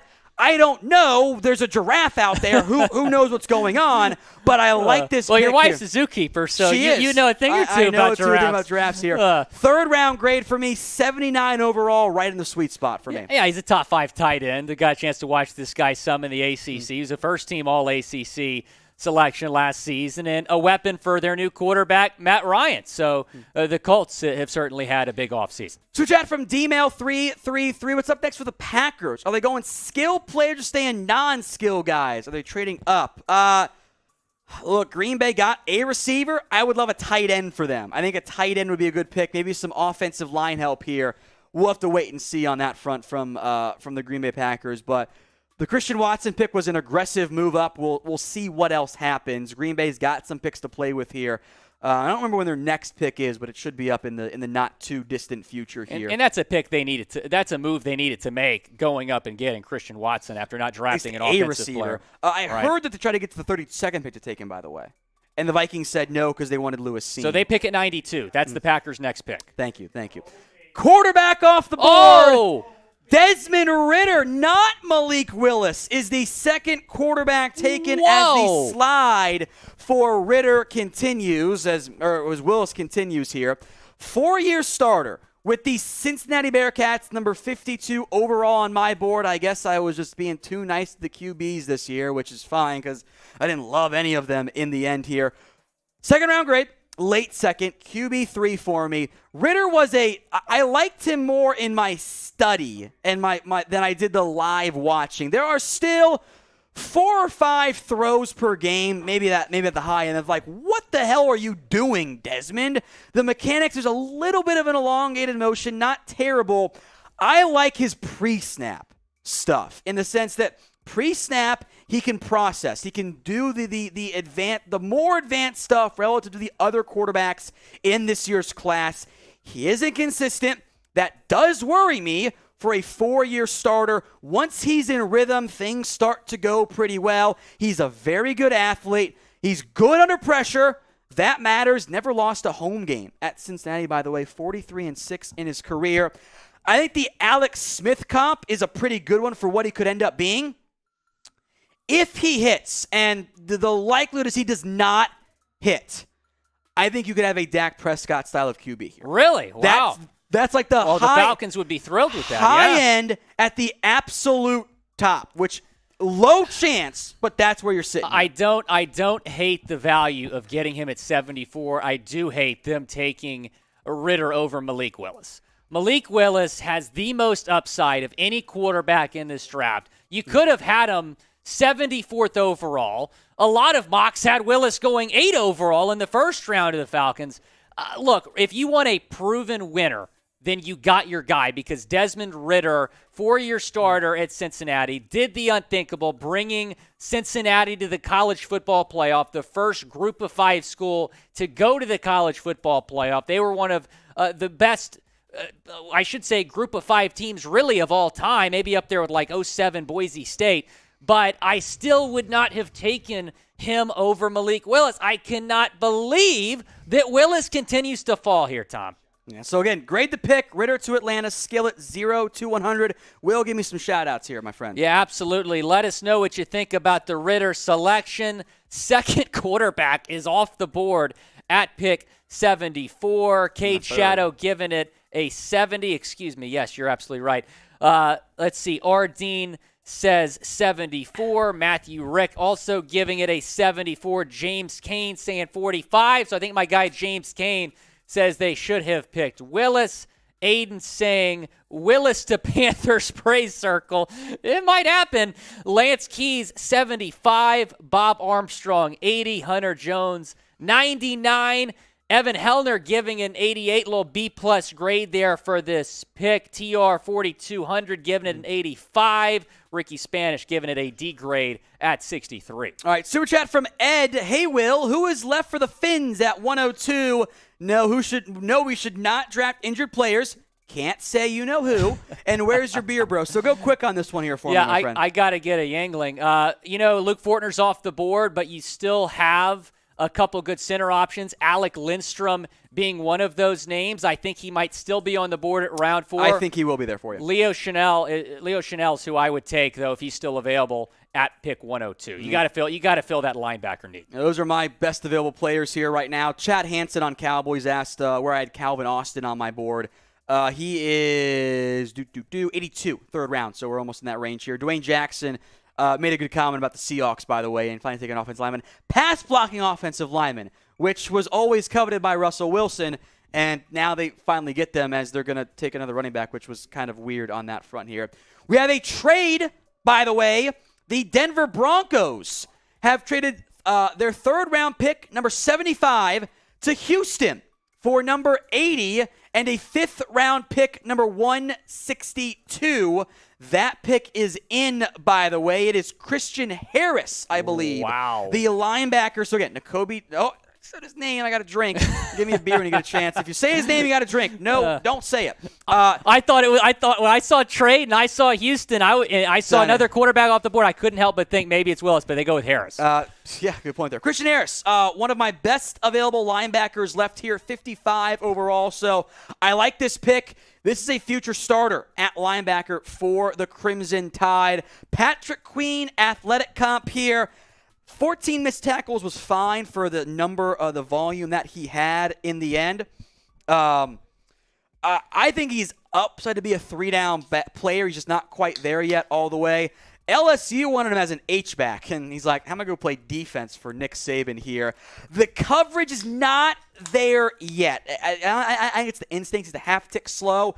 3-year starter at Alabama. That is incredibly rare. It's rare to have somebody who was a starter for that long for the Crimson Tide. Just never quite clicked the way I thought it could all the way, and coverage is the big red flag on that front there. But Will, brief thoughts on this, and then run me through the Texans' picks so far. Yeah, I think it's been a solid draft for the Texans. There's been a few picks where I'm like, there might have been someone better on the board, but trading up for Harris, I think, is a really good call here because there's a lot of value taking him in the third round. He had a second-round grade, so you get him at a pretty good value price here, taking him in the third round. 12.5 tackles for loss last season to Alabama, 5.5 sacks, followed up a great 2020 season with an even better 2021 season. And the Texans, with all their draft capital, continue to make their team a little bit better. I wouldn't say a lot better because they're so freaking bad, but they're getting a little bit better with these picks. I do regret to inform that the bots are back, and we'll have Will give some shout-outs here. Oh, man. Type in buy. We communicated with YouTube. This is how we're going to communicate with them to get these Go away, damn bots. bots out of here. So type in buy. Will give some shout-outs, and I said the name you can't say, which we can go that way in at some point soon too, and we'll get him out of here. So bottoms up. All right, Mish saying bye to the bots. Joseph saying goodbye to the bots. Taco Man, goodbye. Carson Wright, go away, bots. They're leaving. The bots are leaving with all these chats we got coming in. Jamie Drake saying goodbye. Jalen Ramsey of the Rams apparently in the chat saying goodbye as well. Sterling Abba saying goodbye to the bots. Spam bye in the chat. Let's get rid of these dang bots. Please do so. All right. Can't say the first name of the Georgia linebacker or the last name, and you can't say the Liberty QB who has still not been drafted. Those are the two names I am told we are no longer allowed to say. What's going to happen? You got to drink if you say it. All right. Can't say it. It's a test. It's a tough test. The MMG liker, gaming wizard, Trazy. I see you guys saying it. Don't say it. You're not allowed to anymore. It's been banned.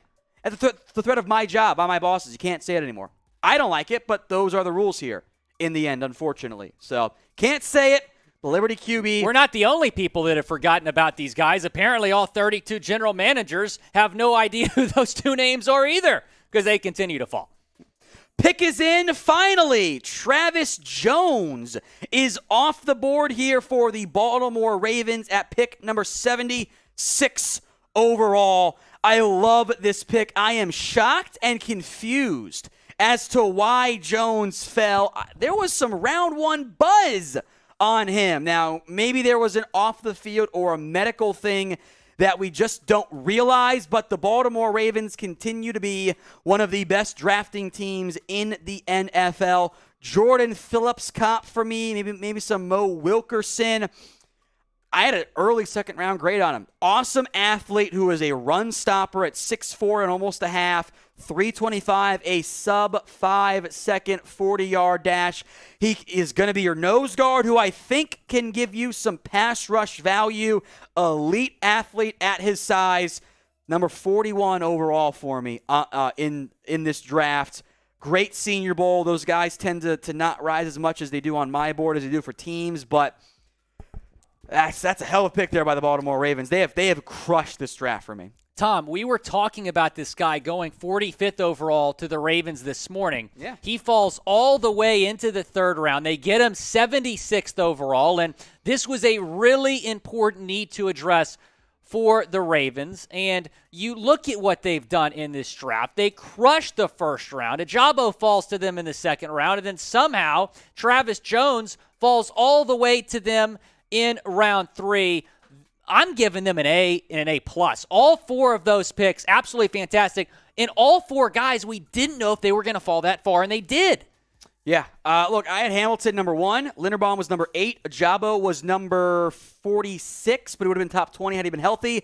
And Travis Jones was 41 for me. This draft is awesome. We got a poll, by the way, in the chat. Biggest winner of the draft, I would have to say the Baltimore Ravens. Yeah, I would agree on that one. I love what the Ravens have done. They have crushed this draft. This has been an impressive, once again, draft process for Minnesota. They continue to be smart organizations. A smart organization, I should say. Yeah, I absolutely agree. It's been a really good draft for the Ravens, a team that barely missed the playoffs last season. Now, maybe trading Hollywood Brown was something that, people are going to be talking about, but I'm more focused on this draft. What they've done has been really, really impressive. Yeah. All right, for every 500 likes, we will do the roulette wheel spin, and we are barely 100 away. And we've got almost 4,000 people watching live right now here. So for every 500 likes, we're going to do the roulette wheel spin. You got it over there, Will? Oh, yeah. Don't spin it yet. Have you done one yet? I haven't done one. It's Okay, first well, one. you're going to do it. Outstanding. Whatever happens here. Outstanding. So like the video. Less than 100. Like that video. I hope it is the Bean Boozle. because I am a terrible person, and it is really funny to watch people try to do the Bean Boozle thing because they always end up losing. So 50 likes away. I think we can get it right here. I'll do a little beer cheers for you guys if we get there because it sure as hell does not feel like 9 o'clock at night. But I am excited to see what ends up happening here. We got some conflicting info on this next pick, so we'll wait a little bit here. So we'll get to it here in a minute. Let's see. I don't know about that one there. Let's see. 3,000 likes. Spin the roulette wheel for me, All right, Will. here we go. All right, spin the wheel. All right, here we go. All right, what do we got? Yeah, pull it out for me. What you got here? Here we go. Make your best fart noise. God, it could have been the dolphin. You were so close. Was that one of the ones that was in one there? of the ones, yeah. Oh my goodness. So do we both have to do it? No, you have to do it. Oh my goodness. Yeah. Okay, best fart noise. I'm honestly happy it wasn't the dolphin impersonation. That's something that I'm still working on. Wow. That was terrible. Tight boo. Tight boo. And boo. Oh my boo gosh. the hell.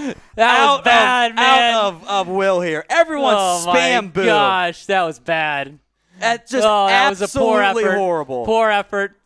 Oh man, we're getting some boos in the chat. Yeah, you're going to have to do it again. That MMJ sucked. I don't know. You can use your hand like a normal human being would.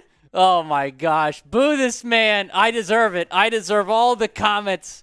Oh man, that was bad. I gotta take a drink. Yeah, drink and then you're gonna do it again here. Everyone spam boo. That's terrible, man. Spin the wheel again, or no? You got to make a fart noise again. That was my best attempt. Have you never made a fart noise in your life, bro? That was honestly my best attempt. Someone make Will do a shot then. let's do that at minimum here. Oh my gosh, I'll do that. I'll make up for it. Andre Jordan booing me. Unbelievable. Destroyer dog booing me. Oh, my gosh. You know what? That's still a better performance than the Dallas Cowboys in this draft. Yeah, I still got a bunch of differing picks here for what it actually is. Is it Colts or Vikings here? Colts? Okay, pick is in. That makes more sense than the Vikings here. Bernard Raymond out of Central Michigan, who I believe could end up being a starter sooner than later for the Colts, given what they have on the offensive line. Raymond was one of the trickier valuations, not evals, but valuations for me. High school foreign exchange student from Austria. Did not get back to the United States until 2018. Didn't play football until 2017. By the way, was a tight end at Central Michigan until the pandemic hit. Then he had 60 pounds in 2 years, moves from tight end to left tackle for Central Michigan, and for a 2-year tackle, played pretty well. Really great athlete, was playing the best ball at the end of his NFL or end of his college football career. Pretty decent play against LSU, better than LSU than it was against Missouri. Allowed his only sack this past year. Arm length is not great. Colts fans, my comp is he Eric Fisher if he hits, or is he more Jason Spriggs? I worry about 25-year-old linemen who are a little bit raw. I had him as a late second, early third round grade.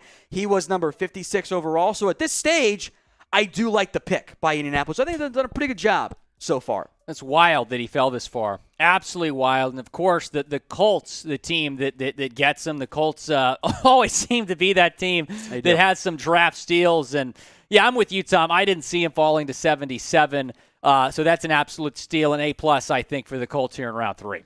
Pick is in for the Cleveland Browns. It is Alex Wright, one of the more, I think I got a sleeper tag on him. Let me double check that. Edge rushers out of UAB.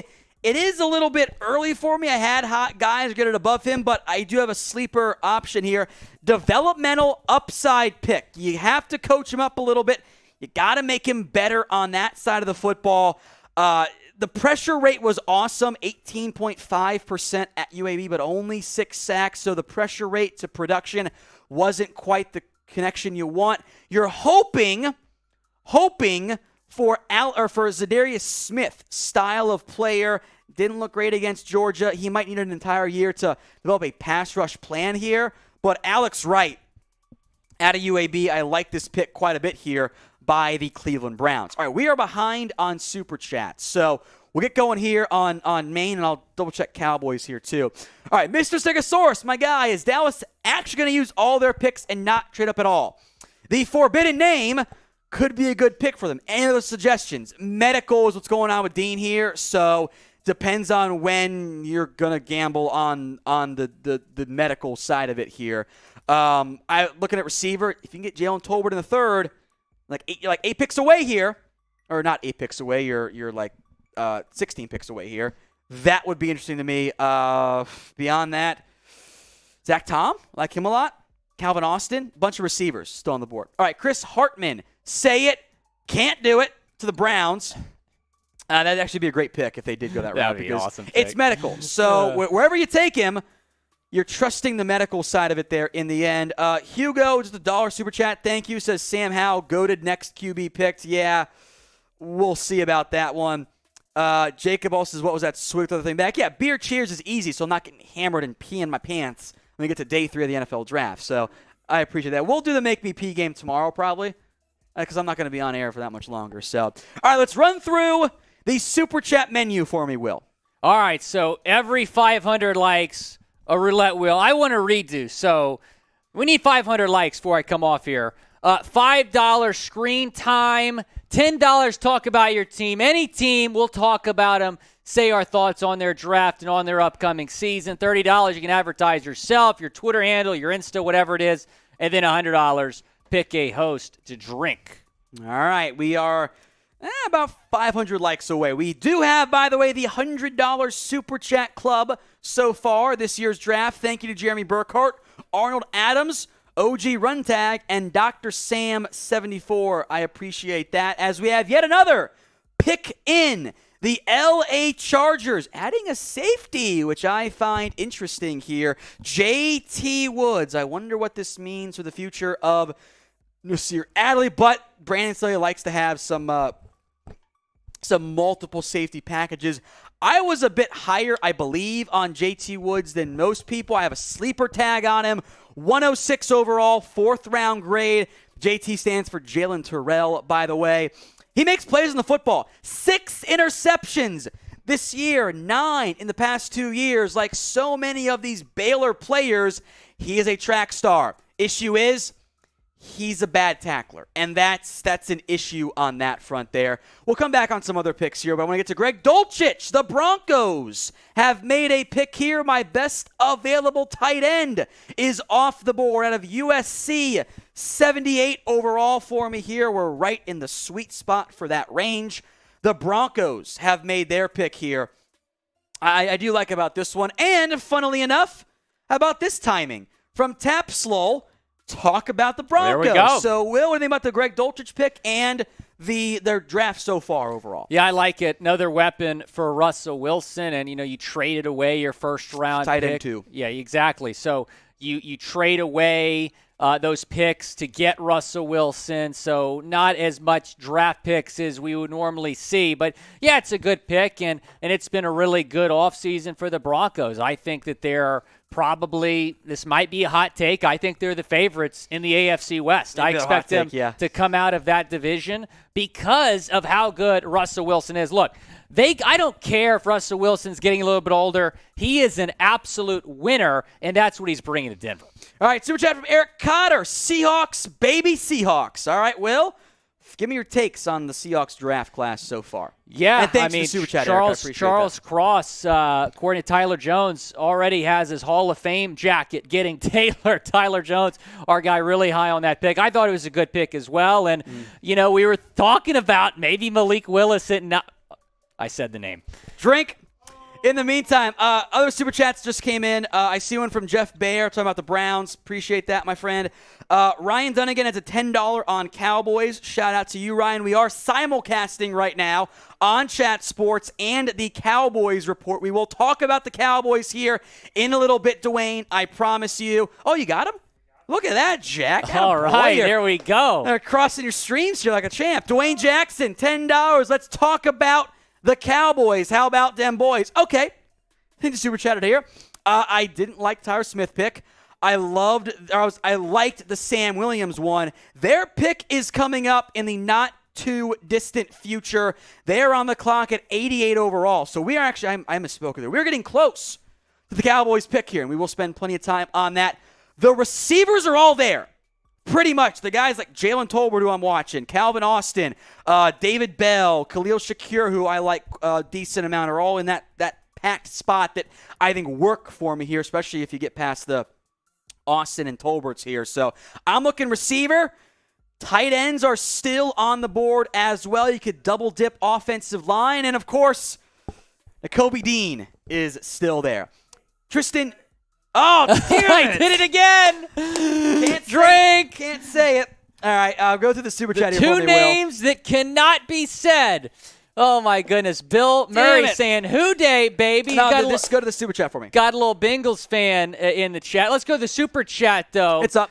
What do you think about the Eagles draft so far, says Tristan, and the Eagles making some big-time moves, going up and getting Jordan Davis? I thought that was a very good pick. I mean, Davis is just such a big, strong, physical player that's going to really help you on that defensive line right away. And then they trade the 18th pick to go get A.J. Brown, which, in my opinion, was an absolute steal. You basically traded they took Treylon Burks. So they traded A.J. Brown for Treylon Burks in a third-round pick. Absolute steal for the Eagles. Eagles fans should be very happy about this draft.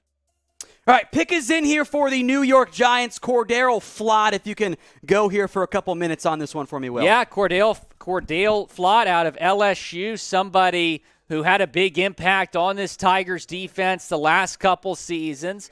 Not a shock that he's taken in round 3. I thought he was going to be a third or a fourth round pick. A corner, can also play some safety. Was very good last season for LSU. Had a couple interceptions.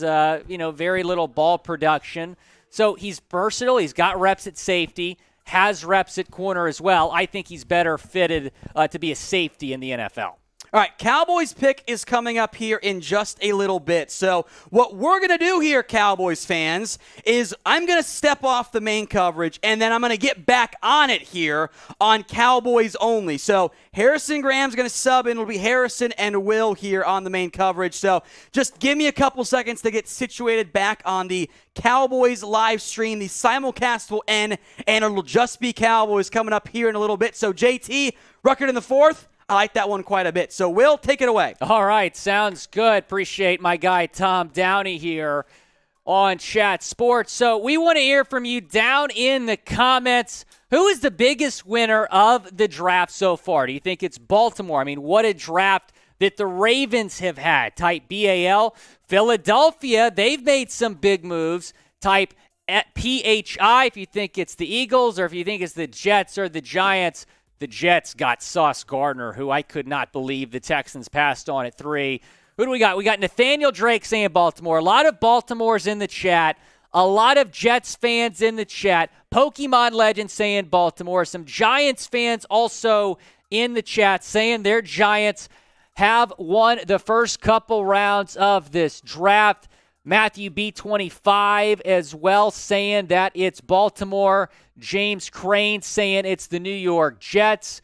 Braden Miller saying Baltimore. I mean, look at Baltimore. I mean, they got 4 guys that had no business falling as far as they did. They have added so much talent to that team just in the first couple rounds here. C. Dick saying the Panthers, the winners of the draft so far.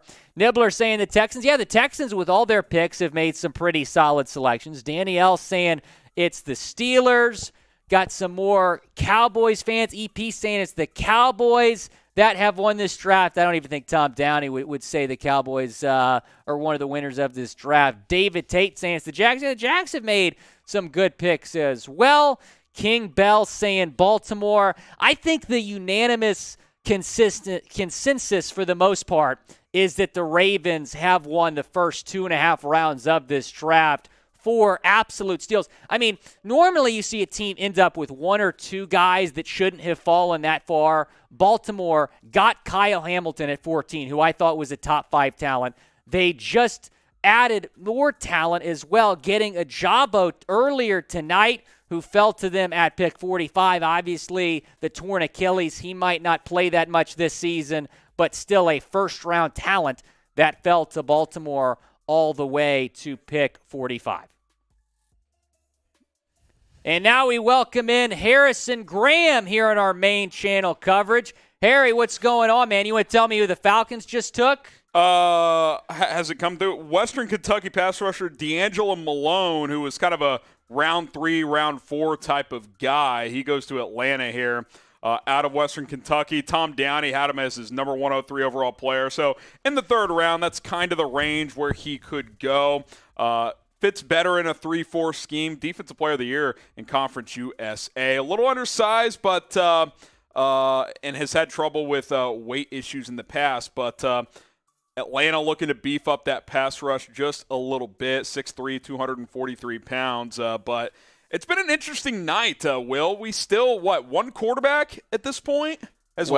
Desmond Ridder just got selected. That's right. Still no Malik Willis off the board yet. Sam Howell, Matt Corral still hanging out. So this is the most shocking draft fall that I think I've ever seen. From Willis? I think so. I mean, La'el Collins, you may remember that he was a projected first-round pick, but then he went undrafted because he was linked to a murder charge. Right, so that's a little different. But that's what I'm saying. That's why it's different, because he was linked to that, which, by the way, he was not involved in that at all. He was just wanting to be interviewed by police because a friend of his was involved. That is the most shocking that I can remember outside of Willis. But I think Willis, the most shocking draft fall we've ever seen. I got to take a couple drinks because we're not allowed to say his name. I mean, look, let's be honest here, Will, and everybody watching. What does this draft tell us? It tells us that teams didn't like this QB class. I mean, it was a terrible quarterback. Wasn't a good class, but I think it's worse than we even thought. But I mean, at the same for time, only one quarterback to go in the first 2 rounds. I mean, I think that speaks volumes. But you look at last year's quarterback class, and the quarterbacks from last year, which was praised as the best quarterback class of all time, were a little bit underwhelming in their rookie season. So you never know. You never know. It takes, 2, 3, 4 years for us to properly analyze these guys. So we'll see what happens. Pick is in for Philadelphia. We'll get to that momentarily. But in the meantime, shout out your favorite team. We'll talk about the first team we see in the chat. So what we're going to do, Will, is you count me down from 10. All right. I'm going to close my eyes, and then the first team I see in the chat, that's who we'll talk about. So Will's going to count me down. I'm not looking at the chat. Shout out your favorite team. Will's going to count us down. All right, here we go. 10, 9, 8, 7, 6, 5, 4, 3, 2, 1. Boom. Steelers. All right. So the Steelers have their quarterback of the future, Kenny Pickett. He's going to be good. He's going to be really good. You know what's funny? I was on Kenny Pickett 2 years ago. Really? I liked Kenny Pickett. Two gloves Pickett? I liked Kenny Pickett in 2020 in the COVID-shortened year. He balled out this year. I don't know what his ceiling is, but I think he can be a starter in this league. But obviously they're looking for the heir apparent to Ben Roethlisberger. It's all about situations when you get drafted as a quarterback. And Kenny Pickett is going to a good football team that made the playoffs last year. Yes, with good talent around him, with one of the best coaches in the league in Mike Tomlin, a very good front office that has won consistently for the past 2 decades, and he gets to stay in the hometown, that he played college football in. He gets to play in the same freaking stadium. So I think it's an outstanding pairing. Kenny Pickett, the Pittsburgh Steelers. You know what's outstanding? This pick by the Philadelphia Eagles. Nakobe Dean. Wow, finally off the board. Clearly medical issues, Will. I don't think there's any doubt about that. But Philadelphia, a team that doesn't historically invest in linebacker, I think if he's healthy and if that need checks out, you're getting a plug-and-play starter right away in the middle part of the 3rd round. I think this is a worthwhile gamble for Howie Roseman as the Eagles GM. He's certainly a general manager that takes some risks. Didn't test that much because of those injuries, but you know what? Smart player, instinctive, good athlete. I'm curious to see if we hear more about this situation to why he fell to the 3rd round. And Austin Gale saying that the medical situation was the reason he was falling. Major concerns. He declined surgery on his shoulder And that is a big reason teams were concerned, Harry. But still, I mean, you get him this late in the draft, a first-round talent. Matt Lombardo says may have to take a redshirt year, so you may not have him in year one. But, you get into this stage of the draft, Will, I don't mind taking risks. No, beyond the second round, you take some gambles. If it doesn't work out, it doesn't work out. But if it does, you may have a Pro Bowler on your hands. Nakobe Dean's tape is really good. He's sideline to sideline. He can cover. He can get downhill. So we'll see what checks out with the shoulder and the knee. But at the end of the day, I don't mind this gamble for Howie Roseman, a GM that is willing to gamble time and time and again. So I guess at this point you can say Nakobe because he is off the board. Right. That's where we're at on that front. Another pick coming in, DeMarvin Leal, the defensive lineman out of Texas A&M. He can play inside. He can play out. Kind of a tweener there, Will. Some think he's a boomer bust prospect, but he got better in production every year at Texas A&M. Yeah, he's a good player in the SEC. Got better year after year. That's what you're looking for when you're evaluating these players. Did they progress from their freshman season? And he certainly did, unlike some guys that might be falling into the third round. So, yeah, I like the pick from the Steelers, and the Steelers continue to put together a pretty solid draft class here. So Leal goes to Pittsburgh, and producer Jack said – sorry, what's that? Okay, Tom Downey's going to be back on the Cowboys Report, so those watching on our simulcast on the Cowboys channel, stay tuned for that. He's about to be live shortly, so stay tuned. Also, Will, the producers are putting it up. They say follow me on Twitter. I'm closing in on 4,000 followers. Can we get there? I think so. @HGramNFL. We'll get the link in the live chat for you guys. Give me a follow on Twitter. I'll put it in there. Talk some NFL, talk some NBA, just talk about anything. I'm an open book. Give me a follow @HGramNFL, and I'll shout out everybody who follows me as well. Absolutely. Yeah, go follow @HGramNFL, one of the best Twitter follows if you're looking for Bears content, Chiefs content, NFL content, especially TCU content. You count on my guy, the Frogs. You see it's between LSU and TCU for Adam Miller? Woo, buckle up. I did not see that. Buckle up. Buckle up. Got a little office rivalry going on. Hey, well, I actually went to TCU. You did not go to LSU. That's fair. It's all good. That hurts. That hurt. But, hey, you went to the best broadcast program in the country, so it's all good. I'll get some shout-outs. Jobley, Blake, Corey Kirk, Neil, all giving me a follow. Appreciate you guys. If you want to follow me, if you enjoy what I bring from a personality standpoint, I'll give you guys a shout-out. And, of course, my internet's bugging out. But I will shout-out everybody as the follows come in @HGramNFL. It's @HGramNFL. Producer Jack says Syracuse is not the best broadcast journalism program in the country. ASU has a good one, but pretty solid. Syracuse is certainly next level. Another pick has come in here, Will. Marcus Jones, who highly regarded as one of the best returners in the country, but also projects as I think a solid nickel back. 9 touchdowns as a returner. Patriots adding an elite specialist, an area they're always good at, special teams. Oh, this is an outstanding selection. I love this pick. Lauderay is going to like that I'm going to give this. You're an H-Town guy. Lauderay is going to like that I'm giving this pick an A+. Marcus Jones, a little bit undersized. He's 5'8". I think that's why he fell. Tom Downey was on earlier. He said if Marcus Jones was a little bit taller, he would have been a surefire number 1 pick. But you know what? When I'm looking at Marcus Jones, the size does not matter to me. He's fast. He's athletic. He's great in press coverage. Great pick by the New England Patriots. He's a third-round pick. I think he's going to go in there and get significant playing time right away. All right. I like it. Number 63 overall player on Downey's board, and he goes, what is this? We're in the 90s now at this point in time, or 80s? 85. 85 overall. So, I mean, good value according to Downey, his number 8 corner. I think he can plug and play and start at nickel. 18 passes defended last season.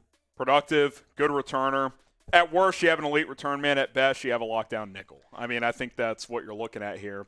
And in the third round, that's pretty darn good. Knowing Belichick, you might try to put this guy at wide receiver. He has a wide receiver background. Get a little bit fancy with the Patriots. We got some super chats coming in. O'Grung tag. Tom, do not speak of receivers. Every time this year we hope that a receiver falls to the Cowboys. They get drafted a few picks before. Who did I missed it, by the way. Have we seen the Cowboys pick come in yet? It's about to come in. We'll break that one down. He's also live on the Cowboys Report, so go check that out. Appreciate the super chat. Harrison Graham, Will Scott with you. If you haven't already, subscribe to the channel. It's youtube.com/chatsportstv. We'll be live again tomorrow as well for day 3 of the NFL draft. Oh, my gosh, it's happening. The Titans are on the clock, and it's happening. Oh, my goodness. Malik Willis is going to be the pick to Tennessee. Unbelievable. It's all good. It has happened. The Titans have absolutely made the right pick here, taking their quarterback of the future. Ryan Tannehill was not going to get the job done, Harry. Not in a loaded AFC with all the best quarterbacks in the league in the same conference. This is the right pick. I thought they were going to do it in round 2. Instead, they do it in round 3. Good value, right? Oh, Third unbelievable round. value. Look, one of the best value picks I've seen in a long time. Give us your one-word reaction to the pick. Listen, he's boom or bust. There's no doubt about it. But at the end of the day, I think it's a worthwhile pick. Will's going to get some shout-outs here, so let us know how you guys feel about the pick. Jalen Ramsey saying it's a dub, that the Titans have absolutely made the right pick. Douglas Gordon Jr. saying, wow, that's my reaction, Doug. Wow, that he would fall all the way to pick 86. Andrew McKinney giving the pick an A. Aiden Bailey saying, finally. I mean, that's right. I mean, unbelievable that he fell this far. I think when he fell out of the first round last night, we expected him to be one of the first picks of the second round. That's what I thought, too. Here he is at 86, and, listen, Tannehill did not play that well last year. And, the seat is hot under Ryan Tannehill. I fully expect him to start this year, but if he does not play at a high level, Malik Willis is your starter in 2023. I'm very curious to see what's going to happen. And my prediction is that Ryan Tannehill is going to struggle middle of the season. But as we saw last year, Ryan Tannehill struggling did not prevent the Titans from winning football games. They still were the number 1 seed in the AFC, even with a mediocre quarterback, even with Derrick Henry being out. I think he's going to struggle middle of the year. Malik Willis will take over by the start of the playoffs. We will talk more about this selection, Malik Willis to Tennessee. Watching NFL Daily, NFL Draft coverage, Harrison Graham and Will Scott here. Malik Willis has finally come off the board as Tennessee. The Titans select him at number 86 overall here in the 3rd round of the NFL Draft. And Will, we've been waiting for Willis to hop off the board, and here it comes as Tennessee puts a little pressure, I think, on Ryan Tannehill to perform. Tom Downey had him as his number 45 overall player, his number 1 quarterback. Certainly a boom or bust prospect, but in round 3, Will, Malik Willis, I think it's worthwhile selection here. Best pick of the entire draft thus far. Wow. Malik Willis, the best quarterback in this draft class, falling all the way to 86. And we just said it a few seconds ago about Kenny Pickett. It's all about situations for this rookie quarterback. He's going to come in. He's not going to start right away. He's not going to play much right away. But middle of the season, when he gets a little bit more reps in, I think he's going to take over because Ryan Tannehill is not the guy that's going to get the job done for Tennessee. This is a team that wants to win a Super Bowl, and you're going to be able to put a quarterback that's so good on the read option. You're going to be able to run the read option with Derrick Henry? Are you kidding me? So you're either going to hand the ball off to the best running back of the league, you're going to have a dual threat quarterback in Malik Willis take it right side. That is a dangerous combination that we're going to see in Tennessee. You look at the numbers, he kind of played better in 2020, at least statistically, for Liberty. This past year, 61%, just under 3,000 yards, 27-12 touchdown interception ratio. Look, strong arm, mobile. I think the upside of Malik Willis is higher than any other quarterback in this class. In the 3rd round, I love this selection. And you add this to after getting Treylon Burks in the 1st round, after trading A.J. Brown. You get Roger McCreary, I think the best nickelback in this class. Nicholas Petit-Frere, who I think can be a starting left tackle in this league. And now Malik Willis. I think if you're Tennessee, look, you've gambled a little bit here by trading Brown, drafting Willis. Those are gambles, but if they hit Will, you could have some of your future cornerstones in place in Burks and Willis. I like this pick. You get into if you told me Malik Willis would be there in the middle of the 3rd round for a team like Tennessee who has a starter but maybe not the long-term solution, I think I'd have to give it an A grade, and I think you would agree with me. Is there anything higher than an A+? I'm asking for a friend. I would give this, if I'm a professor, I'm giving this a 4.0 GPA. A++, unbelievable pick by the Titans. They passed on him 3 times. I was looking at Tom Downey a second ago, Harry, and I was like, how many times can they pass on Malik Willis? They don't do so the 4th time. So grade the pick, A, B, C, D, or F, and please subscribe to our Titans Only channel. Producer Jack working hard to give you guys daily content. YouTube.com/Titans today. So Malik Willis heading to Tennessee. We'll give some grades here. If it's less than an A, I don't think you understand how the draft works. Like, if he busts, are people really going to look back and be like, why did you draft Malik Willis in the 3rd round? No, like, that's a worthwhile gamble, right? Absolutely. Yeah, this is absolutely worth the pick for Tennessee, regardless of what happens with Malik Willis. Even if he doesn't become a franchise quarterback, this is still well worth the pick. And, you know, when you look at the tape on Malik Willis, yes, the decision-making has to get a little bit better. He threw 12 interceptions last season at Liberty. But I got a chance to watch this guy play live, and the stat sheet from that game against Syracuse wasn't awesome. He threw 205 yards, 3 touchdowns, no picks, 50 yards rushing. A good stat sheet, not awesome, but he kept Liberty in that game. And watching Malik Willis live, he had all the intangibles of what I think is going to make one heck of an NFL quarterback. By the way, Hugh Freeze in that game, terrible coaching job. I agree. watched that same game. Leon says A, Khalid says A, C from Evan, B from Alfredo, perfect from White. Jamie says A as well. Shelley giving an A. A lot of A's in there, and I think that's worthwhile. A couple picks coming in here. Cameron Thomas to the Arizona Cardinals. Won't spend too much time here. One of the better edge rushers left on the board. Number 88 overall player from Tom Downey. Decent production. Good burst off the snap. Some questions about his overall ability to beat tackles consistently, so we'll see how that works out. I am intrigued by this pick, though, Will. And Tom Downey, for you Cowboys fans, is breaking this down on the Dallas Cowboys Report, youtube.com/Cowboys TV. But Jalen Tolbert, who I thought the Bears might take at 71, but they took Velus Jones out of Tennessee, more of the burner. I like Jalen Tolbert. I think he's got a chance to be like a number 2 receiver in this league. Decent size, pretty good speed as well. Small college prospect, but he played well against Tennessee when they played a Power 5 program. Dallas gets a receiver on the outside who obviously is not going to replace Amari Cooper from day one, but helps replace some of that production, I think. Really good season last year for South Alabama with almost 1,500 yards. Yeah, I really like this pick. I actually liked him more so than George Pickens, who a lot of people were talking about as a potential wide receiver option for Dallas. First team All Sun Belt last 2 seasons.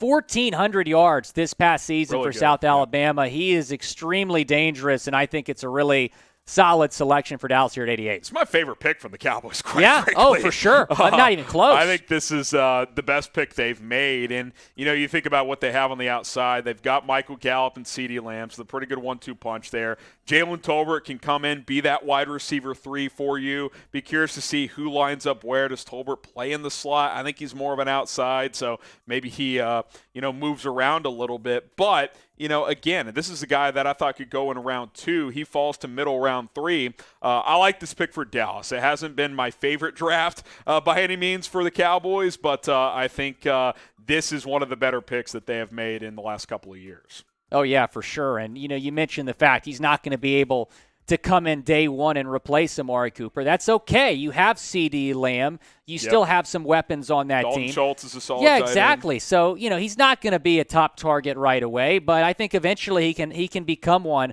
for Dak Prescott. We're also live on Rumble, and if you want to support Chat Sports, if you've already subscribed here on YouTube, another way you can support us is following us over there. The link is down below, rumble.com/NFL Daily. Appreciate everybody who is live over there. You guys are helping us grow as a company. We're trying to get to 4,000 followers on Rumble as soon as possible. Almost at 3,300. We got over 3,000 people live on YouTube, so if 25% of you guys followed us on Rumble, we would hit 4,000. More content, uncensored content, plus some occasional exclusive content that you can find on Rumble before you find on YouTube. More NFL coverage over there, rumble.com/NFL Daily. Give us a follow right now and help Chat Sports grow, because that's what we're trying to do, and with your help, we can accomplish that goal. By the way, if you do follow us on Rumble, just type Rumble in the live chat. Obviously, I'll pull up the live stream on Rumble as well. But on YouTube, just type Rumble if you give us a follow, and we'll get some shout-outs going here in just a moment, and then we'll get back to the NFL draft. Buffalo Bills pick is in. Fidlin says Rumble because he's on Rumble, obviously. Kermit says Rumble. Unicorn. We've got Douglas saying Rumble. Sterling saying Rumble. Unicorn in there as well. Again, it's an easy way to support us. Guys like, Will's one of our newest employees here. We're able to add more employees if we're able to grow on different platforms. So rumble.com/idfldaily. Appreciate Braden, Kyle, Charles, Oddman, everybody in there that is following us on Rumble. Mike's not on, by the way. Next pick is in. Buffalo Bills. Terrell Bernard, linebacker out of Baylor, comes off the board. Kind of one of these round 3-4 guys. Will, I thought he might go in the 4th round, but Baylor's got a lot of dudes in this draft. Today, specifically. Can you believe Thornton went in the second round? JT Woods getting drafted too. I know. Bernard hopping off here. Number 127 overall player, according to Tom Downey. So maybe it's a tick early, but really, you get beyond the second round. Everybody's big board is different. Plays bigger than his size, good fluidity and range. I think he could be a pretty good blitzer for you as well. Missed some tackles, but one of these grinder types, over 100 tackles last year for the Baylor Bears. I think he's okay in coverage. Good as a pass rusher from the linebacker spot. 8 sacks last year. Buffalo adding probably a rotation piece here in the 3rd round. Yeah, 7.5 sacks last season for the Bears, a Baylor team that really turned things around. I mean, they went from being one of the worst FBS programs in the entire country to being the champions of the Big 12 Conference in 2021. So he was a part of a culture change there that was really impressive with Dave Aranda, their second-year head coach. So, yeah, I really like the pick, and a couple talented Baylor guys coming off the board here in day 2. Yeah, so Bernard off the board to Buffalo. We're now at pick 90, which means who's up next on the clock? We got the Raiders on the clock. If you want to go watch Mitchell Wren's breakdown, youtube.com/Raiders Report. They traded down from 86 to 90, so we will see what they end up doing here. Here's our Super Chat menu. Every 500 likes is a roulette wheel spin. Probably 0-1. Will's going to spin the roulette wheel for us if he has it over there, and then we'll see what we have to do. We need about 400 more likes for another spin. Sam said we crossed one. Did we cross one? We did one though for 3,000, right? Never mind. We're confused. 400 more likes, and we'll spin the roulette wheel one more time. $5 or more, we'll get you on screen. $10, we'll talk about your favorite team. $30, you can advertise yourself, your Twitter handle, your Instagram, your Facebook page, business, podcast, whatever it is, YouTube channel. $100, you pick one of us to drink, a beer bong, a swig of Jack Daniels, whatever it is, we will do that for you. Zach Sills sent in a super chat. We appreciate that. Draft season, the best of them all. Thank you for a great coverage once again. Jets win. Brees is a stud. Go Cyclones. Titans committed grand theft. Do love Brees Hall. Watched him a lot, living down here in Big 12 country. Really good back. Favorite back in this class. But, yeah, I mean, listen, Malik Willis, middle of the 3rd round, Will. We just talked about it, but I think the value, at that point, it's worthwhile. Very much so. It is unbelievable. And I was just about to pull my hair out watching all these teams pass on Malik Willis. The Titans passed on him 3 times, finally opt to take him in the 3rd round. And then, Brees Hall to the Jets, a really good pick. We knew Hall was probably going to go pretty early tonight in round 2. In my opinion, Harry, the best running back in this draft class, exploded his last 2 seasons at Iowa State, about 3,000 yards his last 2 seasons with the Cyclones. Yeah, I like him better than Kenneth Walker. For sure, he catches the ball better. So I think that was certainly Jets. Look, I like Joe Douglas, the new GM. Now it comes down to Zach Wilson. Is he the real deal? We'll find out over the next couple of years. If we get to $1,500 in Super Chats, everyone in the studio takes 2 shots. Me, Will, producer Brett, Sam. We'll get everybody else in here as well. If we cross $1,500, we're taking not 1 but 2 shots. We're over 1,000. Let's get to $1,500, and that is our promise to you. Another offensive lineman off the board, Will, and it's Dylan Parham to the Las Vegas Raiders. And this has been a fascinating draft as a lot of offensive linemen have been drafted. I mean, a ton. Center out of Memphis, can play some guard. I see he's a little bit flexible, good leverage off the snap. Needs to play stronger, not as powerful as you would like. But maybe he competes with Andre James. Maybe he starts as a rookie. Maybe he kind of has a redshirt type of season. But Dave Ziegler, Josh McDaniels trying to leave their footprint in this draft as they get underway with the new regime in Las Vegas. They decide to add another bully up front. Yeah, and when we get into, kind of later on in the third round, it's all about value selections, and there's certainly a lot of value taking Dylan Number Parham 84 here. overall player. So. Yeah, so this is a really good pick by the Raiders, one that I think Mitchell Wren should be pretty happy about. The Raiders definitely need some offensive line help.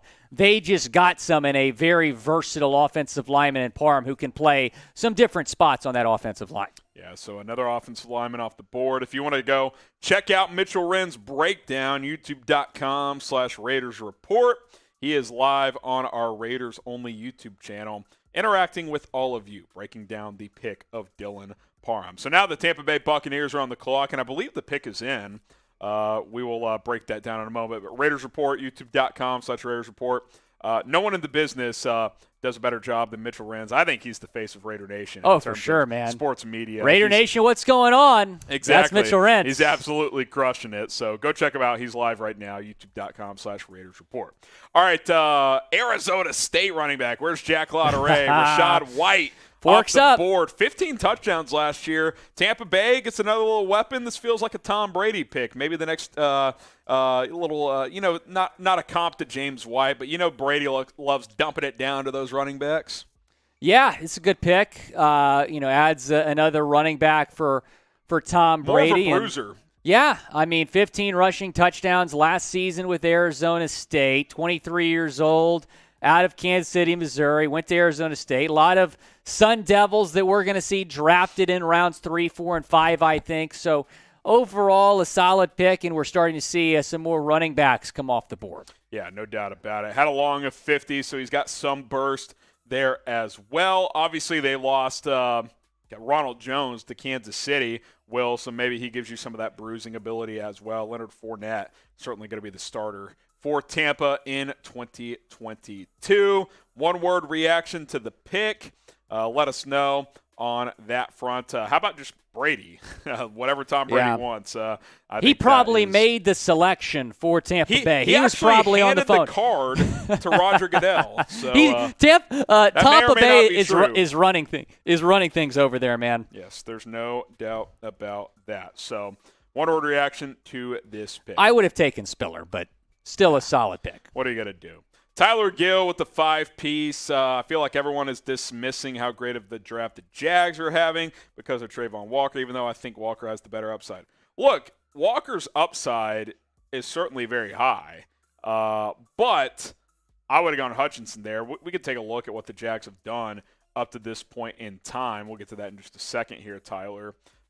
They've been aggressive in free agency. We know that. They go Trayvon Walker early on in the draft. I do like the pick, of Devin Lloyd late in the first round. They traded up for that one. He's my favorite linebacker in this class. You get a center who I think could start in Luke Fortner. Chad Moon was a good pick, too, in the third round. So, yeah, I would agree that, Walker, while he's a bit of a risk at number 1 overall, the rest of these picks are pretty damn good. I would give the Walker pick a D-, and I'd give all the other picks an A. Luke Fortner, as we've discussed here a few times already tonight, is going to be Trevor Lawrence's center for a long time. And the great thing about Fortner is he's played elsewhere on that offensive line as well. He's very versatile, but I expect him to be a center in the National Football League. We'll see where these guys end up in a couple of years in their careers. Another pick coming in.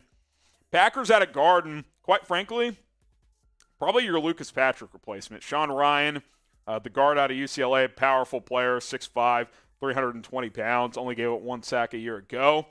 They lost Lucas Patrick to the Bears in free agency. Maybe Ryan comes in and starts on that offensive line. Yeah, they really needed some offensive line help. You mentioned that he's going to be the Patrick replacement, and he's gotten better throughout his time at UCLA. Was a big part of that Bruins team last season, a team that took down LSU and gained some national attention after that game. They didn't really have the season they were looking for after that game. But, yeah, Ryan, a pretty good pick for the Packers here, another offensive guard off the board. Something that's also good is Manscaped. A great company, Oh, yeah. the best men's grooming products on the planet, including the all-new Ultra Premium collection that they launched a couple of months ago. Will, this collection comes with 5 products, including the shampoo and conditioner bottle. You got the body wash as well. It also comes with body spray, deodorant, the lip balm. You get this full collection, 5-part series here, $39.99 when you go to manscaped.com. Pretty solid deal. /chat. That promo code chat helps you out as well.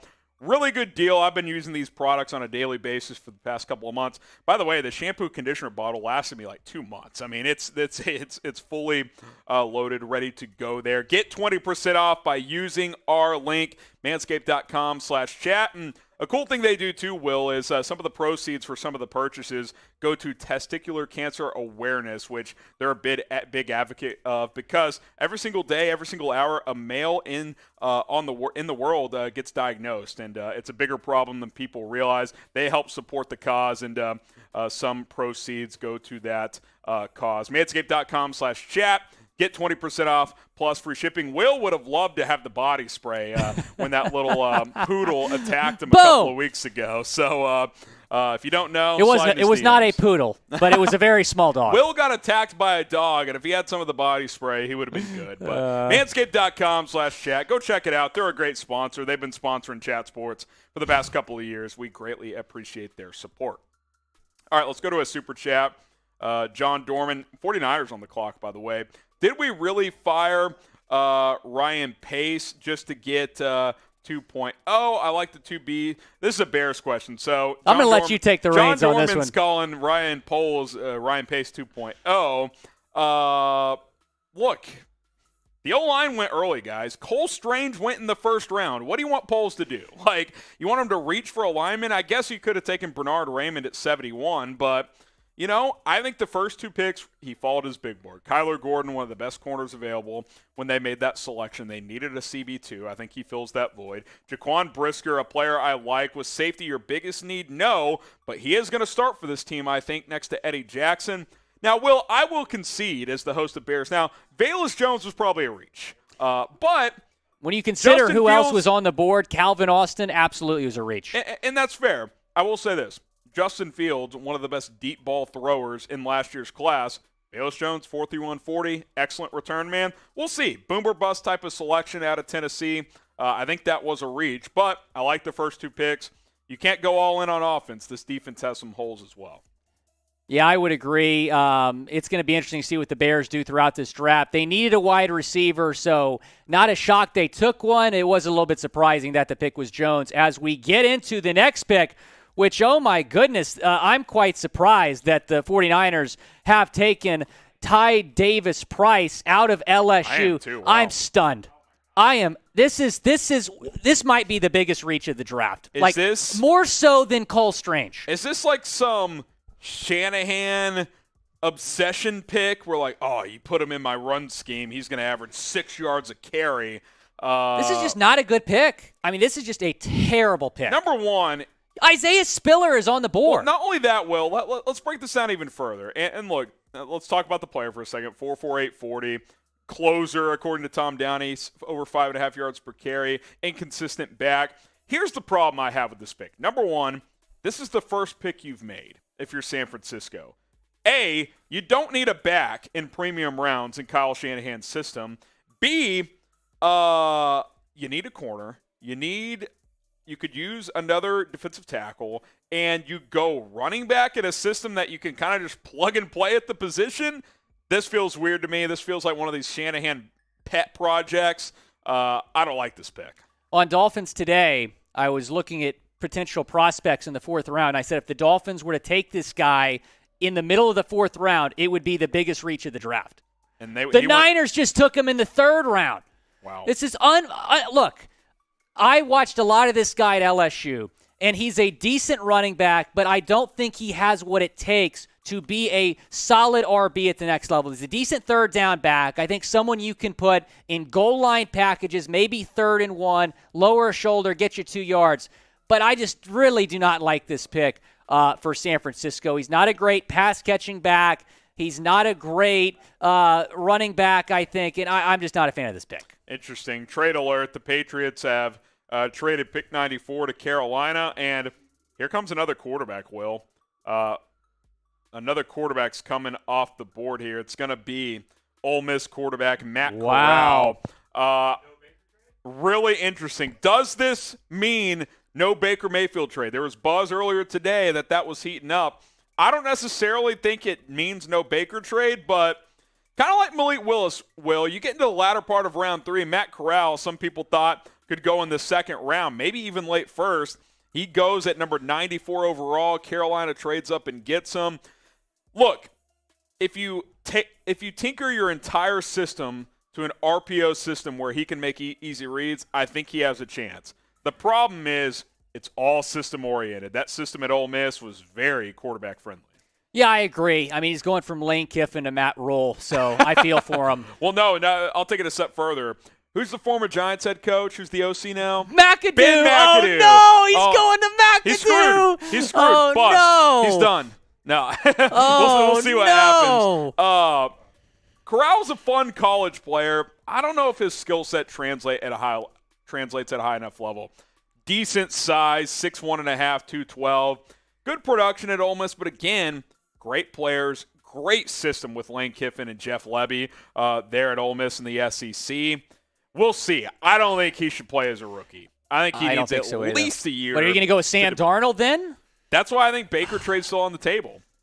I don't disagree. 5th year of his rookie deal, trade for him. If it works, cool. If not, maybe Corral's ready in 2023. In the Panthers, had they taken a quarterback in the first round, I don't think a Baker trade would be possible, but they're not going to be under as much pressure to play Matt Corral right away because he's a third-round pick. So that's why I think a Baker trade's still possible.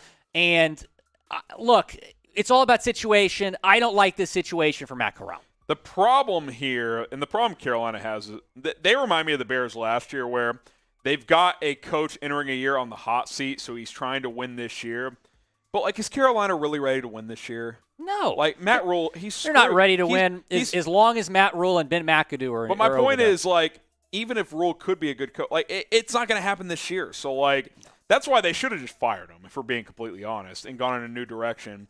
But I feel bad for Joe Brady. He could have worked with Matt Corral, and instead he gets fired because he couldn't make Sam Darnold work. Do you feel bad he's the QB coach of Josh Allen? Yeah, I don't feel that bad. He ended up doing all right. Akeem Ekwonu, Matt Corral, the two Panthers picks. Who will have the number 1 pick next year? Because next year, Will, C.J. Stroud, Bryce Young, Jackson Smith, and Jigba. This is one of those depth drafts. I think next year, round 1, it's going to be lit. Who's going to have that number 1 pick? I think it's going to be the Texans.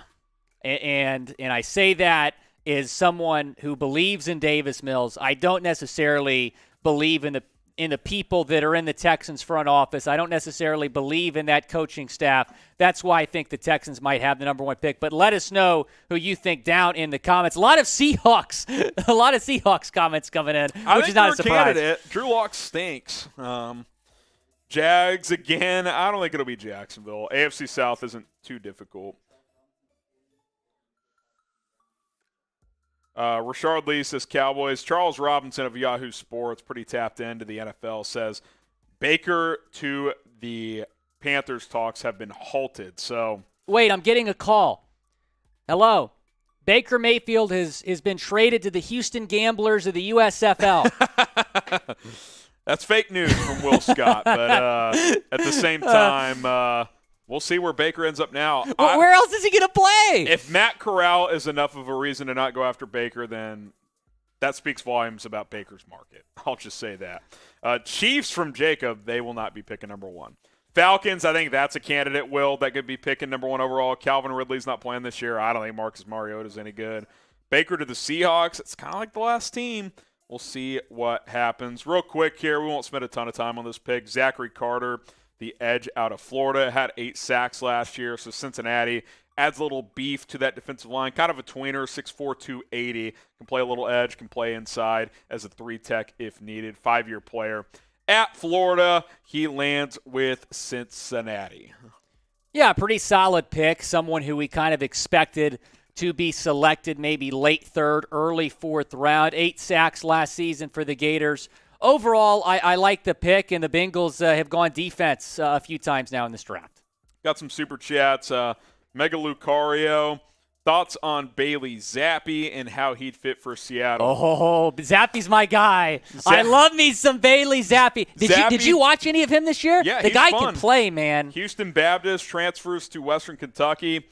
I think he's like a Chase Daniel, where he'll be like a 15-year backup. I don't think he's a starter, but listen, Drew Lock Bailey Zappi competition, I'm here for it. Yeah. Who says no?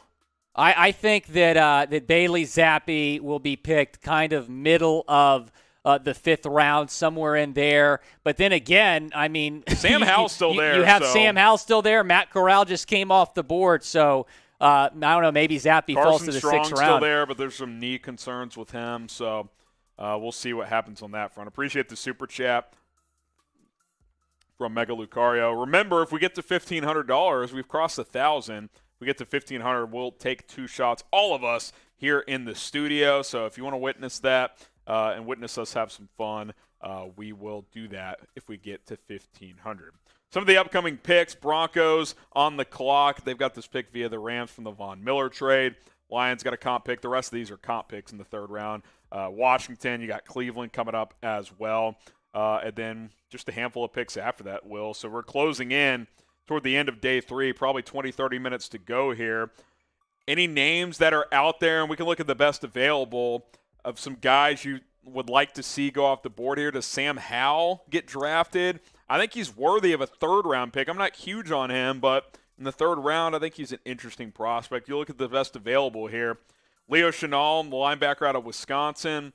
Perrion Winfrey, I like him too as a 3-tech in the NFL. Darian Kennard, Tariq Woolen, Will. One of the best athletes in this draft. Right. Ran a sub 4.3, really good vertical too.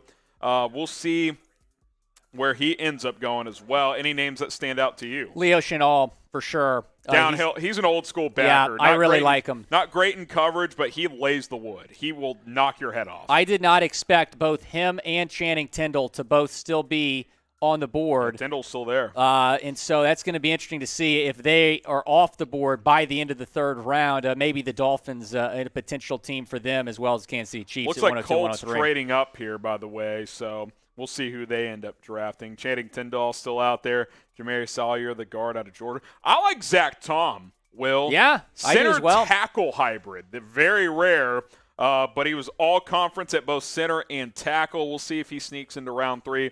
Daniel Falele, one of the most interesting prospects this year, too. 6'9", 380. Where does he end up going out of Minnesota? We'll have to wait and see. Well, you look at some of the best available right now, and you look at the teams that are going to be on the clock here soon. I think the Lions are going to take a linebacker at 97. I think the Dolphins at 102 either going to take a linebacker, an offensive lineman. The Browns, maybe they go defensive line. So still some really, really good talent here late in the 3rd round. From what people were calling a pretty weak class, we're seeing a lot of talent still on the board. The middle rounds of this draft, like mid-late 2nd to like mid-4th, that's the value.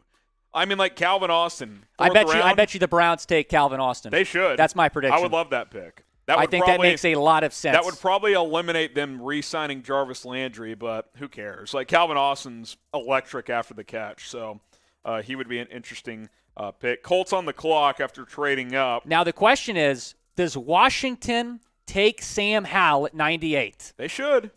I would be fine with it. Have him back up Carson Wentz for a year and then have a quarterback competition in 2023. I really like that idea. Sam Howell, before the start of this last college football season, we kind of thought he was the best quarterback in this class. Some people said he could go number 1. It was like him versus Spencer Rattler, and obviously Rattler's still in college, transferring to South Carolina, and Sam Howell having a bit of a disappointing year. Colts' recent selections here as they're on the board. They have made another one. Nick Cross, the safety out of Maryland, who I actually really like. Good in coverage. He can tackle. 5 pass breakups, 3 interceptions. Tom Downey's number 74 overall player on his board. He goes at 96.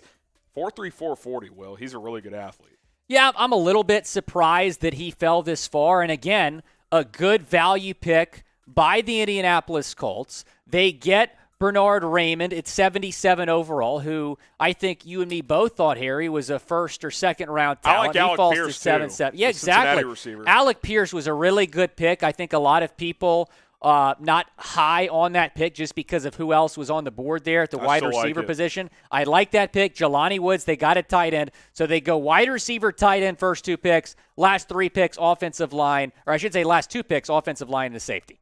So cross off the board here. And who do we have next here? Who's coming up? We've got, let me find my thing. Detroit at 97. We've got 1, 2, 3, 4, 5, 6, 7, 8, 9 more picks to go here, Will, on day number 2. And then the third round will be done. We got Lions with the comp pick here. Washington, you mentioned as a potential team for Sam Howell. Cleveland, I would love Calvin Austin there. Arizona coming up as well. So we'll see how round 3 kind of wraps up here as we continue with our day 2 coverage of the 2022 NFL Draft. Appreciate you guys for rocking and rolling with us over the past couple of days. And hey, the road to 300,000 subscribers, we're underway, Will. We're less than 10,000 away. Thanks for 290,000. A round of applause to all of our great subscribers. Less than 10,000 from 300. What's also cool, Will, if you combine all of our channels, we're closing in on 1 million total Help subscribers. us get 1 milli. Hit that big red sub button if you haven't already. Exactly. We'll be live for day 3 tomorrow. We still have draft grades to come, and of course, the rest of day 3 coverage. We're also the bosses. Listen, don't blame the messenger. That's all we are here. We've been told we have to turn on subscriber only chat.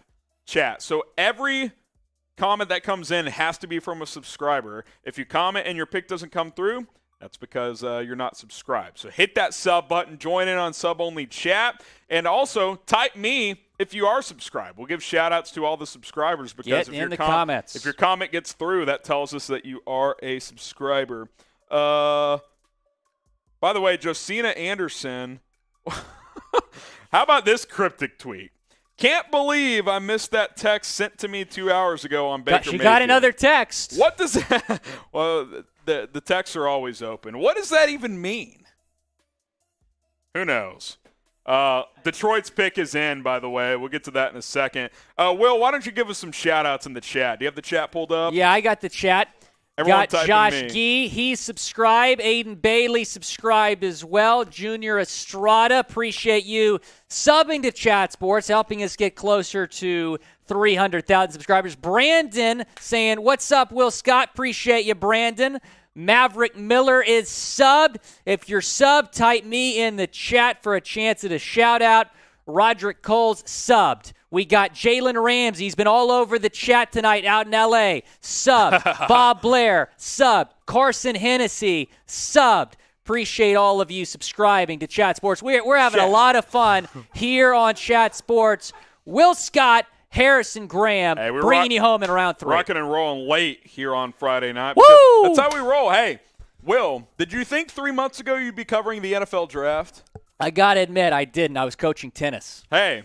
Welcome, Will Scott, to Chat Sports. That's how we rock and roll. If you play tennis, type tennis in the chat. I played tennis in high school, actually. For real. We got to go out and play sometime. You look at me, and you're probably like, you're not a tennis player. No, I bet you had a nasty serve, man. Big powerful serve. Serve and volley guy. That's my game. JG saying he plays tennis. I got you. Next pick is in, by the way. Kirby Joseph. I actually like this pick. Safety out of Illinois. He's got good coverage skills. I think he was the best cover safety left on the board. He goes to Detroit. So you thought they might go backer here. They add a piece on the back end. Yeah, I mean, Detroit, I really like what they're building over in Detroit. I mean, they get Aiden Hutchinson. That was just a gift from God. It really Hutchinson falling to 2 overall. Look, Dan Campbell is the right coach for this Detroit team right now. Junior. He's building something special, and I think the Lions make a big jump in 2022. I'm not saying they're going to make the playoffs. I'm not even saying they're going to be close to making the playoffs. 6 wins? I would say 6-11, 7-10, something in that range. Look, keep building the culture. Draft the quarterback next year. I mean, that's I would have taken Malik Willis if I was the Lions. I mean, that would have been a steal getting him in the third round. If they had C.J. Stroud next year, or I could see that. Bryce Young, yeah. Let's get it. Another pick coming in, interesting one. Washington adds it back, Brian Robinson Jr., which Tom Downey was a little lower on him. I actually don't mind this. I think 4th round is proper value. Late 3rd round, it's not too bad. He's a bruiser. He'll break tackles, decent athlete, doesn't fumble a lot either. The problem is in the modern NFL, Will, not a great pass catcher, so he'll need to improve in that area, but who else did we say that about? Jonathan Taylor a couple years ago, and he's ended up okay. That translated just fine. I'm not saying Brian Robinson has the burst that Taylor does, but you look at the production here, Will, over 1,300 yards and 14 touchdowns. Waited his turn at Alabama. They have a history of good running backs. I don't know if he's a 3-down back, but I think he can be in a rotation. I mean, after his senior year in 2020, because he took a COVID year to play in 2021, I just didn't look at this guy as an NFL running back. And then he broke out. That changed quickly for me this past season. He had an instrumental impact in that Alabama offense, which year after year, one of the best offenses in the country, one of the best teams in the country. Can he be Thunder and Lightning with Antonio Gibson, who I really like as a pass catcher? Yeah, I don't know if I'd go that far. Okay. But I do like the pick and I like the value. There's a lot of good running backs in this class. I think this running back class was getting a lot of hate. Yeah. But by the way, shout out Sincere McCormick, because on our coverage tomorrow, I might have to come on for that as well, because I really, really like Sincere McCormick. He's going to be a steal in the 6th or 7th round. All right, here's our Super Chat menu. Every 500 likes equals a spin of the roulette wheel. We're less than 300 away from 3,500, so like the video, hit the thumbs up icon. We would greatly appreciate it. $5 or more, we'll get you on screen. $10, we'll talk about your favorite team. $30, you can advertise yourself, your Twitter handle. We'll tell people to follow you, Instagram, podcast, business, whatever it is. $100, Will or I has to do, we'll have to drink. So there you go on that front. Charles Fields with the $5 super chat. By the way, the Browns pick is in. What are y'all's thoughts on Justin Ross? Look, his freshman year at Clemson, he was awesome. I mean, I still see that one-handed catch in the national title game that he made against Alabama from Trevor Lawrence. The problem is he's got the spinal cord issue, which that's a major red flag. And he never, when he did play after that year, very inconsistent, not a great athlete. I guess 5th or 6th round, if he's there, it's worth the risk. Yeah. Too early right now. I'd be okay with taking him tomorrow. I wouldn't be okay with taking him now. It's a shame because, after his freshman season, he might have been a first-round pick. I mean, that's how good he was. If he was draft eligible that year, I think he would have gone round 1. That's how good he was. Pretty good in 2019 as well, but missed the entire 2020 season because of a spinal surgery. And then last season, he led the team in receptions, but missed the final 3 games because of a foot injury. So injury concerns with Justin Ross, but any team that gets him in the 5th round, maybe even in the 4th round, I think there's some value there. But he should not come off the round. She should not come off the board before Calvin Austin. Well, let's talk about another receiver. This is a good pick. David Bell out of Purdue goes to the Browns, and interesting prospect, Will, and here's why. And I studied him a lot because I thought the Bears could target him in round 3. They opted to go Velus Jones, the better athlete, the speedster. 6'1", 210, about. This guy is the definition of production. The second he stepped on campus at Purdue, his career averages are basically 90 yards and a touchdown per game. Here's the problem, Will. 4.65 in the 40. Vertical, not great. But you watch his tape and you're like, the guy's always open. He has great hands. He makes plays.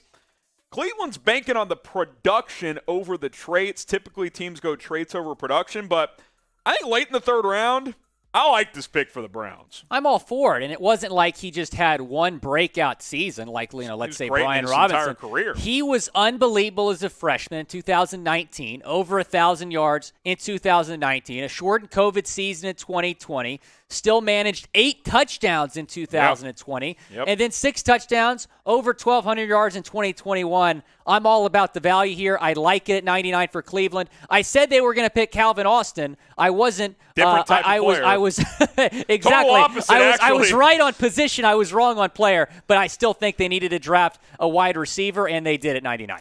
I like this pick too. Myjai Sanders, the edge out of Cincinnati. Really interesting player. 6'5", under 230 as an edge. So he's a little slight, Will, but I think he can drop into coverage a little bit if you need him to. And I like the athletic traits. I would like it if he was 15 pounds heavier. But another one of these Cincinnati Bearcat defenders, Will, off of one of the better defenses in college football. He can get hands on balls as well. Good athlete. Like to have him finish a little more on some plays, but I think at pick 100 here, good value for Arizona. I can't keep track of how many Cincinnati 100th players. Prospect, by the way. Yeah, too. Right on par for wow, Tom Downey. that's Tom. Shout out Tom Downey he's by the way, expert. because he had. You look at all the mock drafts. How many mock drafts people are making? Everybody's making a mock draft. There's more mock drafts than there are podcasts. It feels like, and everyone's making their own podcast. I can't get on Twitter without seeing a mock draft. By the way, Tom Downey had a top 10 ranked mock draft. That's unbelievable. Yes, in the world. So if Incredible. you're not following us here on Chat Sports, you should do that and hit the big red sub button, because our mock drafts more accurate than ESPN, NFL Network, whoever else you're looking at. Yeah, no doubt. Sub 4.7, so pretty good speed.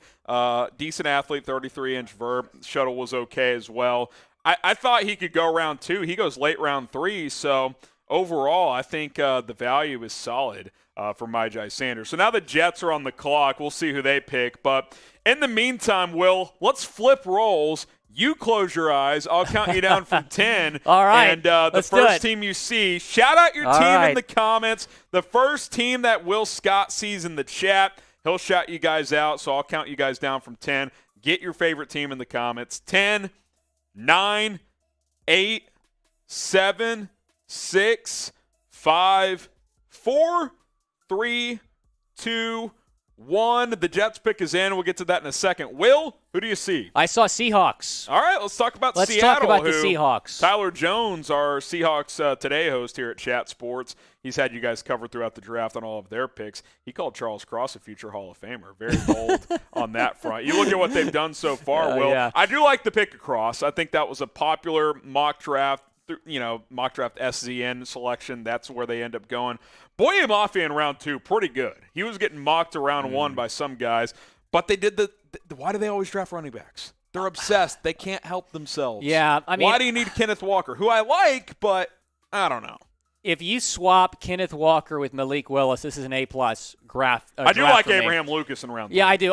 Actually, the Lucas pick is probably my favorite pick out of those 4. Best value? Oh, for sure. There's a lot of value in taking. I think he's a starting right tackle. Yeah, he has so much experience. A multi-year starter at Washington State, very strong and physical on that offensive line. So I guess they're not bringing Dwayne Brown back because you address the tackle position. They'll have Cross on one side, Lucas on the other.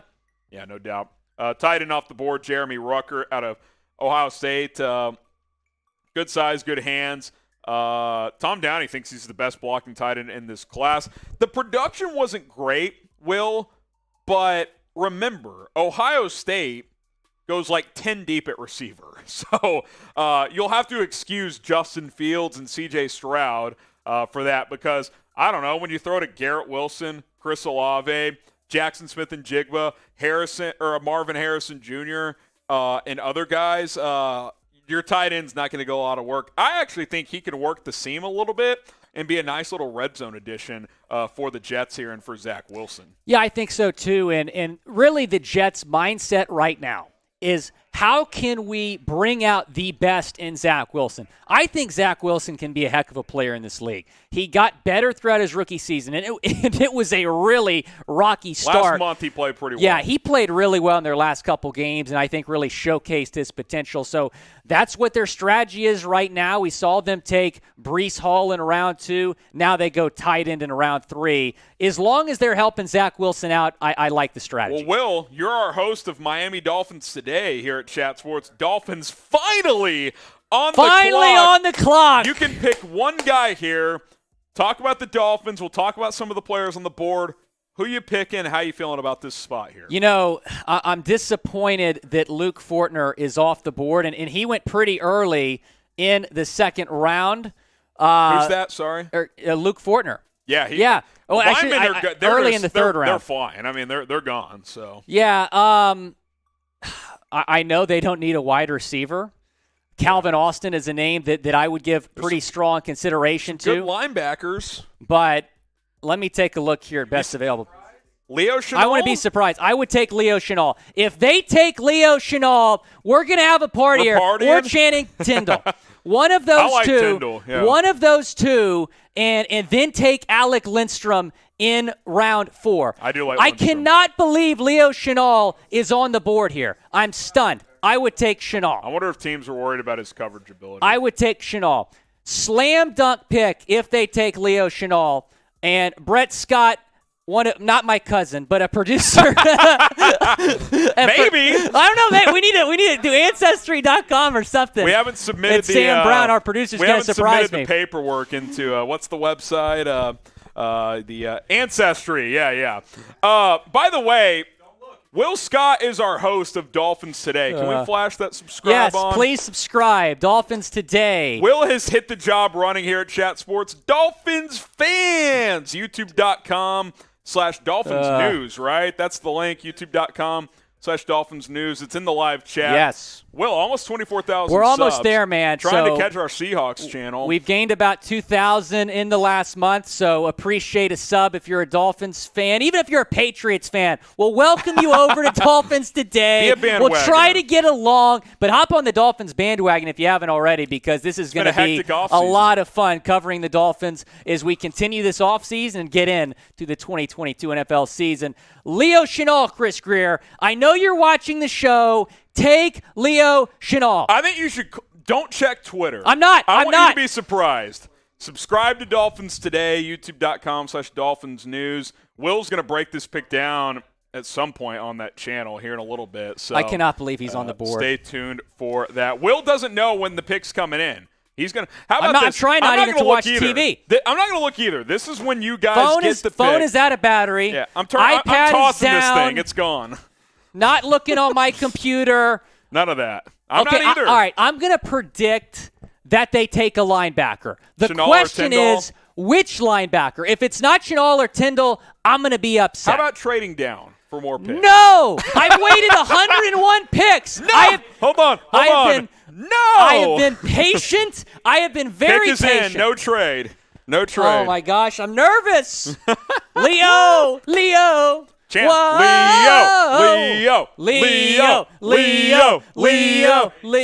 I don't know if it's going to be That Leo. scared me. I saw wide receiver. We don't have it yet, but we know the pick is in. Oh, they're announcing it. Let's see. Okay, we got it. All right. Do I look at what do I look at? Our screen? Let me see it first. Close your eyes, Will. I want to see it Okay, first. don't react. Don't Let me see it react. first. Yes! 3, 2, 1. The Miami Dolphins have selected linebacker Channing Tyndall Let's go! out of Georgia. Let's go! Will, take it away. It's all you. This is who I had them taking in my mock draft. This is why you subscribe to Chat Sports, because we And Dolphins have Today. the most accurate mock drafts. This is exactly who I had the Dolphins taking at pick 102. Okay. I am thrilled. I'm surprised that he was on the board. I'm absolutely thrilled. He played a massive role on that Georgia defense that won it all last season. One of the best linebackers in this class. The value at pick 102 is unbelievable, and the Miami Dolphins continue to be one of the biggest winners, if not the biggest winner, of the NFL offseason. Fantastic. I am thrilled. It is an A-plus grade. It is even better than an A-plus grade. Outstanding selection. They needed linebacker help. I have been saying they need to add a linebacker. They got one from Georgia. He's a hard-hitting linebacker that can also really defend the pass coverage well. I love it. Great pick. The Dolphins have done it again. How about 6 sacks as a linebacker, too? Gives you a little pass rushing ability. This is outstanding. Well, you host Dolphins Today. I host the Chiefs Report in addition to Bears Now. And, back-to-back picks they for our took your teams. boy, Leo Chenal. So back-to-back linebackers here. Hey, there we go. Hey, let's there ride, we go. baby. And I like this pick because the Chiefs have 2 good backers in Nick Bolton and Willie Gay Jr., but you needed to replace Anthony Hitchens, who you cut in free agency. Chenal, I think, is a great run stopper as a backer. I have question marks about him as a pass defender, but similar to Tyndall, pass rushing ability. 8 sacks as a backer for Wisconsin last year, a couple of forced fumbles. He absolutely blows people up. Hard hitter, gets downhill, you ask him to backpedal, you're in trouble. But, hey, he's your number 3 linebacker. I think that's a good fit for him. He can grow into a bigger role later on in his career. Almost 100 tackles, 8 sacks. Back-to-back linebackers go off the board here, Will. These were some of the best value picks and biggest steals in the entire draft. If you would have told me that Leo Chenal and Channing Tindall were going to be back-to-back picks, I thought it would have been like 44 and 45, not 102 and 103. Outstanding value, and the Chiefs continue to have a very, very good draft. They have been one of the biggest winners of this entire NFL draft with what they've been able to do.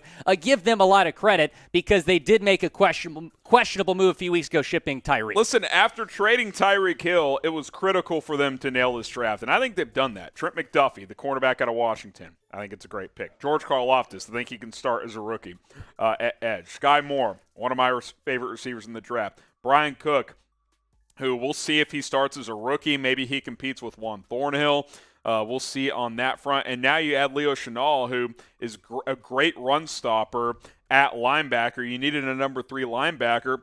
I think every pick they've made are contributors, is rookie, and in some cases guys that can start. So I like that quite a bit. What's interesting about Chenal, great athlete, but he's still not great in coverage despite the good testing. Maybe that can evolve over time. 4.53 in the 40 and a half inch vertical. Which is excellent as well. So Leo Chenal heads to Kansas City here in the 3rd round. By the way, if you want to find more Chiefs Report videos and myself, youtube.com/chatsport or youtube.com/ChiefsTV. Excuse me on that front. We crossed 29,000 subs earlier today. Daily Chiefs videos. We'll have Chiefs draft grades up tonight. We'll recap the entire day 2 of the draft as we close in on 30,000 subscribers. So subscribe. Help us out as we continue to grow. Linemen off the board here, Will. We won't spend a ton of time. Logan Bruss. That just sounds like a lineman name. Well, Logan Bruss. And he went to Wisconsin. Oh, so, this is an A+ pick then. Any lineman you pick from the University of Wisconsin is a great pick. He has to be good. How about this pick for the 49ers? Ooh. Danny Gray, who Debo replacement really, when Debo gets traded? Really rose up draft boards because good speed, good size, really good after the catch. Late 3rd, early 4th is kind of the range for him. He sneaks into day 2. I don't mind this for San Francisco. I think Danny Gray is a guy that can take the top off a defense. We'll see. You think about their receiving board. Let's say Debo's there. You got Debo, Brandon Ayuk, Jawan Jennings is back.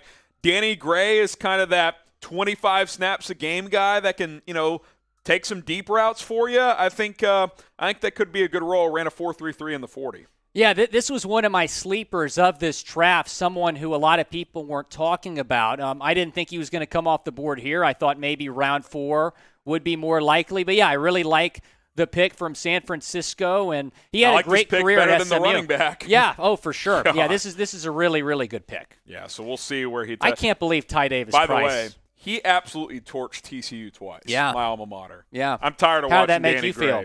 Not good, because we lost to SMU 2 times in a row for the first time in like 30 years. So not good on that front. Okay, this is a fun game. How old am I? And if you say over 40, we're going to have 52. a problem. If I had my beard, we might get some 45s in there, but the beard's not quite back yet. See what they're saying in the chat. What are you guys thinking? Still waiting on some chats to come in. Take a guess. 69, Kyler. Yes, good guess. Xavier says 39. I've seen Douglas Gordon with a pretty good guess there. One pretty good person guess. has gotten it right, but I'll keep letting the votes come in here. Another one's gotten it now. 2 people have gotten it. By the way, I really like that beard length for you. This is like the perfect level. This is good stuff. Yeah, that's a really good length. I appreciate that. Beard analysis here at Chat Sports. Who has the better beard? Are we just? Oh, sorry. Give some shout-outs here of some guesses here, Will. I'm going to give a shout-out to Carson, who says you're 35 years old. MMG says 37. Bob Blair asking who the Dolphins got. They got Channing Tindall, which is precisely the mock draft that I had. Vondale Garrett says 37. Richard Greenwood says 38. Xavier says 33. Jalen Ramsey, been all over the chat. Appreciate you, Jalen. saying 28. Here's what we're going to do, Will. Okay. Round 2 and 3 is over. Day 2's done. So what we're going to do, we're going to recap every pick. Okay. So stick with us, folks. And then we'll get draft grades up later on, whether it's on live or on demand. So stay tuned for that. But Will Scott, Harrison Graham rolling with you late into the night here on Friday. We're going to recap every single pick here in round 2 and round 3. We'll go a little rapid fire. We won't spend too much time on any pick. Stay with us. We're going live, staying live here on Chat Sports.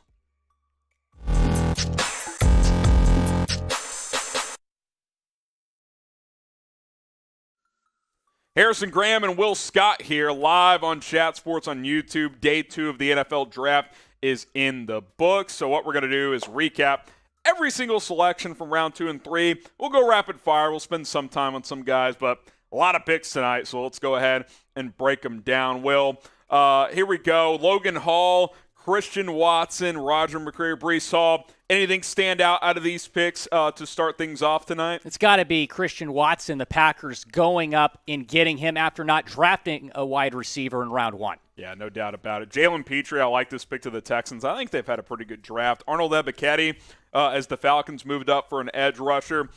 Bears took Kyler Gordon. They needed a CB2. I think they get that in him. And then Boye Mafe to the Seattle Seahawks, a guy who was getting some round 1 buzz. Seattle couldn't help themselves. They took a running back, Kenneth Walker III, Andrew Booth Jr. I like this pick to Minnesota. They needed a corner. He was the best one available. Wan'Dale Robinson and John Mechie. Will, I love Mechie to the Texans. I think Robinson was a bit early to New York. I think it was way early. He's a 4th-round talent that was taken early in round 2. Really good after the catch. But I mean, there's just a lot of good receivers that were on the board there at 43, and they went with Robinson, which was a pretty big reach. That feels like a Brian Dable obsession pick. Like, I think so. I can turn this guy into a electric guy who can get 80 yards all-purpose per game. We'll see what happens there. Mechie to Houston, like we mentioned as well. So we'll get to some more picks here in just a moment. David Ojabo, I like what Baltimore's done. They need some receivers, but the players they've drafted have been really good. Josh Paschal, the edge out of Kentucky, I felt like that was a bit early. Fidarian Mathis, and then the Bears surprised some people, went back-to-back pieces in their secondary, but Penn State safety Jaquan Brisker, pretty good player. How do you feel about Ojabo going to Baltimore? I think it's a really good pick. Obviously, he's not going to play much this season because of the torn Achilles, which he suffered in his pro day. But you got a top 15 talent at pick 45. Yep. Baltimore continues to be the winners of this NFL draft. Ajabo's a great pick. Who was the best pick on day 2? Still a lot of picks to break down for you guys, but if you had to pick one guy, who was it? Maybe Malik Willis later on. I agree. We'll let you guys know where he ended up going in the NFL draft. Keep it rolling here in round 2. Alontae Taylor, the DB out of Tennessee, goes to New Orleans. Tyquan Thornton, really early to New England. Cameron Jurgens, the center out of Nebraska, goes to Philadelphia. A lot of people call him Tyler Linderbaum Light. And then George Pickens, who, we found out was in a car accident about a week ago, goes to Pittsburgh. If he reaches his potential, though, a really good selection by the Steelers. Yeah, I think so. Kenny Pickett to Pickens. That has a nice ring to it. Ooh, Pickett to Pickens. Yeah. Get the T-shirts going. Oh, yeah. I'm going to trademark that. Chatsports.com/Will Scott. That's where you can find that T-shirt. Maybe or maybe not a joke on that front. 4 more picks here, a couple of receivers. Alec Pierce to the Colts, Sky Moore to the Chiefs. Trey McBride, the tight end, lands in Arizona. And then, the Cowboys can't help themselves. They take a guy with a checkered background, Sam Williams, out of Ole Miss. Yeah, still a better pick than taking Tyler Smith in round 1. But as we discussed earlier, I really like the Alex Pierce selection by Indianapolis. Would I have taken him before Sky Moore, though? No. Luke Gadecki goes to Tampa Bay. Troy Anderson goes to Atlanta. The Vikings end up with Ed Ingram, who I think can start at guard in this league. And then Cam Taylor-Britt out of Nebraska lands with Cincinnati. Drake Jackson, who was getting weird late round 1 buzz a couple of days ago, he goes to San Francisco at 61. Brian Cook for Kansas City goes to the Chiefs, and I like this pick. I think he could start as a rookie if needed. You don't have to start him, though, because you've got Juan Thornhill, you've got Justin Reed at safety. Maybe he competes as your number 3 safety. We'll see what happens. Maybe he starts over Thornhill. You never know. I cover the Chiefs here at Chat Sports, so if you want to follow me on Twitter, it's at HGramNFL. James Cook went to Georgia, the running back, or from Georgia, went to Buffalo. Will the Nick Benito, the edge out of Oklahoma, goes to Denver. I actually really like that value for the Broncos. Yeah, Nick Benito, I think, is going to be one of the steals here in round 2. A tremendous upside on that Broncos team. I think he's going to provide a lot of sacks and a lot of sacks early. Luke Fortner, the center out of Kentucky, lands with Jacksonville, perhaps a new center for Trevor Lawrence. We'll see. Brian Asamoah, the linebacker out of Oklahoma. Then we continue to shift into round 3. Joshua Azidu out of North Carolina. I'll be honest, I didn't do much work on him, so we'll see if he works out for the Giants. And then Martin Emerson, the corner out of Mississippi State, goes to Cleveland. Will you join us for day 3 tomorrow? Type Y for yes or type N if see you're those Y's in the chat. Type in if you're a fraud. I'm kidding. But we'll be live at 11 a.m. Eastern tomorrow, 1 hour before day 3 gets going, rounds 4 through 7. We're not going anywhere. We'll be live both on YouTube and on Rumble. Subscribe to the channel, youtube.com/chatsportstv. You'll see myself. Will Scott will be live at some point. Tom Downey. Chase Sr., maybe Mitchell Renz joins us. Mitchell Renz, 365. The Raiders report, they get crazy. He'll probably just stay alive over there. Keep it moving with some of these picks. Nicholas Petit-Frere, I actually like what the Titans did. They get him at 69 and then later get Malik Willis. Very nice for Petit-Frere. Chad Muma, linebacker out of Wyoming, goes to Jacksonville.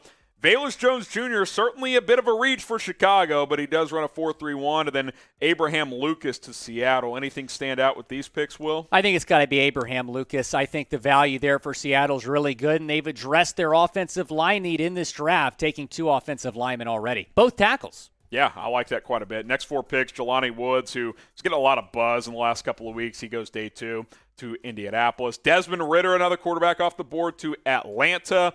Christian Harris, the Alabama linebacker, lands with the Texans. Another good pick by Houston. I really like what they've done. Let me tell you, Nick Caserio is winning me over, man. Yeah, I mean, I don't trust that front office yet, but this draft helps. I'll tell you that. Travis Jones, I think one of the better picks to Baltimore out of UConn. Bernard Raymond, I think this is a good selection for the Colts. Versatile offensive lineman. Alex Wright lands with Cleveland. JT Woods out of Baylor goes to the Chargers. Then Greg Dulcich goes to Denver. Cordell Flott goes to the Giants. D'Angelo Malone. Nakobe Dean, it finally happened. I'll say this for Philly. Shout out Chase Sr. There appears to be medical concerns, as Austin Gale and a couple other folks on Twitter pointed out. But you know what? A top 25 prospect in late day 3, I'll take a chance. I don't even care if he doesn't play next year. I mean, he's going to be a really good player in this league. Injury concerns, healthy concern, but the value there is unbelievable. I couldn't believe my eyes when I saw him falling that far. DeMarvin Leal out of Texas A&M has some versatility. He lands with Pittsburgh.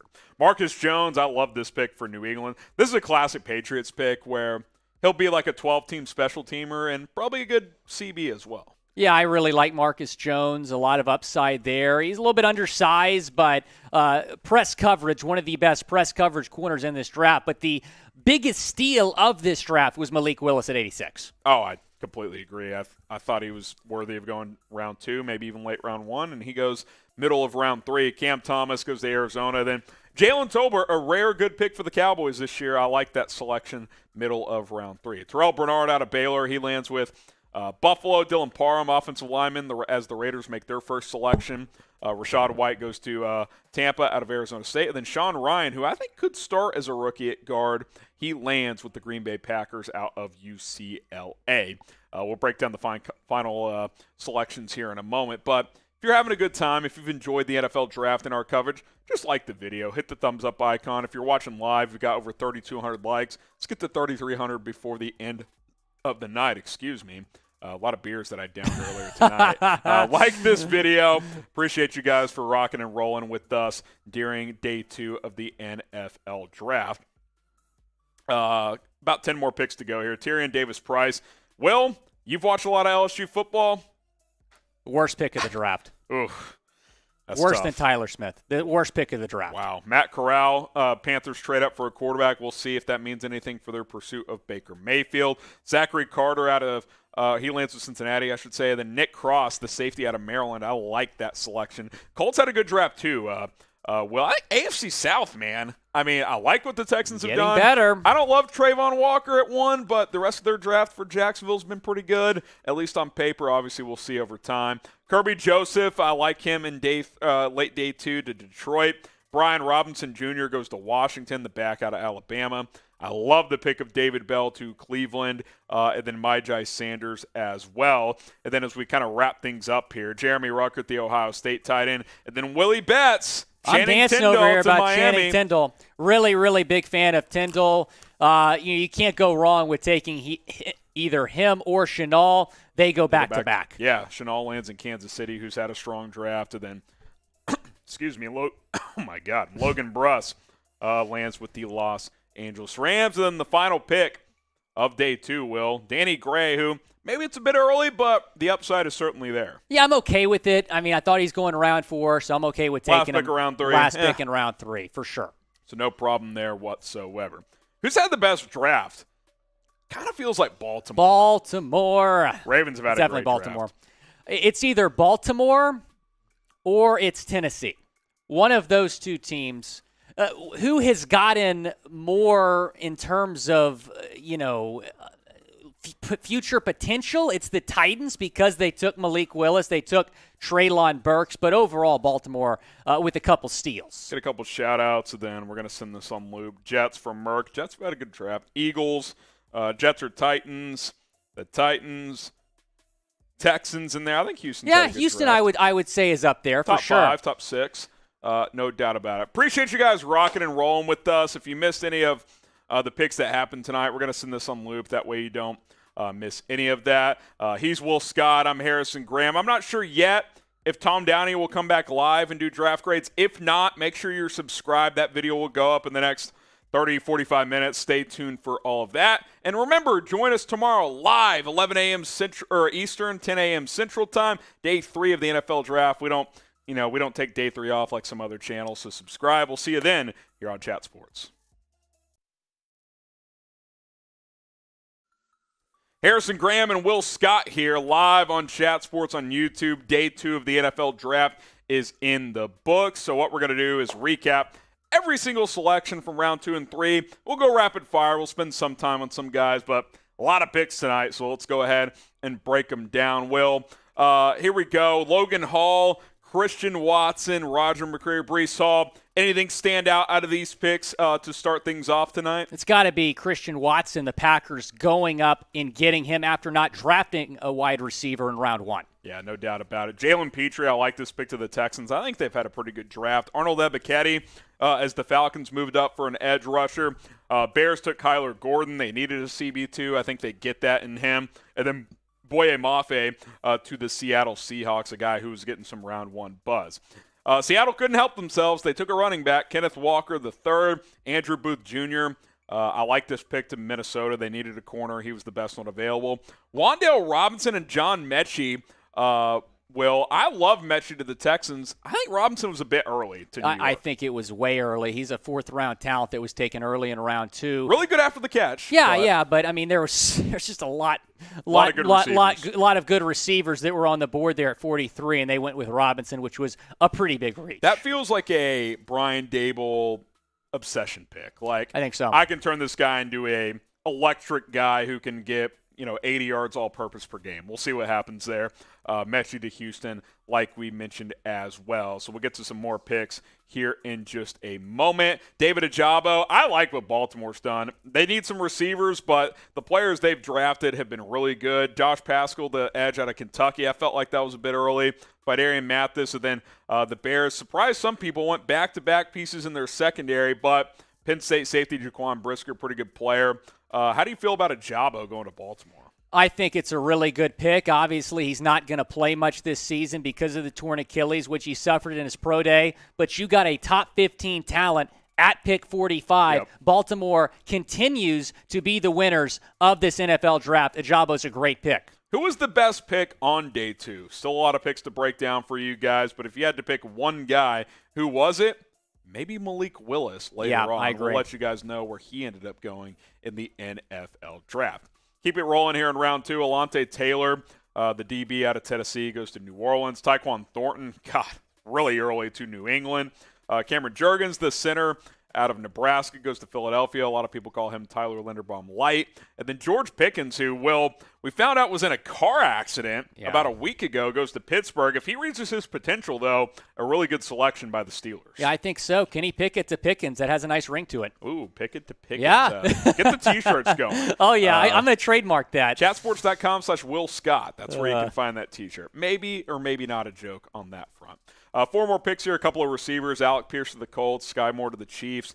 Trey McBride, the tight end, lands in Arizona. And then, the Cowboys can't help themselves. They take a guy with a checkered background, Sam Williams, out of Ole Miss. Yeah, still a better pick than taking Tyler Smith in round 1. But as we discussed earlier, I really like the Alex Pierce selection by Indianapolis. Would I have taken him before Sky Moore, though? No.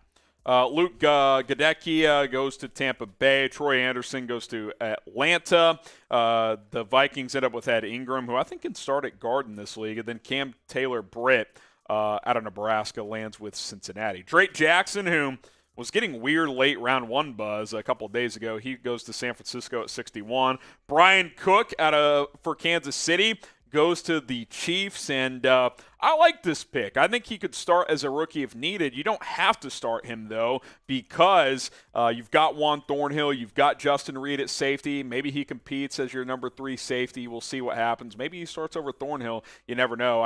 I cover the Chiefs here at Chat Sports, so if you want to follow me on Twitter, it's at HGramNFL.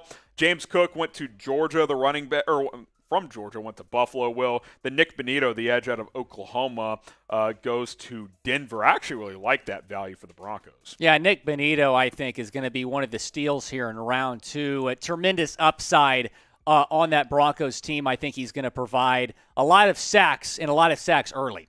Luke Fortner, the center out of Kentucky, lands with Jacksonville. Perhaps a new center for Trevor Lawrence. We'll see. Brian Asamoah, the linebacker out of Oklahoma. Then we continue to shift into round 3. Joshua Azidu out of North Carolina. I'll be honest, I didn't do much work on him, so we'll see if he works out for the Giants. And then Martin Emerson, the corner out of Mississippi State, goes to Cleveland. Will you join us for day 3 tomorrow? Type Y for yes or type N Let's if you're those Y's in the chat. Type N if you're a fraud. I'm kidding. But we'll be live at 11 a.m. Eastern tomorrow, 1 hour before day 3 gets going, rounds 4 through 7. We're not going anywhere. We'll be live both on YouTube and on Rumble. Subscribe to the channel, youtube.com/chatsportstv. You'll see myself. Will Scott will be live at some point. Tom Downey. Chase Sr., maybe Mitchell Renz joins us. Mitchell Renz, 365. The Raiders report, they get crazy. He'll probably just stay alive over there. Keep it moving with some of these picks. Nicholas Petit-Frere, I actually like what the Titans did. They get him at 69 and then later get Malik Willis. Very nice for Petit-Frere. Chad Muma, linebacker out of Wyoming, goes to Jacksonville. Velus Jones Jr., certainly a bit of a reach for Chicago, but he does run a 4.31. And then Abraham Lucas to Seattle. Anything stand out with these picks, Will? I think it's got to be Abraham Lucas. I think the value there for Seattle is really good, and they've addressed their offensive line need in this draft, taking 2 offensive linemen already. Both tackles. Yeah, I like that quite a bit. Next 4 picks, Jelani Woods, who is getting a lot of buzz in the last couple of weeks. He goes day 2 to Indianapolis. Desmond Ridder, another quarterback off the board, to Atlanta. Christian Harris, the Alabama linebacker, lands with the Texans. Another good pick by Houston. I really like what they've done. Let me tell you, Nick Caserio is winning me over, man. Yeah, I mean, I don't trust that front office yet, but this draft helps. I'll tell you that. Travis Jones, I think one of the better picks to Baltimore out of UConn. Bernard Raymond, I think this is a good selection for the Colts. Versatile offensive lineman. Alex Wright lands with Cleveland. JT Woods out of Baylor goes to the Chargers. Then Greg Dulcich goes to Denver. Cordell Flott goes to the Giants. D'Angelo Malone. Nakobe Dean, Will. It finally happened. I'll say this for Philly. Shout out Chase Sr. There appears to be medical concerns, as Austin Gale and a couple other folks on Twitter pointed out. But you know what? A top 25 prospect in late day 3, I'll take a chance. I don't even care if he doesn't play next year. I mean, he's going to be a really good player in this league. Injury concerns, healthy concern, but the value there is unbelievable. I couldn't believe my eyes when I saw him falling that far. DeMarvin Leal out of Texas A&M has some versatility. He lands with Pittsburgh.